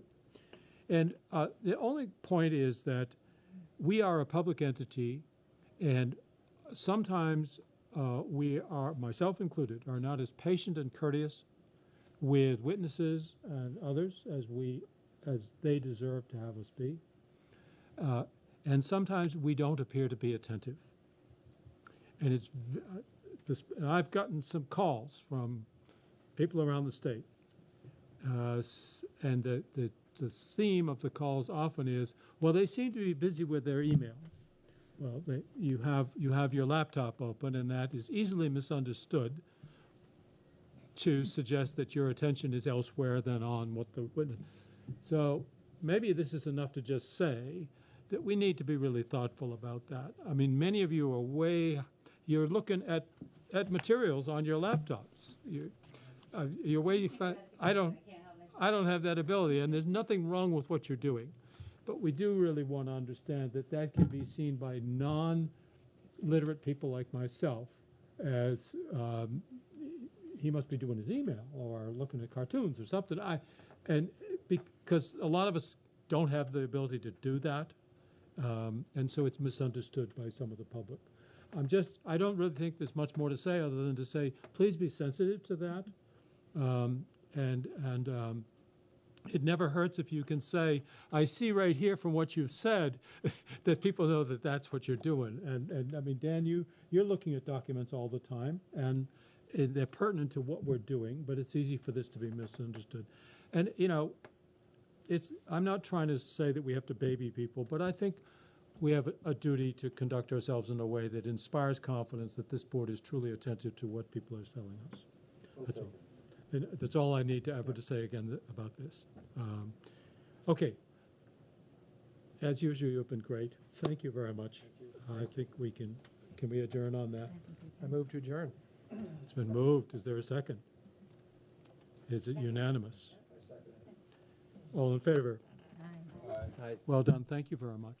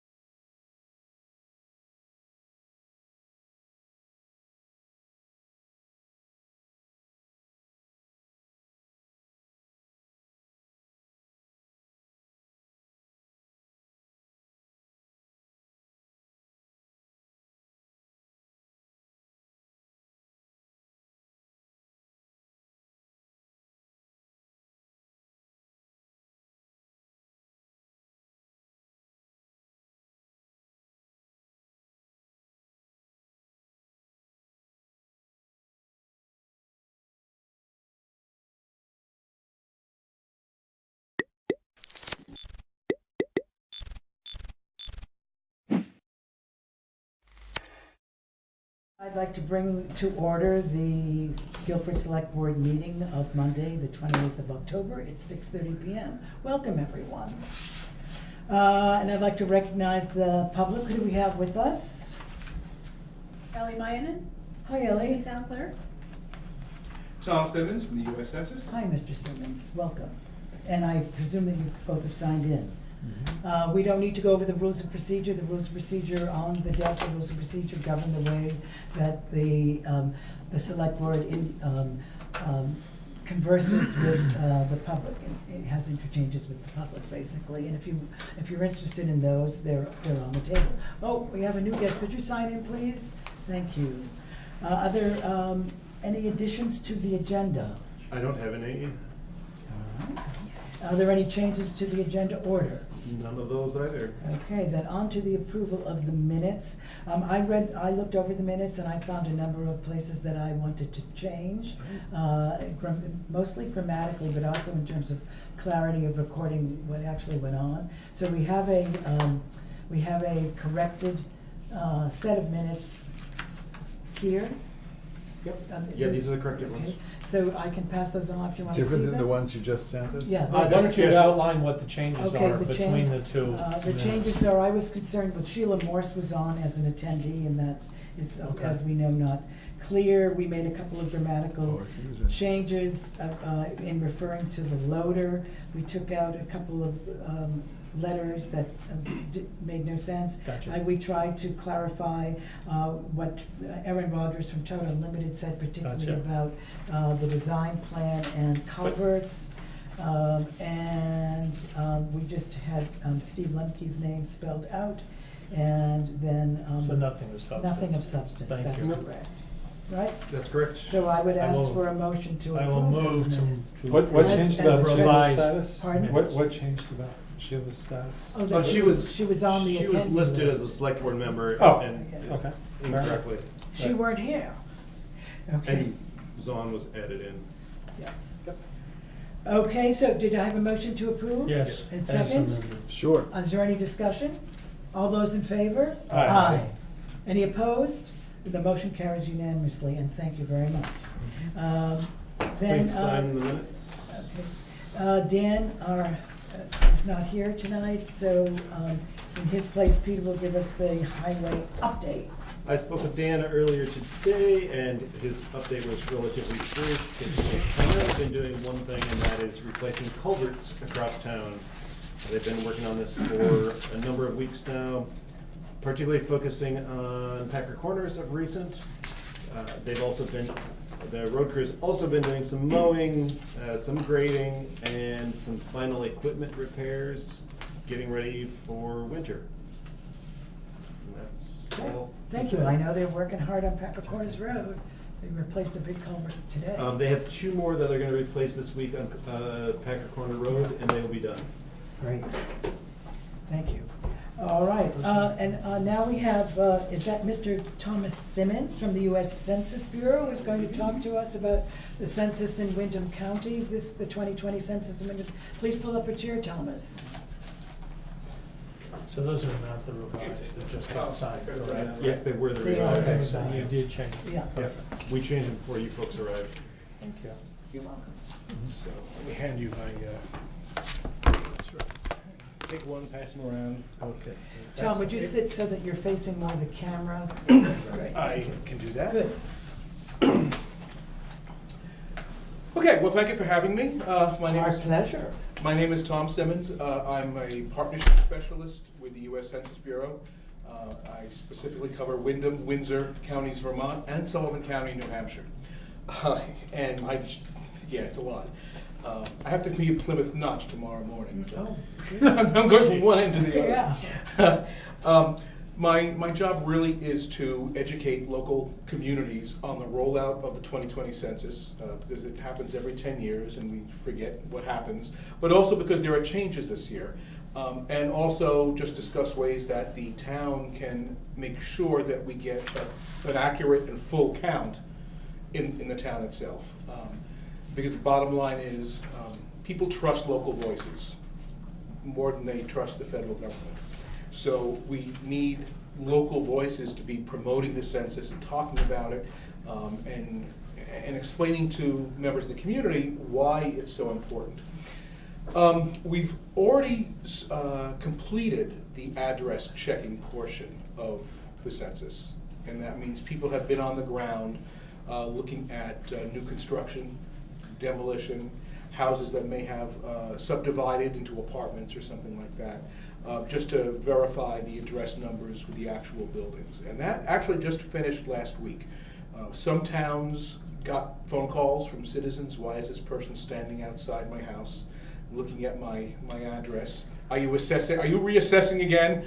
I don't know if Guilford got any of those calls, but anyway, that aspect of it is over.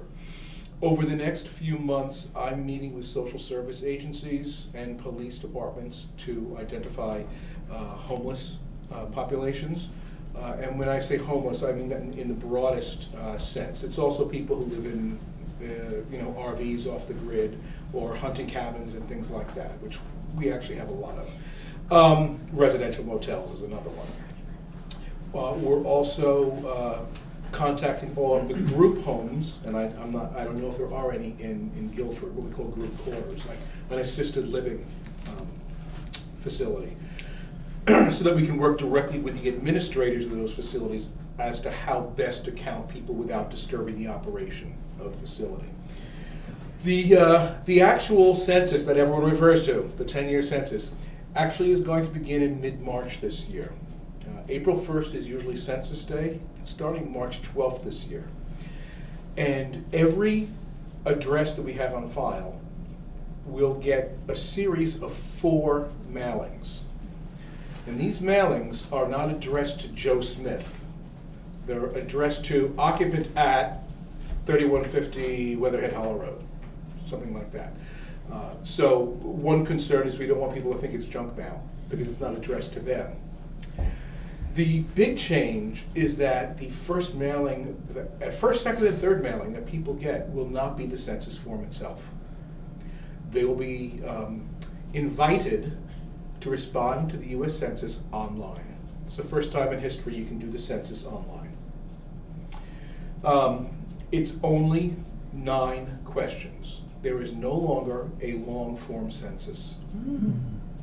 The Census Bureau conducts other surveys in the years in between the 10-year decennial, because our employees have to have something to do. And we collect other data that way. But the decennial census is only going to ask your name, your address, your phone number, your birthday, how many people live in the house, their birthdays, race, gender, Hispanic origin or not. Boom. Very quick, very simple.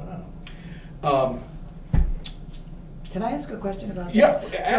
So the very long survey that I filled out last year, I guess it was, I filled that asked all kinds of very private questions, right? That was not the census. That is not the first time I've heard it phrased that way. It was not the census, it was the American Community Survey. That's right, but that's what it was But called. it is sent out and tabulated by the Census Bureau. I see. Okay. That form also does not go to everyone. That goes to a selected 6% of the population, and it randomly changes every year. And that's just to keep a statistical database up to snuff. Gotcha. Thank you. Sure. So anyway, first will be go online. Second, it will be a reminder, hey, we haven't heard from you. Third will be, we haven't heard from you. The fourth mailing, which will come out around April 12th, give or take, will actually be the census form itself, the traditional old-fashioned, here's a form, fill it out, send it in. If the household has not responded, and I mean that's often the case for second homes, summer homes, for people who don't respond for one reason or another, then we send people knocking door to door. Anyone who is hired to go door to door will have this badge. They'll be fingerprinted. They will have gone through a federal background check and trained by the Census Bureau. The goal, to be honest, the goal is to hire people from Guilford to do the Guilford census. because it makes a lot, it just goes so much smoother when someone can say, hey, Jane came to my door last night with the census, as opposed to some guy I have no idea who he was asked me my phone number and birthday. And to be honest, 10 years ago, there were reports of scammers who had gone out. Oh, yes. You know, asking, can I see your driver's license number and your, no, we're not asking any of that stuff. It's the basic census questions. And that will, you know, be mid-April through the end of the summer, and then it wraps up. And the final numbers, which are used for congressional and state reapportionment, goes to the president at the end of the year, and to the Congress when they reconvene in January, and then to the states for reapportionment purposes, including the number of, let's say, senators that each, that Windham County will get. Having said that, there are, throughout this process, there are challenges. We know that 10 years ago, 1 million children between the ages of 0 and 5 were not counted, were undercounted. Often that's because of complex living arrangements. I'm with mom half the time, dad half the time, and no one put me on the census. Or mom and dad have some issue going on, and I'm living with grandma and grandpa, and they didn't put me in. I don't know, my niece is living with me while she goes to school because she wants to be in this district and not that district, and we didn't count her. Foster children sometimes are not counted because people aren't thinking, well, it's not my biological child. So there's a lot of reasons they don't get counted, but they get undercounted. Senior citizens who are single tend to respond at lower rates. Married seniors actually do a great job. They're one of the highest. Single seniors tend, another piece of junk mail, and government wants my information. And then there's an entire group of people who just don't like responding to government questions, or they're tired of surveys. And the problem is the numbers that come in will be set in stone for 10 years. And it's the basis on which Meals on Wheels, Medicare, special education aid to school districts, school lunches, women, infant, children, community development block grants, fuel assistance, housing rehab, and 65 other programs are all based. So it is really important that everyone is counted, and that a buzz is created in the community that it's safe, it's easy, and it's important to us. Guilford deserves to be counted. And that's really the tagline, the message that needs to get out into the community. Couple of ways that I've worked with some other towns, because I started this process in July, that towns are helping. One, whatever social media or communication outlets you have. Some towns have websites, some use Facebook, some use Front Porch Forum, some have a listserv, some have a newsletter. There's a whole variety. I don't know what Guilford has. You know your town. But once a month, I don't flood people with emails. Once a month, I can send information to you that can then get disseminated. So yes, this is important for us. This is so I would need to know, who's the contact person for that? Who's the go-to? Me. And your email address is? You already have it. You contacted me to come to the meeting. You, Mr. So Ruth? that's Peter. Oh, how you doing? Nice to meet Nice you. to meet you. Okay, good. So that's one, and that's an easy way. Another way, and this is also very easy, I'm going to leave you with a package of information about the census. One of them is a job flyer. Sign up. Sign up to be the person or the persons from Guilford who will do our community. So again, we make it local. Those jobs are $16.50 an hour, and they're flexible hours. It's actually a really good job for a lot of people. Do you have any idea, roughly, in a town like Guilford 2000, how many people won't commit to the filling it out ahead of time? How many doors? As a matter of fact, I have a very specific estimate for you. If I can find it, there it is. Based on previous responses to the American Community Survey and other censuses, the actual response to that long form was 74.2%. That's good. It's actually very, but remember, that only went to 6% of the population. The 6 best The percent. the 6% best that we I can wasn't find. there. If there's no push, absolutely no follow-up, and we do nothing, we actually are predicting that in Guilford, 17% would not respond. 17, yeah. But that's with no push, no advertising, no, hey, let's do this. And there's going to be that, from our end and hopefully from your end as So well. put more positively, that means 83% will respond. There you go. There you go. I was just trying to imagine what a job might look like in Guilford if somebody Sure. wanted to take it. Right, because generally, you're not knocking on every door.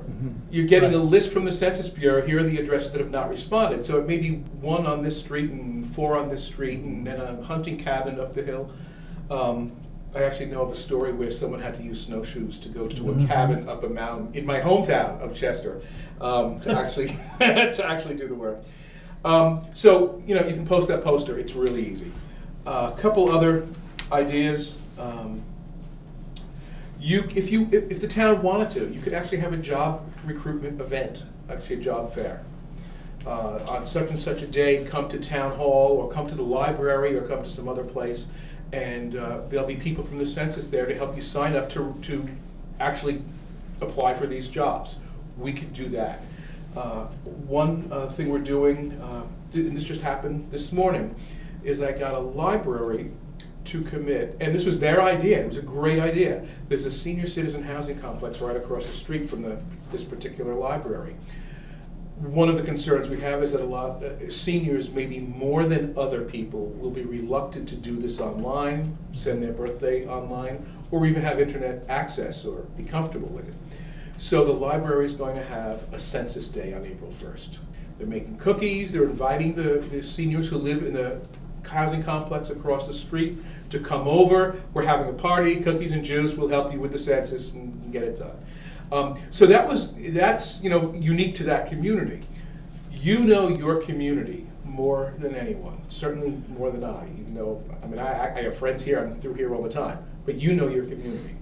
So if there are trusted voices that I can speak to, in many communities, that's a senior citizen center. I have had more delicious lunches at senior centers in the last couple of months, but they're actually great venues for me to speak to, because we can talk a little bit more about the internet and the confidentiality of the census, because it's just all confidential, and the safety of someone coming to your door. In some towns, it's the Rotary. Everyone says, "Oh, you got to talk to the Rotary. The person who runs the Rotary runs this and this and this and this and this," and they're like the mouth in town. So it all depends on what works in Guilford. But what I need is for you folks to think about that. I mean, we have some time, although March is going to come up quicker than we think once the first snowfall hits, and then either filter it either directly to me or through Peter to me. So that I can talk more with groups and address specific concerns they may have. It could be a parent-teacher organization, whatever flies in Guilford, basically. Any questions? Do you have canned content that we can put online, or? I write new canned content every month to put online. Okay. And I can so you would send that it to us, yes, right? Yes. Yeah, because we will definitely want to put it on the website Right. and have it posted in other places around. I already have that down as an action item. Good. Tom, is the hope that I get my first notice, I go online, fill it out, Yes. that I'm not going to get You will any not other get the notices? follow-ups. That's right. Okay. That's right. The notices are 1 week apart. So if you get the notice, you go online. Technically, there's a 12-digit code on that notice that they'll ask you to put in. You put that in, boom, it knocks down the address. I see. Great. It's also a way to separate your name from the data you send in. It all gets encrypted and aggregated, and then your personhood is erased from the aggregated data. Awesome. Do I have a question from the nice lady in the front row?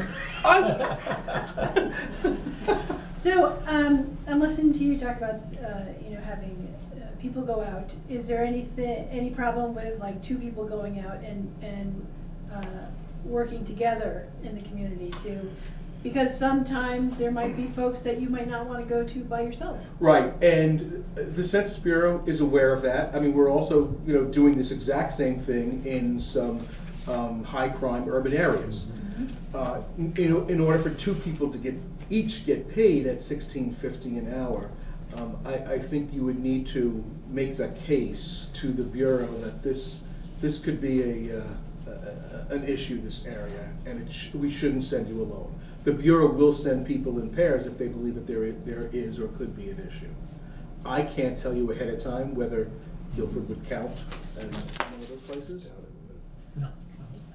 You'd have to get the whole town to be designated as a. I honestly don't know. That's Yeah. beyond me. Because I wouldn't think Guilford would be designated. Right, I wouldn't think so either. Gotta do a whole town. I wouldn't think so either. But I was just thinking it might be easier for like a team of people to go out and hit 10 houses, one afternoon than just one person going out. But that's the just kind a of question. thing they actually, to be honest, they would work and handle during training, which the training, you're actually hired in January. Training begins the end of February. You're paid for training. Training is online, at home, and then there are some local meetings, like it wouldn't be further than Brattleboro, let's say. And those are exactly the kind of issues they can work out. So let's just say, I heard the idea of kind of getting together and, having a census party. Yeah. So let's just throw out, let's say, a group of people want to do that at the Grange, and, or BBCC, excuse me. And, so we get a census worker or two to help organize the event, and maybe one person who's sitting there and helping people online. What you would need is someone at the Grange or someone local, okay, to handle the setup, let's say, for the event, maybe provide cookies, do the advertisement for it through newsletters or whatever the mechanisms the community uses to get the word out.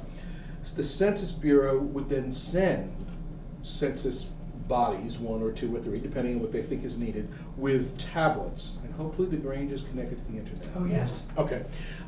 With tablets, if the Grange doesn't have a computer bank set up, I haven't met many Granges that have, but I don't know. They don't. They have internet, that's the So we come with the tablets, and then we would help the whoever came in right then and there to do it. And one of the reasons that the Census Bureau employees have to do it is because this is incredibly confidential information, even though it's simple. We actually have to take a lifetime vow to never divulge any of the information that we see or hear, or we go to jail for 5 years and get a $250,000 fine. And since the general public has not taken that vow, they're technically not allowed to help someone do the census, but the census worker can. Any other questions or comments? Thank you very much, Mr. Simmons. Thank you very much. Yes. Really appreciate it. Appreciate your time and the information. Okay, next on our agenda is a presentation to the Select Board from the Vermont Department of Health, I believe. Is that correct? Well, we get grants from the Vermont Department so of Health it's from the Area program Prevention Coalition. 3450. Yes. Yeah. Okay. So, thank you. So I'm Alicia Underwood. I work through Brattleboro Memorial Hospital with a program called Rise Vermont, and it's new to Windham County. To help make healthy choices easy choices. What was? Can you spell the first word? Rise. Rise Vermont. Yep. Okay, Rise yeah. VT. More information can be found at risevt.org. But the goal is to help make healthy choices the easy choices for all people, focusing on children and families. So that aligns with 3450 and the Department of Health, and it aligns really well with Rolf's work with the Brattleboro Area Prevention Coalition. So if you want to introduce yourself when I pass out these tip sheets. Yeah. Sorry? Your name again? Rolf. R-O-L-F. Rolf, would you Yes, sir. just slide a little so that the camera can... Yeah. And can you tell us your last name, please? Parker, P-A-R-K-E-R.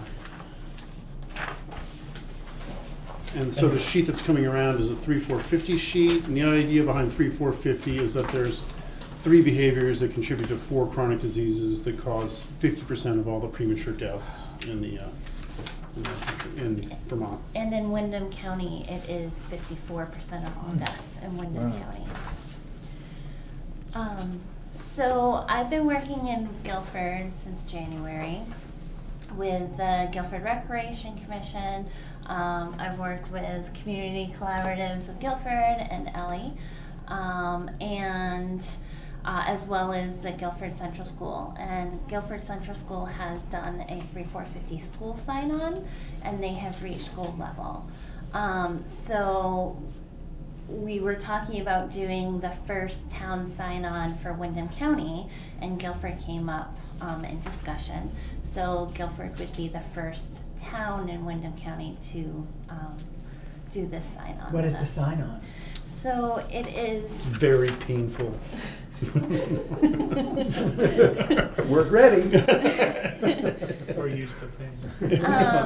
So it is this. I didn't print them out. Truly I've not. got 4, but so we go through all of these questions of strategies that you can do as a town to for chronic disease management. So we have a bronze level, a silver level, and a gold level. We also have customized goals that could be in replace of some of these strategies. And as long as it's submitted to the Vermont Department of Health and approved, then you could get that as an exception. Right. So I would go through these strategies with you now, if that's okay. And if you get 5 to complete bronze level, then you can go up the levels. So what these levels mean is we would post it on the Vermont Department of Health website and share you as a champion with other towns as they come up with their policies and strategies. And that's what we're also, management. oh, sorry to interrupt, but that's what we're excited about because you guys have already done so many things, and that would allow us to go to other towns and say, oh, look, this is Guilford, this is how they've achieved these things, it's achievable, it's not just theoretical, and that there are real benefits that can accrue Yeah. to the people of I'm these towns. sorry, so I keep talking, I'm not sure I understand. Yeah, that. I'm not sure what the, I'm not sure what the What are we sign-on signing means. on Oh, to, so and what- who's answering the So questions? basically, you guys have already done a bunch of these things, so as we look at bronze, we can check off some of these things with you. You know that Guilford's already done these. Because of. Yeah, we should- and I'm Because of just your work. Like promote Right. local resources for active living and healthy eating. The Ding. Rec Commission does that. Ding. Correct. And Right. like I'm here today just to confirm that what I think is true is true. Okay. So that's Yes. what I'm here to So do who's today. keeping track, you're keeping track of whether or not communities are reaching each of these standards? We send, yeah, the check, Correct. we With check the them towns off that and. I'm working in. Yeah. And there's steps that say this, when you get this all done, then ding, that gets signed off. Right, Okay. Right. exactly.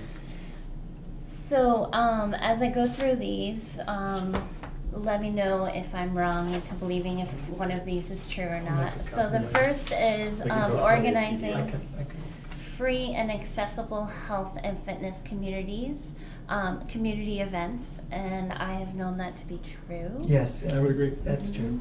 Great. We have, for example, we have the senior Tai Thursdays, Chi. yeah. Right, yeah. Great. We've also, can I just start there? Do you want like, Bratt and I have been talking about trying to make a list of all these things that we are actually doing so that people know what we've been doing. Right. Like CC4G has helped do an open gym for most of the winter and into the spring this past year to bring families for kids from 0 to 5 into the gym, and we would have sometimes 25 families there, and they would have a blast. And it's all about moving, being up, socializing with other kids and with other parents. The getting the playscapes going was another whole thing. Inviting people to come outside and play and socialize, and again, lots of children use that space, and parents use that space as well. The ski program was another, and a number of grants from Rise Vermont actually went to all these community, these events, so, and those are all free and open to the public. Great. As well as bike night with the Yeah. Guilford Yeah. Recreation Commission. And Rise Vermont has a small amplified grant program, and we have been able to grant since January several grants to those organizations, up to $1,500 per project. So the second one they've done in Franklin Grand Isle communities, which we could do here, but it's not one that I've seen been done before, is conduct a community walk and bike audit. So it's pretty much just going through the town and seeing what could be improved for walkability and biking accessibility. So that's one thing that could be done, but I don't know that it has. We haven't done it, but we are working towards some safety measures in pedestrian and bicycle risky locations in town. That's great. Yeah, without the same kind of center that many towns in Vermont have, it seems it's not so. There's a reason why we might not have done it. I mentioned. There has been a walk around or a walk through in Algiers, though. That's right. Yeah. on Route Hmm. 5. So parts of Guilford. So, and it says a community, not whole town wide. So, So if one has been done before in Guilford, it could, I would say that would be correct. I wouldn't But say it's we not did we haven't done an town-wide. audit. It hasn't been done yet. We haven't done an No, audit. okay. All right, good. Not yet. Let's be honest here. Yes, please, correct me. tough. It's planned, but it has not been done. Right. It's planned, okay, great. And then the second one is promote local resources for active living and healthy eating. So just promoting what's already going well in this community and surrounding communities. So I would say yes. Promoting. I think so. There's the Or food needing pantry, more. which Yeah. does a lot to support healthy. The Conservation Commission supports walking in the woods and on the trails that we have. So I would say that's a definite. Yeah, that piece And I is the food. just did a 5-week program through the school and homeschool group of promoting outdoor recreation spaces, and it was an incentive program for 5 weeks, so it promoted those things within the school. So I would say yes. And then regularly assess condition of parks and recreation facilities, maintaining or improving as needed. That's The been rec happening. committee's been doing. Yeah, the rec committee's Good crowd on that one. Great. And there's just been established this one. the Algiers playground as well at the Guilford Church, and you just gave us a grant to put up the fence to separate the parking lot from the playground, so. As a safety measure. Right. Yep, Yeah, that's great. it's all bike racks. And then is there a bike rack at the library? No. No, okay. So that one I wasn't sure about, but it says install bike racks in frequently used public places, and that could be a grant opportunity as well. I was just thinking that in the myself, future. yeah. So if that's something you would like to pursue, feel free to give me a call. And then number 2 is I'm not sure about, or the next one is not, I'm not sure about. Establish safe routes to schools programs. Have you gone through those strategies? I think so. That's not familiar language to me. Okay, it's through Vermont Locomotion. They can help you with safe routes to schools program. Okay. encouraging and allowing kids to bicycle or walk to school. Good idea. I was just thinking the school also takes a lot of walks to local, like local field trips. And they are forever like walking down this road. Right. So, yeah, and like I said, the Guilford Central School is a gold level because they do so many in-school things like walking to field trips and things. And the last one I thought was true because, well, actually I knew was true because Rolf said that it was and he conducted a retailer audit on access to and promotion of tobacco and other unhealthy products. So your country store is a silver level, you know, they don't promote it at all, they have tobacco, but it's like tucked up in the Yeah. corner, and some people don't even know, and I think they even rejected, if I remember correctly, we have a little silver star, which, you know, Draws attention yeah, to it. right, so yeah, no thanks, so. Right. But we are gonna be promoting them at the Key Bank as a, you know, as a very responsible retailer. So. Excellent. Right. So that one's a check. Yep. Yes. So, you need 5 in order to advance to the silver level, and the 2 that you're so close of getting is, since you have it planned, not yet done, is the audit, and then just installing a bike rack. Then we could advance to the silver level. And from what I've known is, for silver level, let's just go through since you're so close. And then once those things are done, then we can submit it. Is that okay? Since one's planned and not yet completed? Would it be planned in the next year? The audit, for Months, the instance, audit, the for audit is, Yeah, we are planning. We've semi-started some of this with Algiers in the village. Yeah. Yeah. Specifically. But as far as the audit goes, we're in the process of, because we're doing an audit through, or we wish to do an audit through the state bike ped program. So the state has a grant that's available to conduct that audit. Okay. Because it's a professionally done audit. Mhm. And so I need to work with the Wyndham Regional Commission in order to apply for that grant, and then we would have to go through the process of hiring a contractor to do the audit for us. Okay. So it's a very formal process. Right. But it Okay. also lays out a plan for what the town can do after the audit's completed to make changes to improve it. How quick is the bike rack grant process?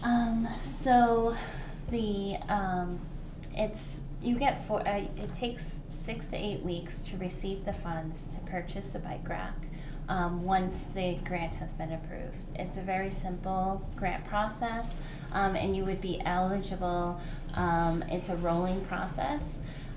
You would be eligible now until November 26th, so it would have to happen like very soon, or from November 26th of 2019 to November 26th of 2020. So there is very small amounts of grant funding available, but it could happen if it happens relatively quickly. And the bike rack would have to be not at the library specifically, right? Any common public space, common used public So we could also do it space. for the town office. Yeah. The office or the playscape. Playscape. That's Or the what I was playscape. thinking. The That would be a playscape good to place me to- would That make would the be a most great sense. place. Because that would get you up and over right there. Yeah. And And they're breaking ground What- soon on their path. What's so that'd be involved in great. terms of the grant? Is it So you go online at risevt.org. You go to the Amplified Grant program page, and you fill it out. Actually, I just went through this a couple months ago with the Recreation Commission, so. So you're familiar with it? Just to make sure, I mean, And too. I'm just familiar with it, it's not that complicated. Okay. No. It's pretty easy. awesome. And Ellie's also done one when she was with CC4G as well, so. So is there something we could get completed within 30 days, or should Most we? definitely, And you could do that? absolutely. Okay. Awesome. There we go. Great. And all you Let would the need to do minutes is so pick reflect, one please. strategy from the CDC that helps promote or decrease obesity and overweight. Do I have a question from the floor? Just a thought, you were talking about a bike rack, but when I think about putting a bike rack at the library, specifically, there's concerns about traffic on Guilford Center Road, along there, and the speed of traffic. So I mean, I think if we're thinking about a bike rack, we also need to think about our roads accessible for kids to be, I think they're accessible for adults who are paying attention. I don't think they're Guilford Center Road is accessible for kids at all, especially the S-curves area, and, so to think about that. That's why I think the playscapes would be a really great area, because they're putting a bikeable path, so that they could lock up their bike after they use it at the playscapes and then walk to the trail and use the trail right down the road. So I think that could be well utilized.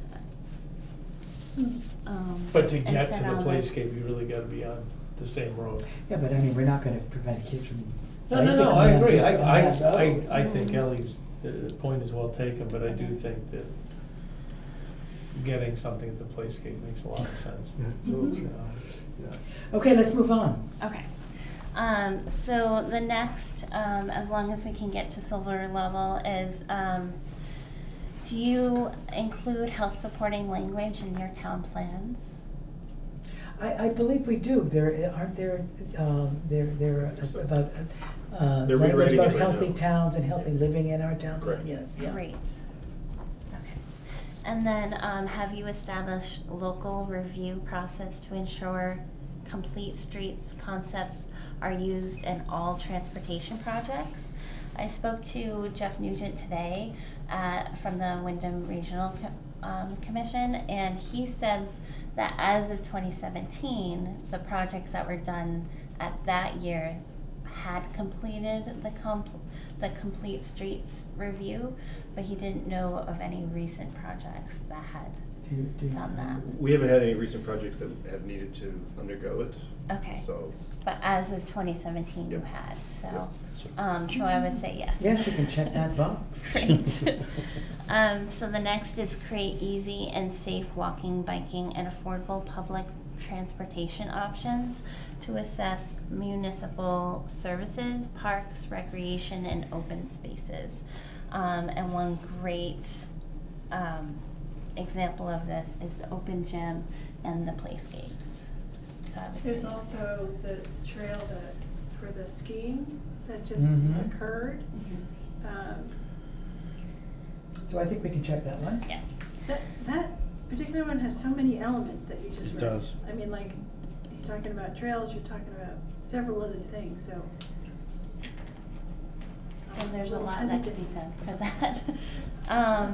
The next is one thing that Res Vermont has supported and will be amplified in the spring, but currently already happens, is at the playscapes there is a community garden that's been established. So it says farmers market or community garden, and you have the community garden, and Rise Vermont will be helping the Guilford Recreation Commission purchase 4 raised beds to. yeah, 'cause they got a grant from you guys earlier this fall. So that box can be checked. That's Let's checked move on. already. Well, that's it. Then we've had 4. That's all we have to do. So that's 4, yep. And then the 3 that we thought was gold level possible would be establish and promote mixed use development ordinances requiring ease of access, transportation choices, green space, and sidewalks. We don't have ordinances though. No About ordinances. development. Well, Do we? not about development, no. No. Okay. Never mind. What about limiting the number of tobacco retailers through town plan or zoning language? We don't have No. zoning. We don't have No zoning. zoning. And then we don't reference that in Town the, plan, in the no. town plan, no. Okay. And you're writing your town plan now, you say? Yes. Rewriting it. yes. Rewriting it, right. Correct. Okay. All right, so maybe that's a revisit to the planning commission conversation, maybe?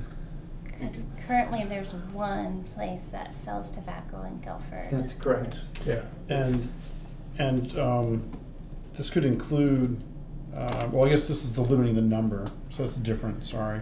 There's another item, the very last one, just jumping over, piggybacking over, create tobacco-free or smoke-free shopping area. What that really means is that other towns have said not next to the school or not 1,000 feet near the school, or you could do So that. the school and town office are already.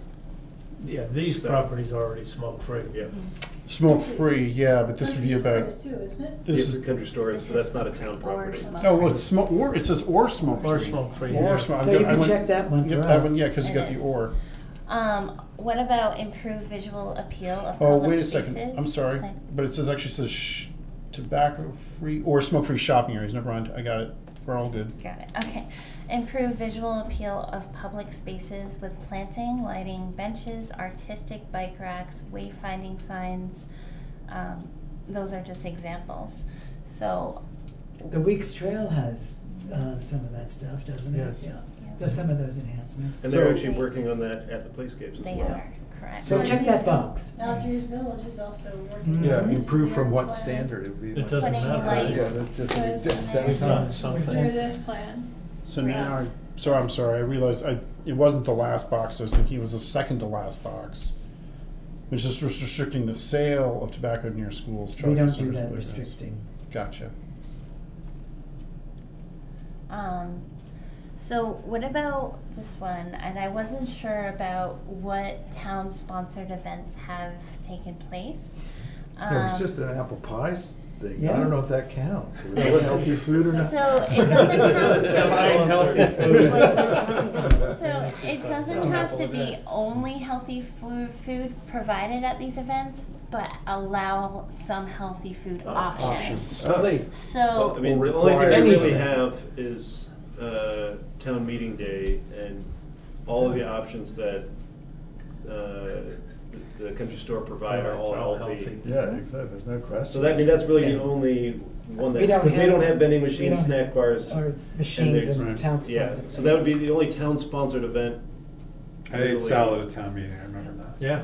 Yeah, there's. It was good. Soup Soup and salad, salad. that's what it So is, what and you can get a soup little and roll salad. too. So They the said that withdrawal- Okay, so don't we're restrict. gold, right? So there is one section on the back, since we're missing one on bronze level. Is there one customized strategy One, that two, you would three, like? four. I don't think we're missing any. You have to have 5 of One, bronze and there level. are 7. There are So- 7 possibilities, right? This And is we what I don't have had. 2. This is what I had checked off. Well, we're gonna I apply have to the four check. bike rack Right. grant. And that would take so care of it. That'll And take that would care take of care it. of it. I see, okay. All right. So never mind. I'll get But- working on that as soon as Okay, possible. okay. Along with Perfect. everything else. So you are at gold level. I told you. So Alicia, I'll be in touch with you to apply. Great. once I Okay, we apply need to for start that. wrapping this up because Yep, we've you got understood. other Thank town you for your business to time. conduct, yeah. Thank you. And here's a Is that the 3/450 gold? sticker. Well, you have, we have to complete. I think we'll get the sticker, guys. We'll complete it. We'll hold back on it. Well, Yeah. yeah, we won't put it up until Okay. we at Understood. least get the grant and then. Do I have a question from Ellie or a comment? When I was reading through this material, I was under the understanding that this actually had to be included in our town plan. So I'm a little confused as to the quickness of this. There are portions, I think, that have to be, that specifically speak to the town plan, but not all of it. So there's language in the town plan, and there's some discussions of healthy living in the town plan, but that's all that But they're includes the general town terms. plan. Yeah, it's, you know, and You know, town biking, funded biking. events, things like that. So is there still an I stole your application Well, and process also a couple of for pieces of town paper. Oh my goodness. Now, is that just it? This is it. This was the sign-on for 3/450 I'm still going down. to recognize of the efforts that are already being made and to establish future goals that could be made. I was trying to. So every year, this would be a follow-up. So I would ask to be invited each year. Great, to well, we'd love follow to up have on you. this. Great. And thank you for coming. Thank you very much. Appreciate it. Thank you Yeah. for, Thanks for sharing. Okay, now, we need to set, the next item on the agenda is setting the budget meetings for the fiscal year 21 budget, and Peter has sent a list of optional dates for those, and we need 3 of them or 5? Minimum of 3, preferably 4. Veranda has also emailed me her choices so I can coordinate with each of you to discuss.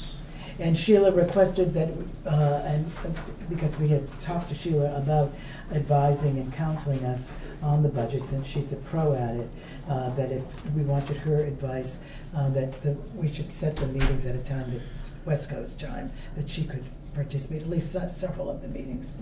Approximately how long But are she these should be meetings? back. I mean, They're No more than generally- an hour. They're An hour generally an less. hour, yes. That's what we shoot for? We, occasionally. I'd say hour and a half max is I was what just we gonna say like. the same thing. We've had a couple, but if folks have to leave They for have to work leave. or other family reasons, whatever it may be, people can leave at the time that they need to leave. And We won't hold you captive. these are strictly planning meetings, so they are warned public meetings, but no decisions are made. So even if there is not a quorum, those who are present will discuss it and then report back to the rest of the select board. Anybody for November 4th, is that available? Are we talking, so, and there's, are you suggesting all four are gonna be later? No, I don't, no, Sheila just wanted to be able to. Okay, and Sheila is back when? Do we have any sense? I personally do not know the answer to that. She's gone for 6 weeks or I something. know, but like that. what I'm saying, she'll definitely be back through January. Mhm. So if we were gonna set some of the earlier, yeah, I don't know, how do you guys feel about the time? Other than, I know Sheila has the issue. What was I have Sheila's some, preference? I have some, a few Starting at- restrictions, in but the I'm afternoon. but generally I No. don't mind. You know, we would have to start, in order to get Sheila, we'd have to start at about 11 or 12. You couldn't start before that. Because of it's the West too- Coast. Because of the Right. West Coast, Right. 3 hours, yeah. I would say. Oh, so I see. The couple of things, just for the two gentlemen who have not been here previously, in the past, what we would do is we'd have 2 morning meetings and 2 afternoon meetings, just to accommodate various schedules, as well as, I totally lost my train of thought about my second point. But I'd like to try to do 2 early ones if Okay. anyone's open to that. So just so you guys are aware, Veranda, of the dates that she can make it, only one of the days she can make it for an afternoon meeting. And the other thing is Sheila doesn't have to be at all of them. No. No, but I think it's Do we important to have, do all incorporate. of us have to be at all of them? No. We don't. Just a quorum? Or, They No, doesn't we have to don't be a even need a quorum. quorum, we just need It's some of the basically eyes of public the select meeting. board on them. and it's basically laying out our attempt to kind of just fine tune the budget for Yeah. the next year. And Okay. we sit through these work sessions to get to the point where we can have a larger discussion.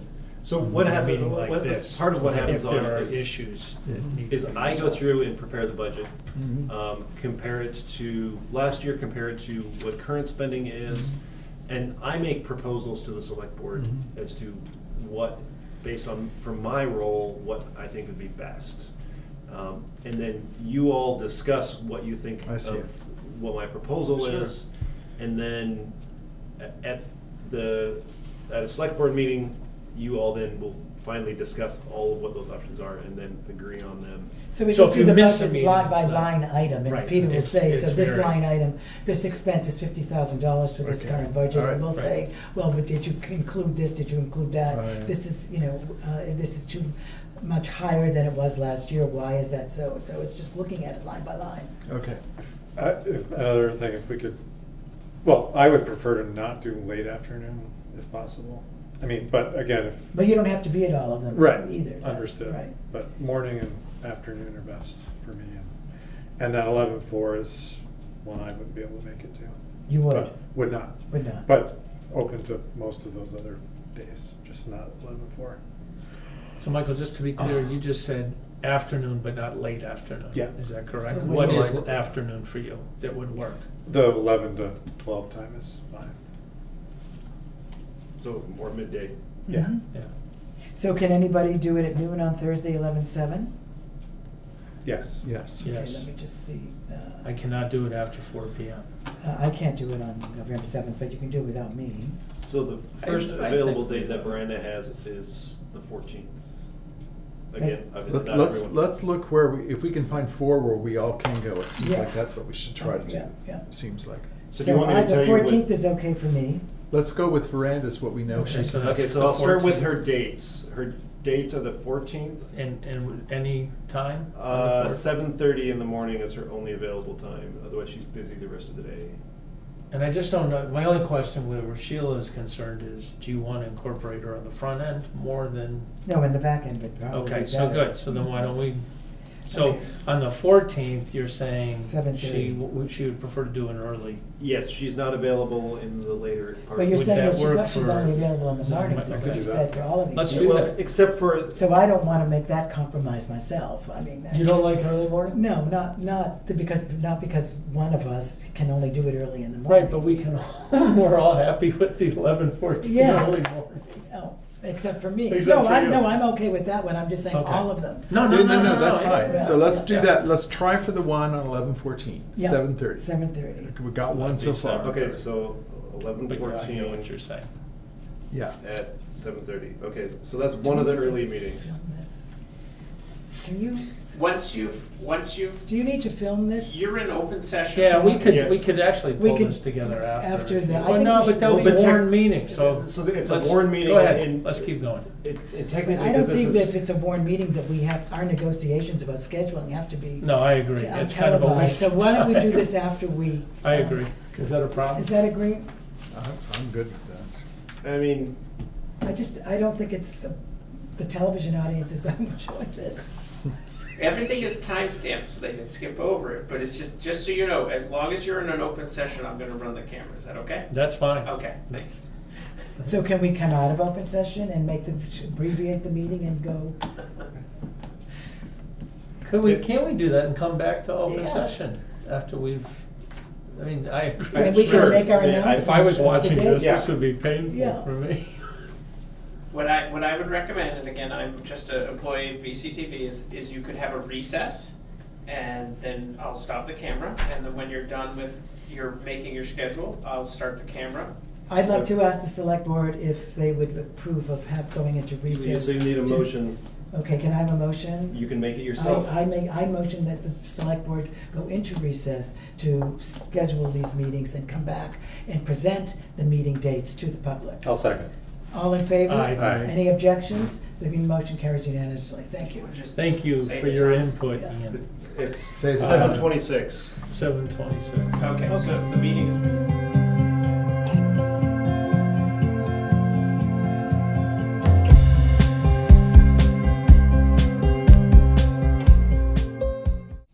It's 7:32 PM and the Guilford Select Board is coming out of recess.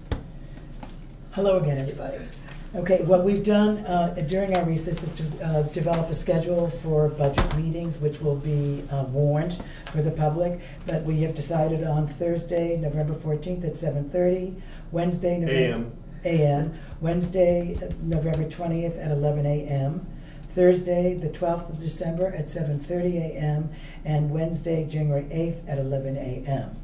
And the select board hopes that the budget can be finalized at its meeting of January 13th, 2020. Excellent. All right, moving on. Let's see, errors and omissions. So in the ensuing time since the last one, Lisa, our assessor clerk, had received one more error, and this was actually presented to her by Green Mountain Power, that they noticed an error in their math. And so they presented to her, and there was an increase in value provided by Green Mountain Power. It's actually already been processed, and Green Mountain Power has already sent us a correction to their tax bill to us.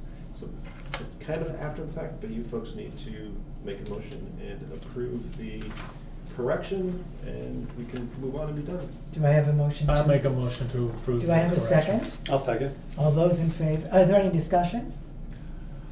I'll save it for later. Okay. All those in favor? Aye.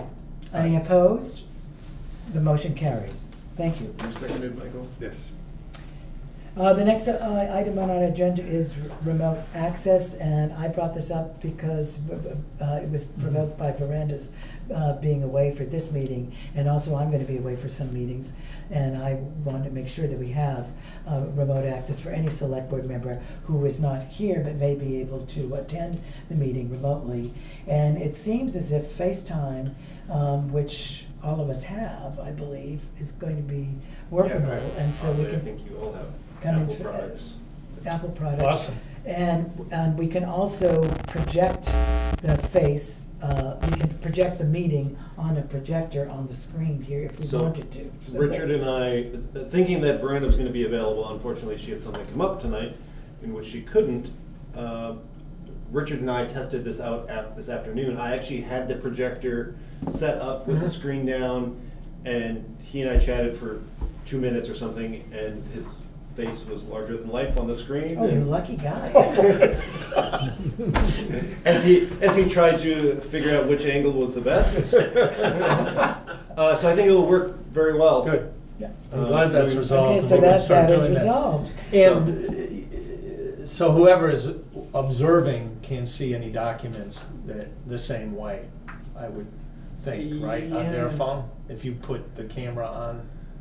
Yeah, I Would mean, you we have have to to. send them the document? I think it would be easier if we sent them the documents. Gotcha. We should have the Okay. documents in But hand. that would be easy. Right. Okay, good.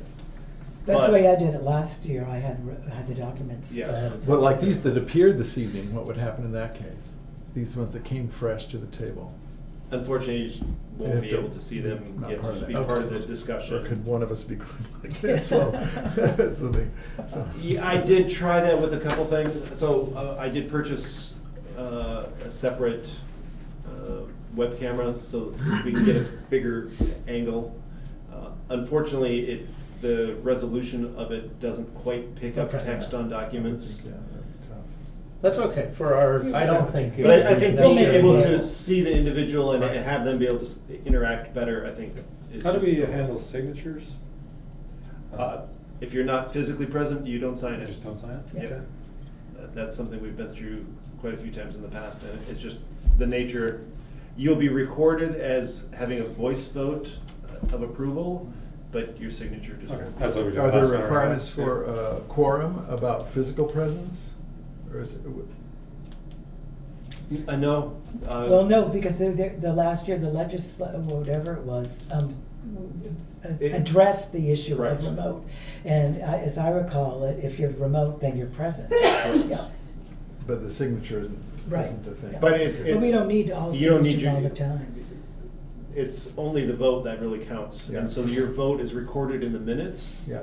And that's what the state would come back to look at, I see. to verify Sure. that an action was taken. Okay. It's not whether or not your signature Right, was. it's on the document. Yeah. Exactly. Yeah. Good. Excellent. Okay, on to communications, Peter. Let's not skip the warrants, please. Oh, I'm sorry. The Oh. warrants, yeah. I will make the motion Gordon. to pay the following expense warrants. Payroll week ending 10/20/19 for $6,457.58. Payroll week ending 10/27/19 for $6,500. And expense warrant number 2008 for $42,526.28. And expense warrant number FW08 for $187.50, for a grand total of $55,671.36.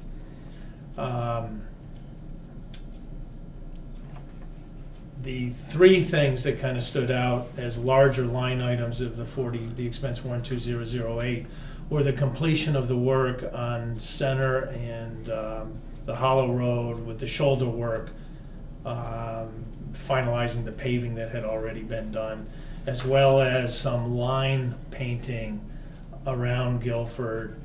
The shoulder work was $9,400. The line work was $6,356. And then the town's professional audit was paid for at the tune of $7,500. Thank you, Gordon. Do I have a second for that motion? I will second. Any discussion? All those in favor? Aye. Aye. The motion carries unanimously. Thank you. Please sign my warrants, and please sign this errors and omissions sheet as well. Sign where it's a select board. One of you will have to sign under a lister, but I'll correct that later. We only have one communications this evening. It was just a very, very, I think, 3-sentence, very brief note from the Windham County Sheriff's Office notifying everyone that their contract prices will be increasing this year. If you have 2,000 hours or more per year, the contract price is $41 per hour. If you have less than that, it is $52 per hour. But we don't currently use them. We use Vermont State Police, but I thought I'd pass it along since it was addressed to the select board. Thank you, Peter. That's all I have for communications. Do I have a motion to adjourn? I will make a motion that we adjourn. Do I have a second? 7:40. I'll Sure. second. Any discussion? All those in favor? Aye. Aye. The meeting is adjourned. Thank you very much, ladies and gentlemen.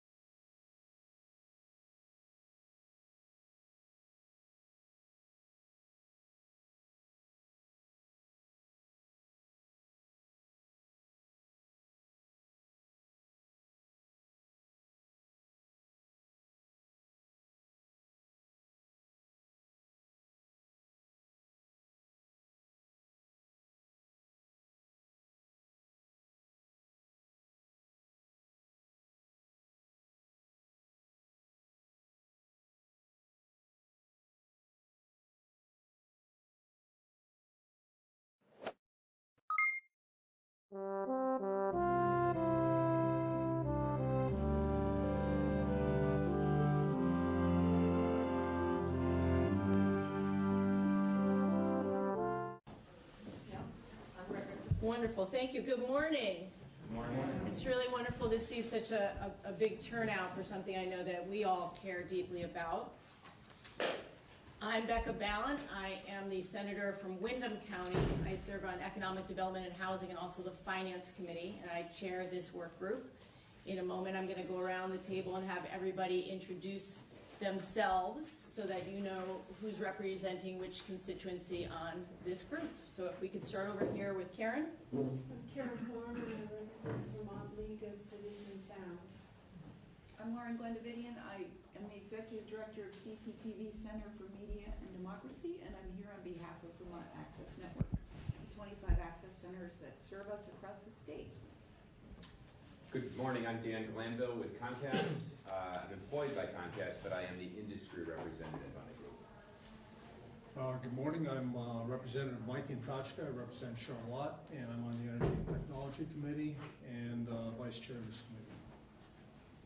I'm Clay Purvis. I represent the Department of Public Service. I'm Kyle Landis-Marinello. I'm General Counsel at the Public Utility Commission. Good morning. So for those of you who are not here to testify and are just happen to be in the State House today and popped in to see what we're doing, which happens all the time here in Montpelier, this is the PEG Access Study Committee, and we are here because of a section in Act 79, which was the broadband bill, and we're here to try to figure out going forward how to make sure that PEG Access TV in Vermont remains financially viable. So this is part of our charge, is having a public hearing today, though each of our previous committee meetings has been open to the public, and the committee meeting immediately following this hearing will also be open to the public. So you can check out all of the previous testimony by checking out the film that's been taken by Orca TV and I think distributed to other access channels around the state.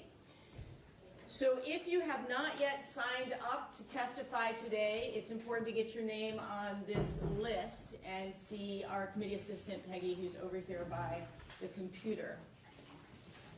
So we're going to limit testimony, since we do have a big crew today, we're going to limit testimony to 5 minutes. And although I often like to be gentle with people, I'm going to be pretty firm about 5 minutes, because it's really unfair when you have a public hearing and everyone on the front end gets to say everything they want to say and the folks at the end get the shaft. So we're not doing that today. Keeping it to 5 minutes, and of course if you don't need all 5 minutes, that's helpful to the folks coming after you. So first up, I have Steve Pappas from Plainfield. If you'll come up here, we are on the record. It's being recorded, both filmed and recorded for our records here at the State House. So if you could start by stating your name for the record, and if you represent a constituency other than just a citizen, just please let us know.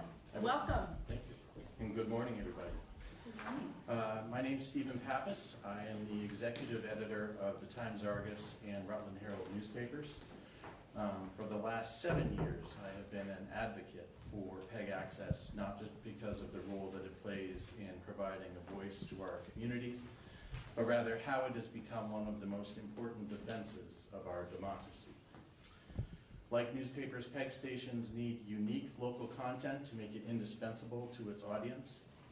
And like newspapers, station directors are coming up with innovative ways to generate streams of revenue, which is why we're here, venturing well outside that comfort zone of the existing business model. Like newspapers, if PEG Access does not pivot and adapt, the end could be in sight. But I'm hopeful. In fact, I have spoken before state, regional, and national groups explaining how community journalism and PEG Access are powerful allies when it comes to value, credibility, and sustainability. And I believe so strongly, in fact, that I have served on the board of directors of CBTV in Barrie for a few years as its chair, helping to negotiate that station's certificate of public good and the contract with Charter Communications. I have had my own public affairs show for 3 years, taping some 90 episodes and interviewing state leaders and Vermont celebrities.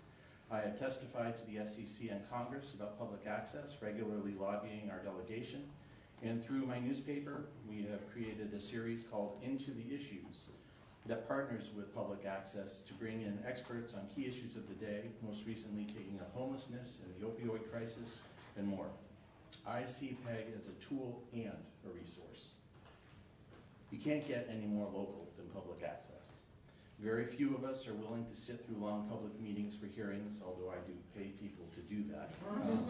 Yet PEG stations provide thousands of hours of gavel-to-gavel coverage that chronicle just how decisions are being made, and my reporters even reach out to the local PEG stations to get copies of meetings they missed or to review sections of meetings that got out of hand or were confusing. And that's what is unique, that access is available to every Vermonter. In editorials, I often point to themes of community building, civic engagement, or seeking other perspectives in order to better understand our friends and neighbors in these challenging times. PEG provides it, probably in better ways than my very own newspapers. Through its hours of unique content and hand-picked programming, it shows us intimately what community looks like and what our democracy looks like.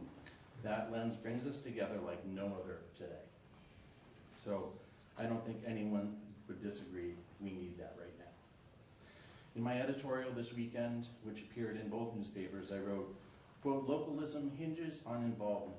PEG provides a medium for our responsibility and accountability. At a local level, what could be more important than gathering the pieces and parts of our community and serving as stewards for its protection and preservation?" Thank you. Thank you so much. Before you get out of the witness chair, we do have a little bit of time. If you don't use the balance of the time, I just want to see if anyone on the panel had questions for you. Can you say how CVTV is diversifying its revenue? They're working in different ways to, I'm not on the board anymore, so I stepped off the board, but it's my understanding that the board there and its executive director have been seeking sponsorship from other groups within the community, doing partnerships with other folks in the community, charging small amounts for access to do production, to use equipment, things of that nature. But mostly it's an aggressive push towards sponsorship, long-term sponsorship, much akin to what other public television stations have been doing over time. Thank you. Yeah. Great. Thank you, Steve. Yeah. Thank you for making the trip. That wasn't that far. I know. I was being a little ironic. Next up, Corb Trowbridge from down my way, Brattleboro. Thank you for making the trip. Were you in the fog like I was this morning? Totally in the fog. Totally in the fog. Hi, everybody. I'm going to get this under 5 minutes by speaking fast, so apologies if you have to slow down the tape later to understand what I'm saying. My name is Cor Trowbridge. I'm Executive Director of Brattleboro Community Television, and which has the distinction of being Vermont's first public access station established in 1975. I want to thank members of this committee for your work looking for new funding sources in the face of a shifting telecommunications landscape and the need to ensure a stable funding source for the future of PEG in Vermont. As you've learned, cable fees, the primary source of funding for community TV stations, have declined and are anticipated to decline further. I'm here today to tell you what our station has done to diversify revenues and to what extent those revenues can offset the decline. BCTV is a relatively small Vermont station with a budget of around $300,000 serving 8 towns. We have 4 full-time employees and 7 part-time field staff. Between the staff and our 50 volunteer producers, BCTV annually produces an average of 1,200 original local programs with the same number of programming hours aired on our 2 channels. This volume of programming is equivalent to the output of much larger stations, which speaks to our efficiency. A testament to the quality of our programming is having received national awards for overall excellence 3 times over the past 4 years. In an area of the state that has no commercial television, the public good that BCTV provides is without question. We are the only source of content for viewers and the only way for residents to air their views on cable. To provide these services, BCTV depends on Comcast cable fees for approximately 75% of our budgeted income. 2 years ago, we absorbed an 8% or $20,000 decline after Comcast adopted a GAAP accounting change. On learning of the FCC rulemaking last fall and the further threat that it poses, BCTV's board of directors looked for changes that we could make to increase other revenues. Diversification of revenues is nothing new to BCTV. We started years ago in order to be able to grow our level of service to the community, and it's generated as much as 16% of our income. As an example of how one station is trying to meet this funding challenge, here are the changes that we've made and the hope for impact on future budgets. Municipal fees. In the past, our agreement with towns was that they would receive coverage of regular select board meetings and town meeting day without charge. For the first time, I asked each of our towns for a modest level of support based on the number of residents. The increase we're anticipating is $15,000 from that change. Another change was to our membership fee structure. In the past, members paid $20 annual dues, though at least 50% paid $10 as seniors for unlimited use of our equipment, facilities, and support. Our new fee structure asks members to contribute according to their frequency of use and by the value of what they use. So for instance, a community member who wants to do a weekly studio show will pay more than someone who wants to check out a camera a few times. The increase we're anticipating is $3,000, going from about $1,000 to $4,000. Donations and underwriting. In the past, it was a benefit to our economically strapped region that BCTV did not compete for the limited fundraising dollars with hundreds of nonprofits seeking support from a small number of individuals and businesses. Now we are not only competing for those dollars, but the time that we're going to take to fundraise will reduce our time providing services. The increase we're hoping for is $10,000, from about $7,000 to $17,000. Production services. Like underwriting, this is an activity we've been engaged in for years. We restrict our production work to public access projects, so it's not a separate business. While cable revenues have subsidized this work and made it possible to charge an affordable rate to nonprofits, we've increased these rates to cover more of the cost. The increase we're anticipating is $5,000, going from about $35,000 to $40,000. Even if our goals are met and income from other sources increases by $33,000, it will only increase the contribution of these sources from 16 to 21% of our budget. While we can grow other income slowly over time, there is no scenario in which we can serve the public as we do now without a stable, ongoing, and legislated source of support.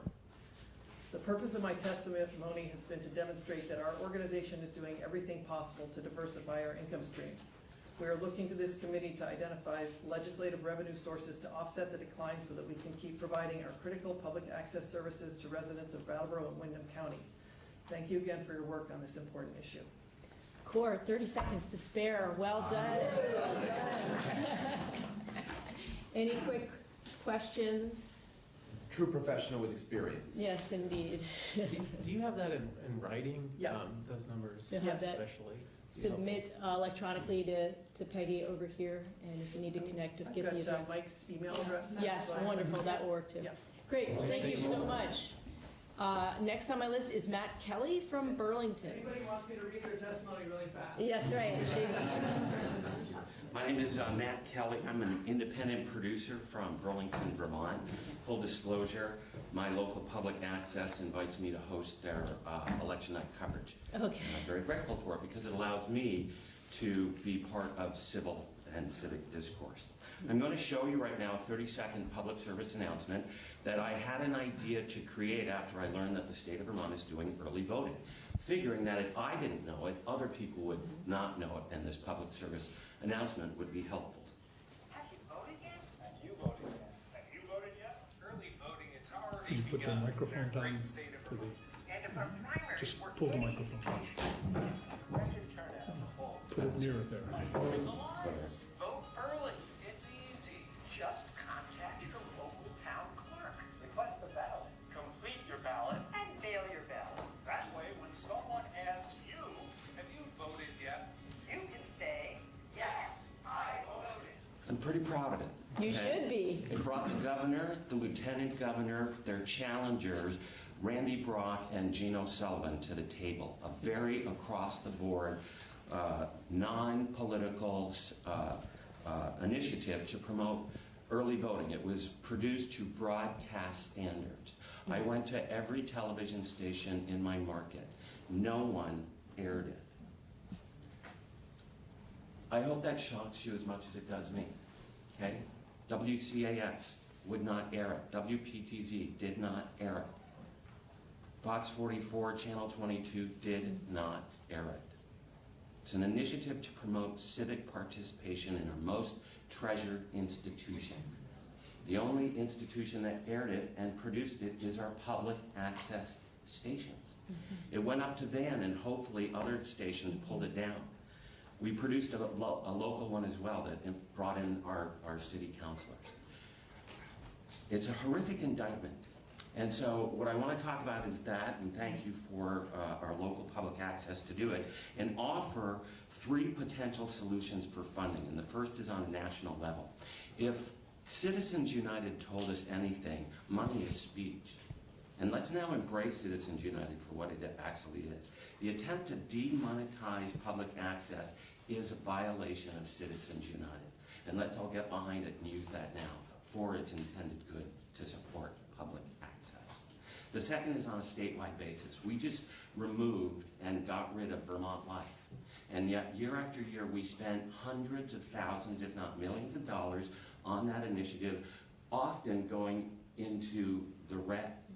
Let's now dedicate that money to producing content that supports our public access station through a travel and tourism message, a diversity message, a governor's message, an economic development message, whatever the message is that the state wants. We have the largest unwired network that Van has created. Take that money, allow each public access station to download content on a revenue share basis, where each time they air it, they get a revenue share from the state. Come up with the funding formula from that, but that's a statewide initiative to fund it. On a local basis, I approach this to my local public access. 5-cent Freedom Fridays. Leverage the refundable deposits. If 1,500 people in our local community get a bin and put in $1 in refundables every week, 52 weeks a year, that's $75,000. Start doing the math.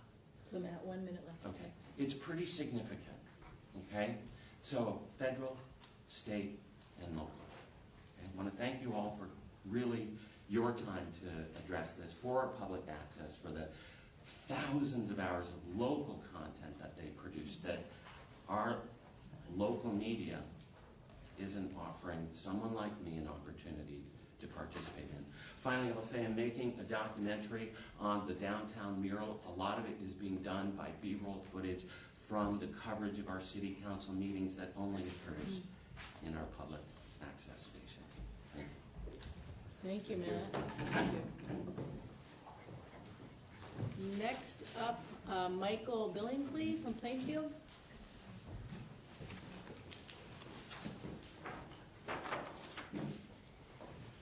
Thank you. Thank you for coming. It's a great pleasure to be here. I, like many others in this room, Lauren, Glenn, and many others in this room, have spent a great deal of my life supporting and promoting public access television. In the past 40 years, I was for 20 years the director of the Image Club, which was a pre-access community production facility that over 20 years trained about 300 independent producers, many of whom jumped on board as soon as Lauren, I, and Sam Press at the Department of Public Service were able, through the Public Service Board, to mandate that funding from cable operations would come to the local producers. And since that time, after leaving Montpelier Cable Advisory Board, after that was established and later became ORCA, went on to direct Amherst Community Television, where Dan and I were more or less sort of nemesis for one another from time to time, and then to the board of Brattleboro Community Television, and stepping off that board after several years to be the interim director before court arrived. And I more recently have been, and all that time have been, an independent producer, often with funding from the government. Many of these funds came from the government even before access was formally built into the Vermont legislative process. We also were funded by the Vermont Council on the Arts, the National Endowment for the Arts, the National Endowment for the Humanities. These funds made it possible to train people, bring them into the production community. and provide them with the tools to do that. My prepared statement is to say this, probably covering a lot of familiar ground that you've heard over and over, but I'm going to do it again. Public access developed television, with its public educational and government video production and screening, is a linchpin of participatory democracy in the United States. Independent, locally generated content makes this possible. As you know, PEG access funding now shrinks along with cable television providers' gross income. This undercuts the financial support for local PEG programming, staff, and production facilities. Loss of such support potentially silences the independent voices of Vermont's community video producers. Who are these community producers? They are people of all ages, backgrounds, and persuasions who volunteer to create public interest programming, which ranges from how-to shows, local newscasts and programming, investigative reporting, arts and music, shows with live guests and interviews, event documentation, political forums, and in-studio performances, all the way to educational collaborations with schools, including in many cases course and workshop presentations, student projects, school sports and performances, school board meetings and parents' information, along with college student work and documentation of local politics and town meetings. This is one of the significant ways by which Vermont knows its own people. PEG access is the living pulse of community creativity, history, collective learning, storytelling, and participatory government. Our own neighbors and community leaders are producers of video content. When I worked as a media administrator in Montpelier, Amherst, Massachusetts, and Brattleboro, for example, 2 11-year-olds produced, without any adult involvement, a weekly news magazine about their town. School children and college students did investigative reporting. Teenagers made prize-winning animations and even feature-length scripted films. Adult producers made documentaries about their communities of color, their countries of origin, and their hobbies, and hosted shows about world music, local artists and craftspeople, recorded initiatives for addressing conservation and climate change, documented outdoor sports, and interviewed community elders.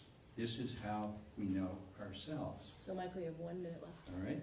All of this was accomplished via the existing federal mandates that the cable television industry support video production in their client communities, using a portion of the money that they earned in those communities.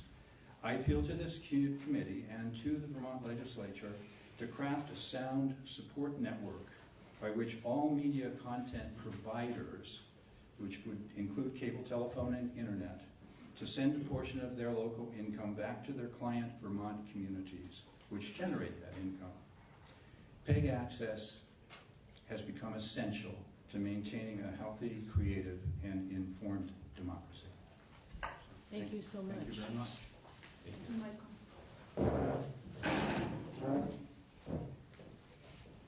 Next up is another Michael. I'm having a hard time reading the last name. Michael from Rockingham. It's Smith. Smith, okay. I ought to be able to. I find it funny because it's so common. That's right. So if you'll just wait 1 moment before you start, Michael.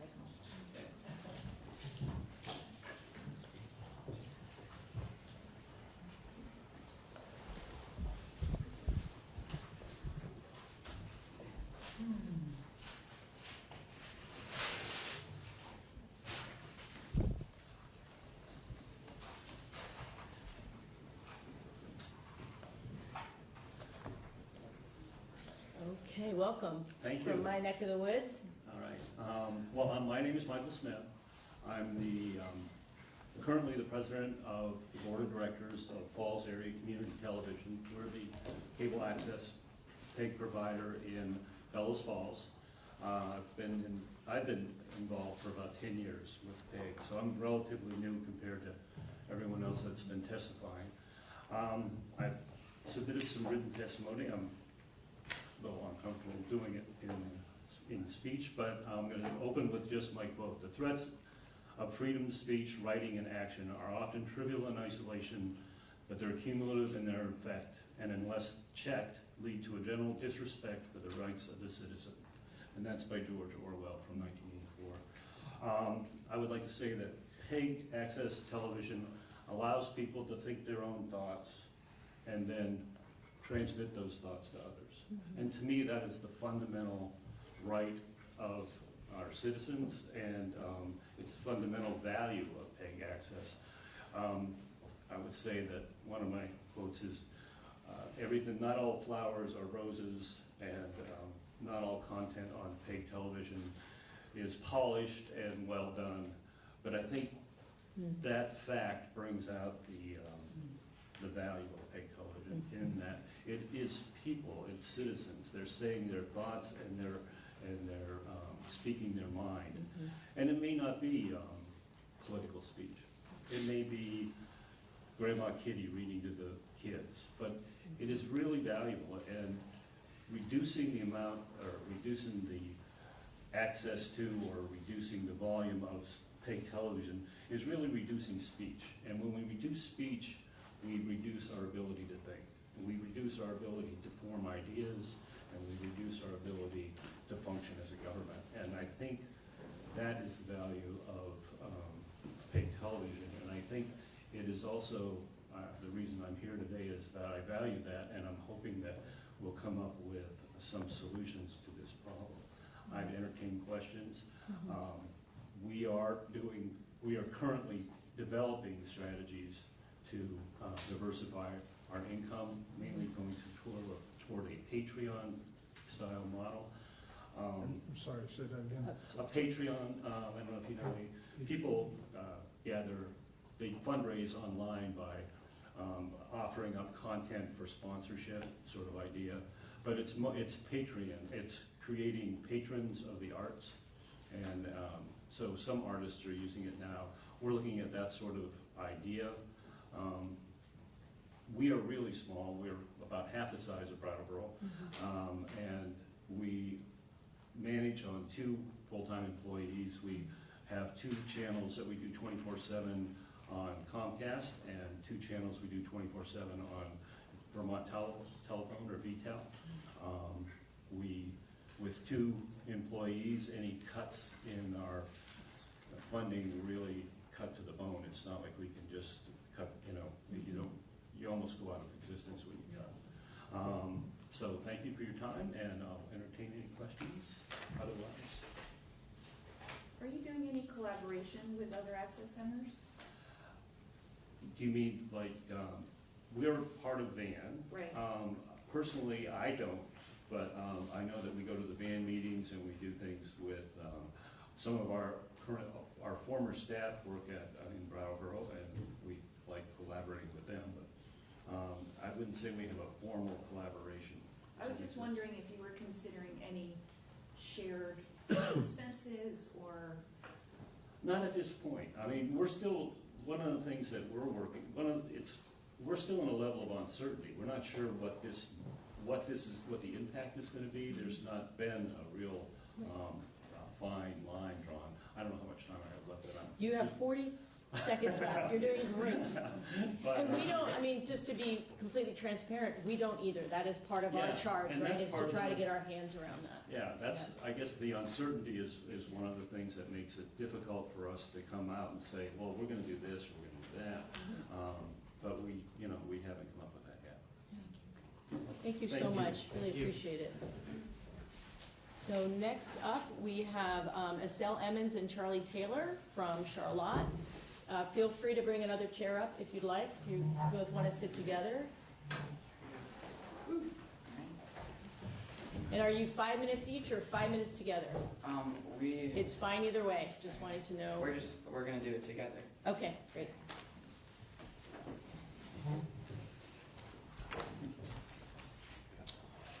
Good morning. My name is Estelle Emmons, and I am an 8th grader at Charlotte Central School. My name is Charlie Taylor, and I'm also an 8th grader at Charlotte Central School. Have you ever had the opportunity to talk live with an astronaut while they are living and working in space on board the International Space Station? It's a very rare opportunity, but 2 years ago, our entire middle school had a live video conversation with astronaut Drew Boostell and Scott Tingle. and it only was able to happen thanks to the support our school received from RETN, our local community media center. We learned about the International Space Station and how it is used as an orbiting laboratory to help NASA learn how humans might travel to Mars and beyond. We started by researching all the different kinds of experiments that take place during a mission, and then picked one that seemed especially interesting. I picked ADC and microgravity, which stands for antibody-drug conjugates. The research is about targeting cancer cells and finding treatment for cancer patients now and in the future. And I picked the cool flames investigation. Cool flames happens when gas is burning at the perfect temperature where there is no flame, and the gas burns very slowly so that more fuel is used to power the rocket instead of losing fuel from heat.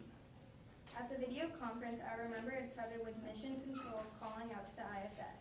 ISS, this is Houston, do you copy? And then Charlotte Central School, this is mission control, do you copy? And from that point on, it was just like we had Scott and Drew with us in the gym. We could see them floating around the ISS. They passed the microphone back and forth. It was sort of, would just float right there in front of them. It was crazy to see actual people weightless in space.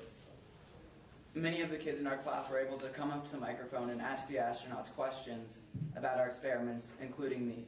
We were trying to find out information that would help us with our final project, which was to create a short video for NASA that would help explain the experiment we were learning about to other middle school students. I asked if they had ever been in any emergency situations. If so, what happened? Thankfully, the answer is no. I remember some of the questions were, what suggestions do you have for someone that wants to be an astronaut and work for NASA someday? And another was, how does microgravity affect your daily activities like sleeping or rinsing your toothbrush? Everything worked really smoothly during the 30-minute downlink. It was amazing to think that we were really talking live to two people who were flying around the Earth at 17,000 miles per hour. Our gym was packed with students and lots of parents and community members that came over to be part of this once-in-a-lifetime opportunity. When the downlink was done, our work was just getting going. Over the next few weeks, Gene Ferreira and Ross Ransom from RETN came over to help us and our teachers learn how to make a great video. I don't think Mr. Miller or Mrs. Gray really had a lot of experience with video, and so they were learning right along with us.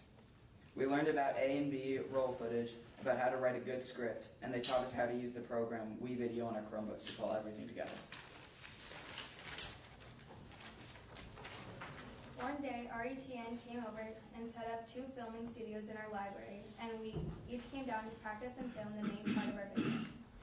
Then we spent the next week really working on our editing, adding in pictures that explained our experience, and editing our soundtrack so that everything made sense and was interesting to watch. At the end of 2 weeks, our class had made more than 20 different videos. We watched each other's, and it was very neat to see how much we learned, considering that in the beginning, some of us didn't even know what the International Space Station was. That was 2 years ago, and since then we have used the learning that we picked up from the unit in a bunch of different ways. One example is our personal interest project. During this project, you can pick anything you would like to learn or make. This year, I decided to create a short film, and my experience with RETN definitely supported that decision. Thank you for the opportunity to share about our work with our local community media center. We have read that there are a number of challenges to being able to continue the funding for these centers across the state. And we wanted to share how important we think it is that we and our teachers are able to continue to be able to access their expertise. It truly provided us with an out-of-this-world experience, and we know it would not have happened without RETN. Thank you. Thank you. Thank you so much. And do you have a teacher with you today? Yes. And you are? I'm Alan Miller. I'm scheduled to speak next. Wonderful. Great. Well done. Really well done. Thank you for coming. I used to teach 8th grade, so I am just beaming like with every bit of fiber in me. So thank you for coming here and sharing your experiences with us. And I'd just like to say that I appreciate your involvement, being from Charlotte myself. Thank you. Next up, Alan Miller.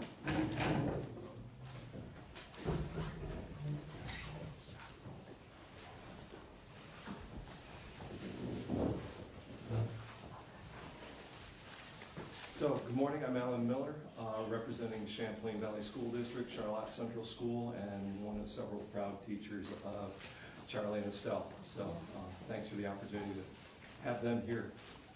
And My role is I'm the digital learning leader and the instructional coach at Charlotte Central School, which basically means I'm responsible for professional development for teachers and especially helping them integrate technology in meaningful ways working with our students. I just want to say that from the time I've taken on this role 3 years ago, the partnership with our Community Media Center and RETN has been instrumental. And so that's why I'm here kind of speaking on behalf of that partnership. You just heard from Charlie and Estelle about that Mission to Learn project. And it truly is a highlight of the collaboration we've had with RETN. You know, of course, it's amazing to talk live with astronauts. You know, tough for that not to be a slam dunk event that everybody kind of raves about. But from my perspective, it was the learning that came after the event with students and teachers that made it such a success. And that was a vision that RETN really shared as we worked together for several months, making it all come together. From the beginning, the RETN staff bought fully into the vision that this was not really about the downlink, but about leveraging the event for some great student learning.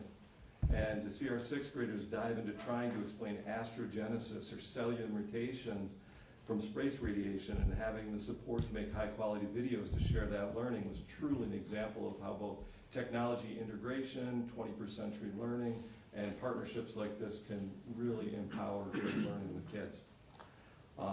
I'd also call it a huge success because their 6th grade teacher, Natasha Gray, gained enough confidence through the RETN support that she recreated the project again last year.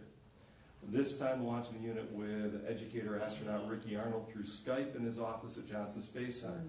So professional development like this that builds sustainability when you have that kind of support is a key part of the partnerships and something that we're really hoping continues in the future. I often introduce myself as a recovering school administrator. Prior to my role with my current role, I was the principal at Shelburne Community School for 7 years, and that began in 2010. In that role, I also partnered with RETN and the Community Media Center regularly as they broadcast our school board meetings, as our graduations and other special events. I have to say I love getting the email from grandparents or distant family who are able to join us electronically from afar for their loved one's graduation or see their 5th grader play in their first band concert. Our school is probably one of the more technologically blessed K-8s in the state. We have money and we have equipment. Yet we certainly didn't have the equipment or the expertise to make these sorts of quality webcasts happen. So fortunately, our Community Media Center has always been willing to loan us equipment and often send their staff to stand right beside our students as our students would broadcast the events. And many times our students got their start with those partnerships. In 2014, when Shelburne School Board decided they wanted to try to undertake a $10 million renovation, we also partnered with RETN to create a video that shared the story of the needs and plans for our community.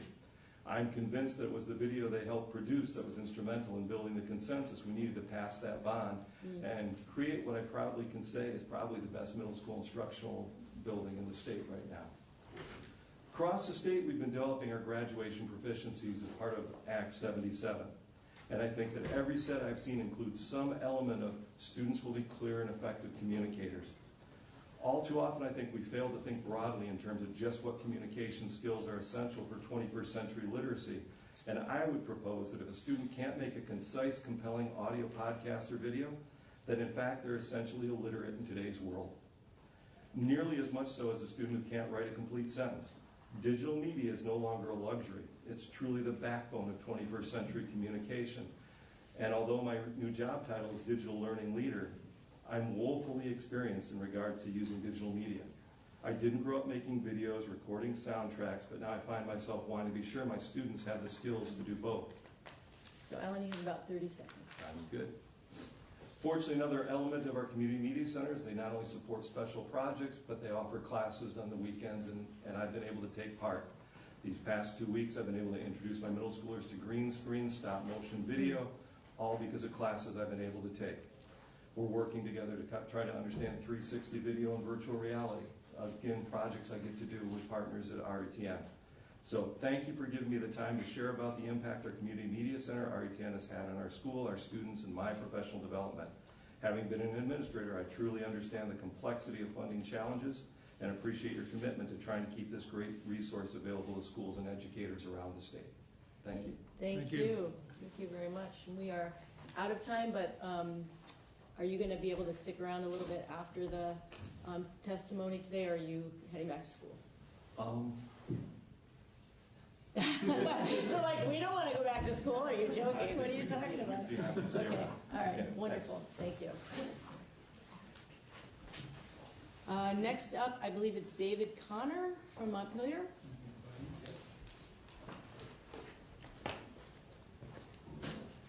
Well, Charlie and Estelle are a hard act to follow. Yes, indeed. But it's actually what I wanted to talk about.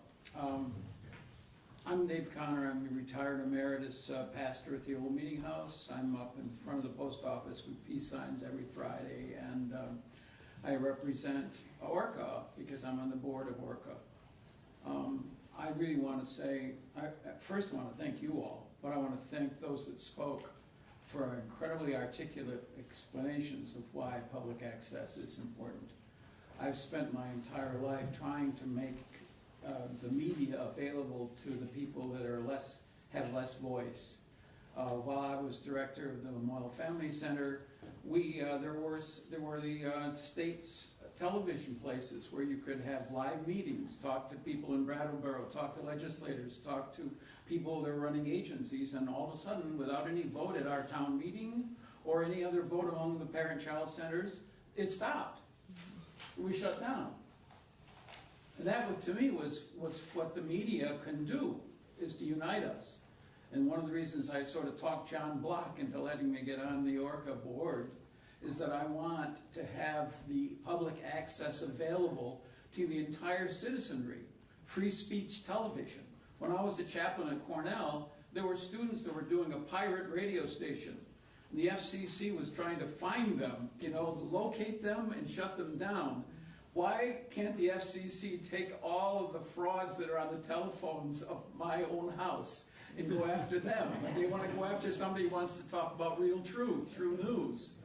And so what I've always wanted to do was have the media be alive, especially for the next generation, for those that are marching about the sixth extinction, worried about the animals, birds, and plants and life that the planet has. They need to be able to hear themselves and see themselves the way that Charlie and Estelle just spoke about. And in a place like Orca, we're thinking about trying to have even more chance for them to make their truth and their understanding, their technology and their sense of the future alive for them, and actually see themselves doing something that becomes available to the entire community. Ever since television, there was this weird thing where people always wanted to see themselves on television. Remember, you'd have people on the street in New York City, and there'd be a TV Many set. politicians still do. And there they would be, and what did Elijah Cummings say? The children are the people that we send to a future that we will not see. Mm-hmm. And to me, public access is incredibly important for that very reason. But then I'll just say one more thing. Did you see how little you had for this meeting? Tiny print, Monday, October 21, Montpelier, underlined. Public hearing on PEG access television, 10 a.m., 12 noon, room 10, State House. PEG access study committee. This is small print. Will hold a public hearing on the value of PEG access channels and services in the Vermont community. That doesn't draw them in. That doesn't bring people here. I mean, there was a whole list of other things that were going on October 21st, and I said, wait a minute, that's the problem we're talking about. How do you make the community aware of what's really important? And because, look what I've got. I have the entire Orca scheduled for yesterday. Meetings that I would like to know about, things that I'd like to have been at, and I can't get to, but I could watch it at 3 in the morning after I've watched Brian Williamson. And that's enough. I've used almost 5. You got a full minute left. No, that's all right. Oh, you're saying no questions, no questions. Thank you so much, David.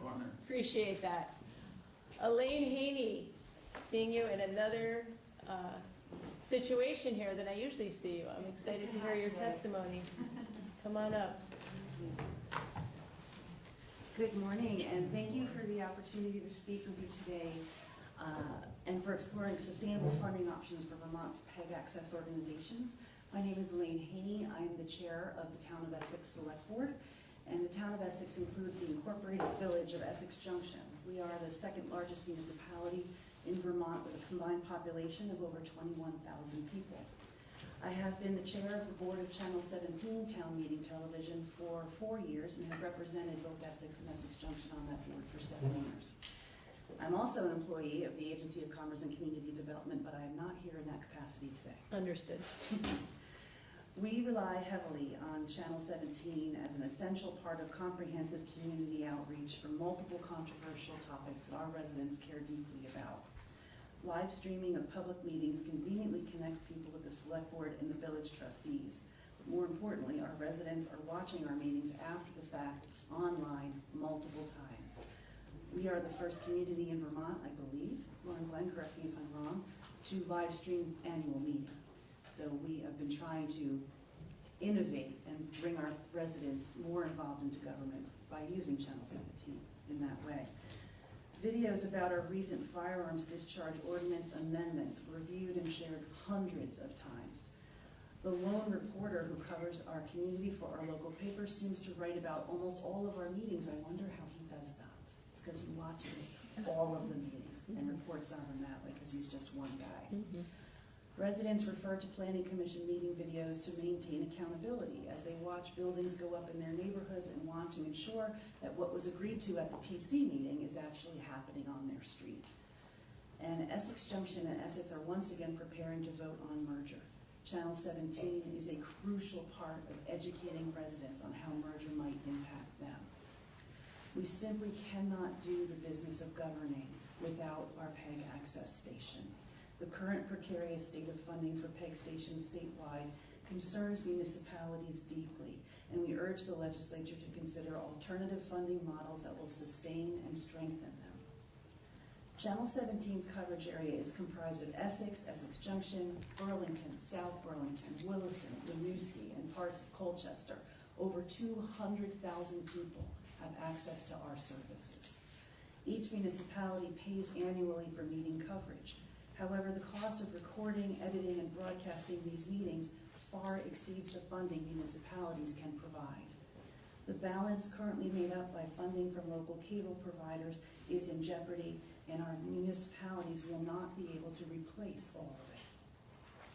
In the past 4 years, we have twice asked our member municipalities to double their annual appropriation to Channel 17. I think you will agree that requesting a doubling of appropriations on a regular basis is not a sustainable funding model. We will soon propose a small annual increase that we hope our member municipalities will be able to absorb. But the potential gap in funding we face could not be made up unless we asked each municipality to increase their appropriation over 400%. Our member municipalities are willing to cover part of the cost of providing public access to local government, but we are unable to carry the whole burden of the declining revenue. We must identify sustainable sources of revenue that will not only allow PEG stations to continue providing Vermonters access to government, but that will also enable them to keep up with changing technology and the challenge of reaching the citizens who depend upon that access wherever they are, whether it's online, on their phones, or in front of their TVs. We are encouraged by the legislature's willingness to explore the possibilities of how to sustainably fund the essential service PEG stations provide their communities. Elaine, about a minute left. We support the exploration of revenue alternatives, like allowing municipalities to establish public right-of-way use fees to cover the use of highway and street rights-of-way by providers of telecommunications services. We look forward to uncovering more alternatives as the explorations into potential funding models continue.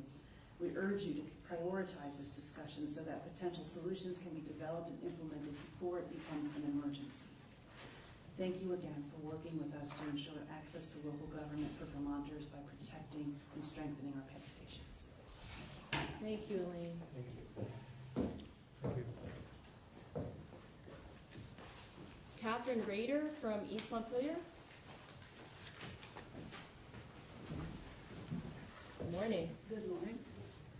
I'm Catherine Rader, past president of the League of Women Voters of Vermont, here to speak for the League. The League of Women Voters' mission is empowering voters, defending democracy. I want to tell you how community television helps the League advance that mission. The League has 3 primary chapters in Vermont, in Chittenden County, in central Vermont, and in the Northeast Kingdom, with other members scattered around the state. In Chittenden County, the League of Women Voters of Champlain Valley has worked with CCTV to present candidates' forums, including last spring's City Council election. They have had public presentations recorded, including one with Secretary of State Jim Condos on election security and former Representative Tom Little on redistricting. They've had programs on issues ranging from health care to food deserts, including a call-in show on clean water.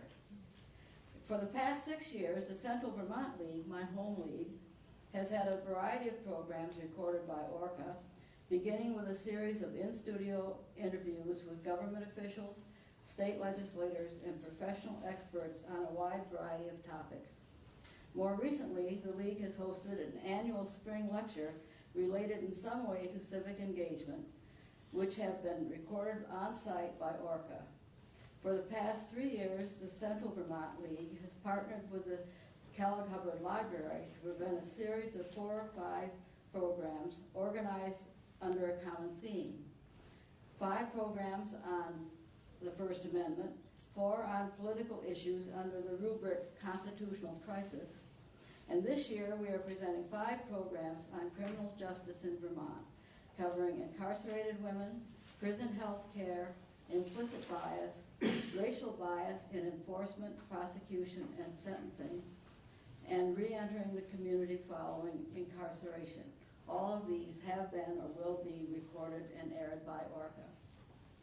As in past election years, we anticipate holding candidate forums with the help of ORCA next year.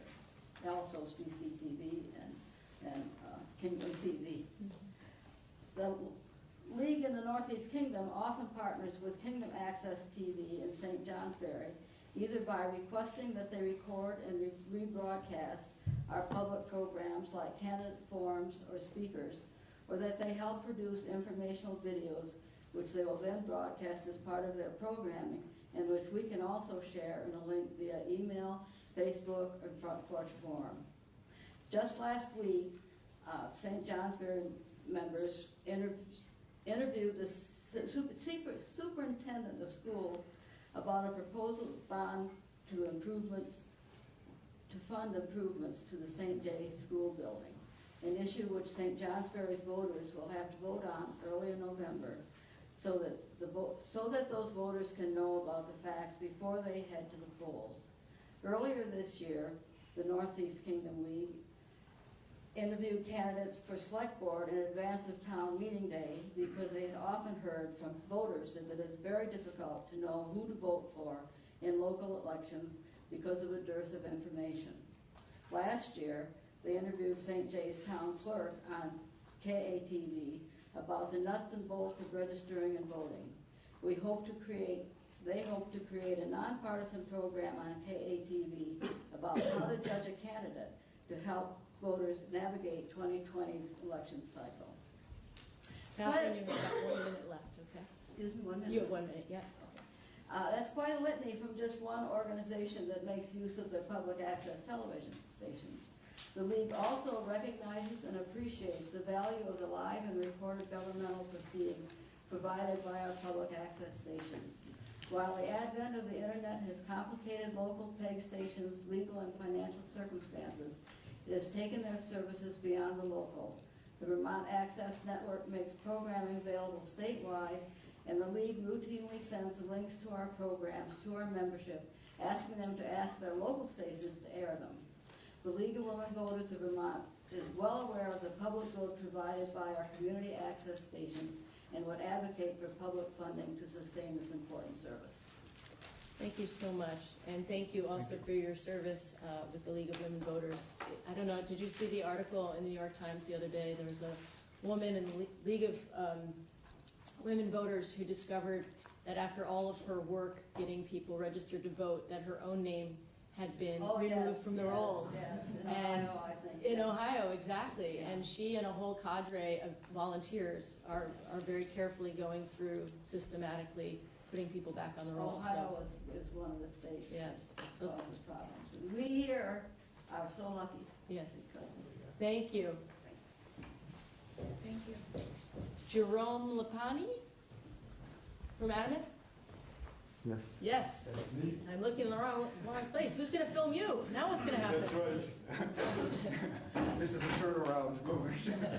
I'm stepping from behind the camera, where I usually have the role of being a witness to these meetings, which I find to be actually quite a wonderful occupation, because the role of witness is usually absented from our society. There are many reasons why I enjoy being a cameraman at Orca, and it has to do perhaps with the history of my own activism. In the 1960s, when we were attempting to stop the Vietnam War, and when the environmental movement, which has now become a global movement, was just at its beginning, we understood that our words were not being heard by our society, that in fact we were being oppressed. We were being edited out of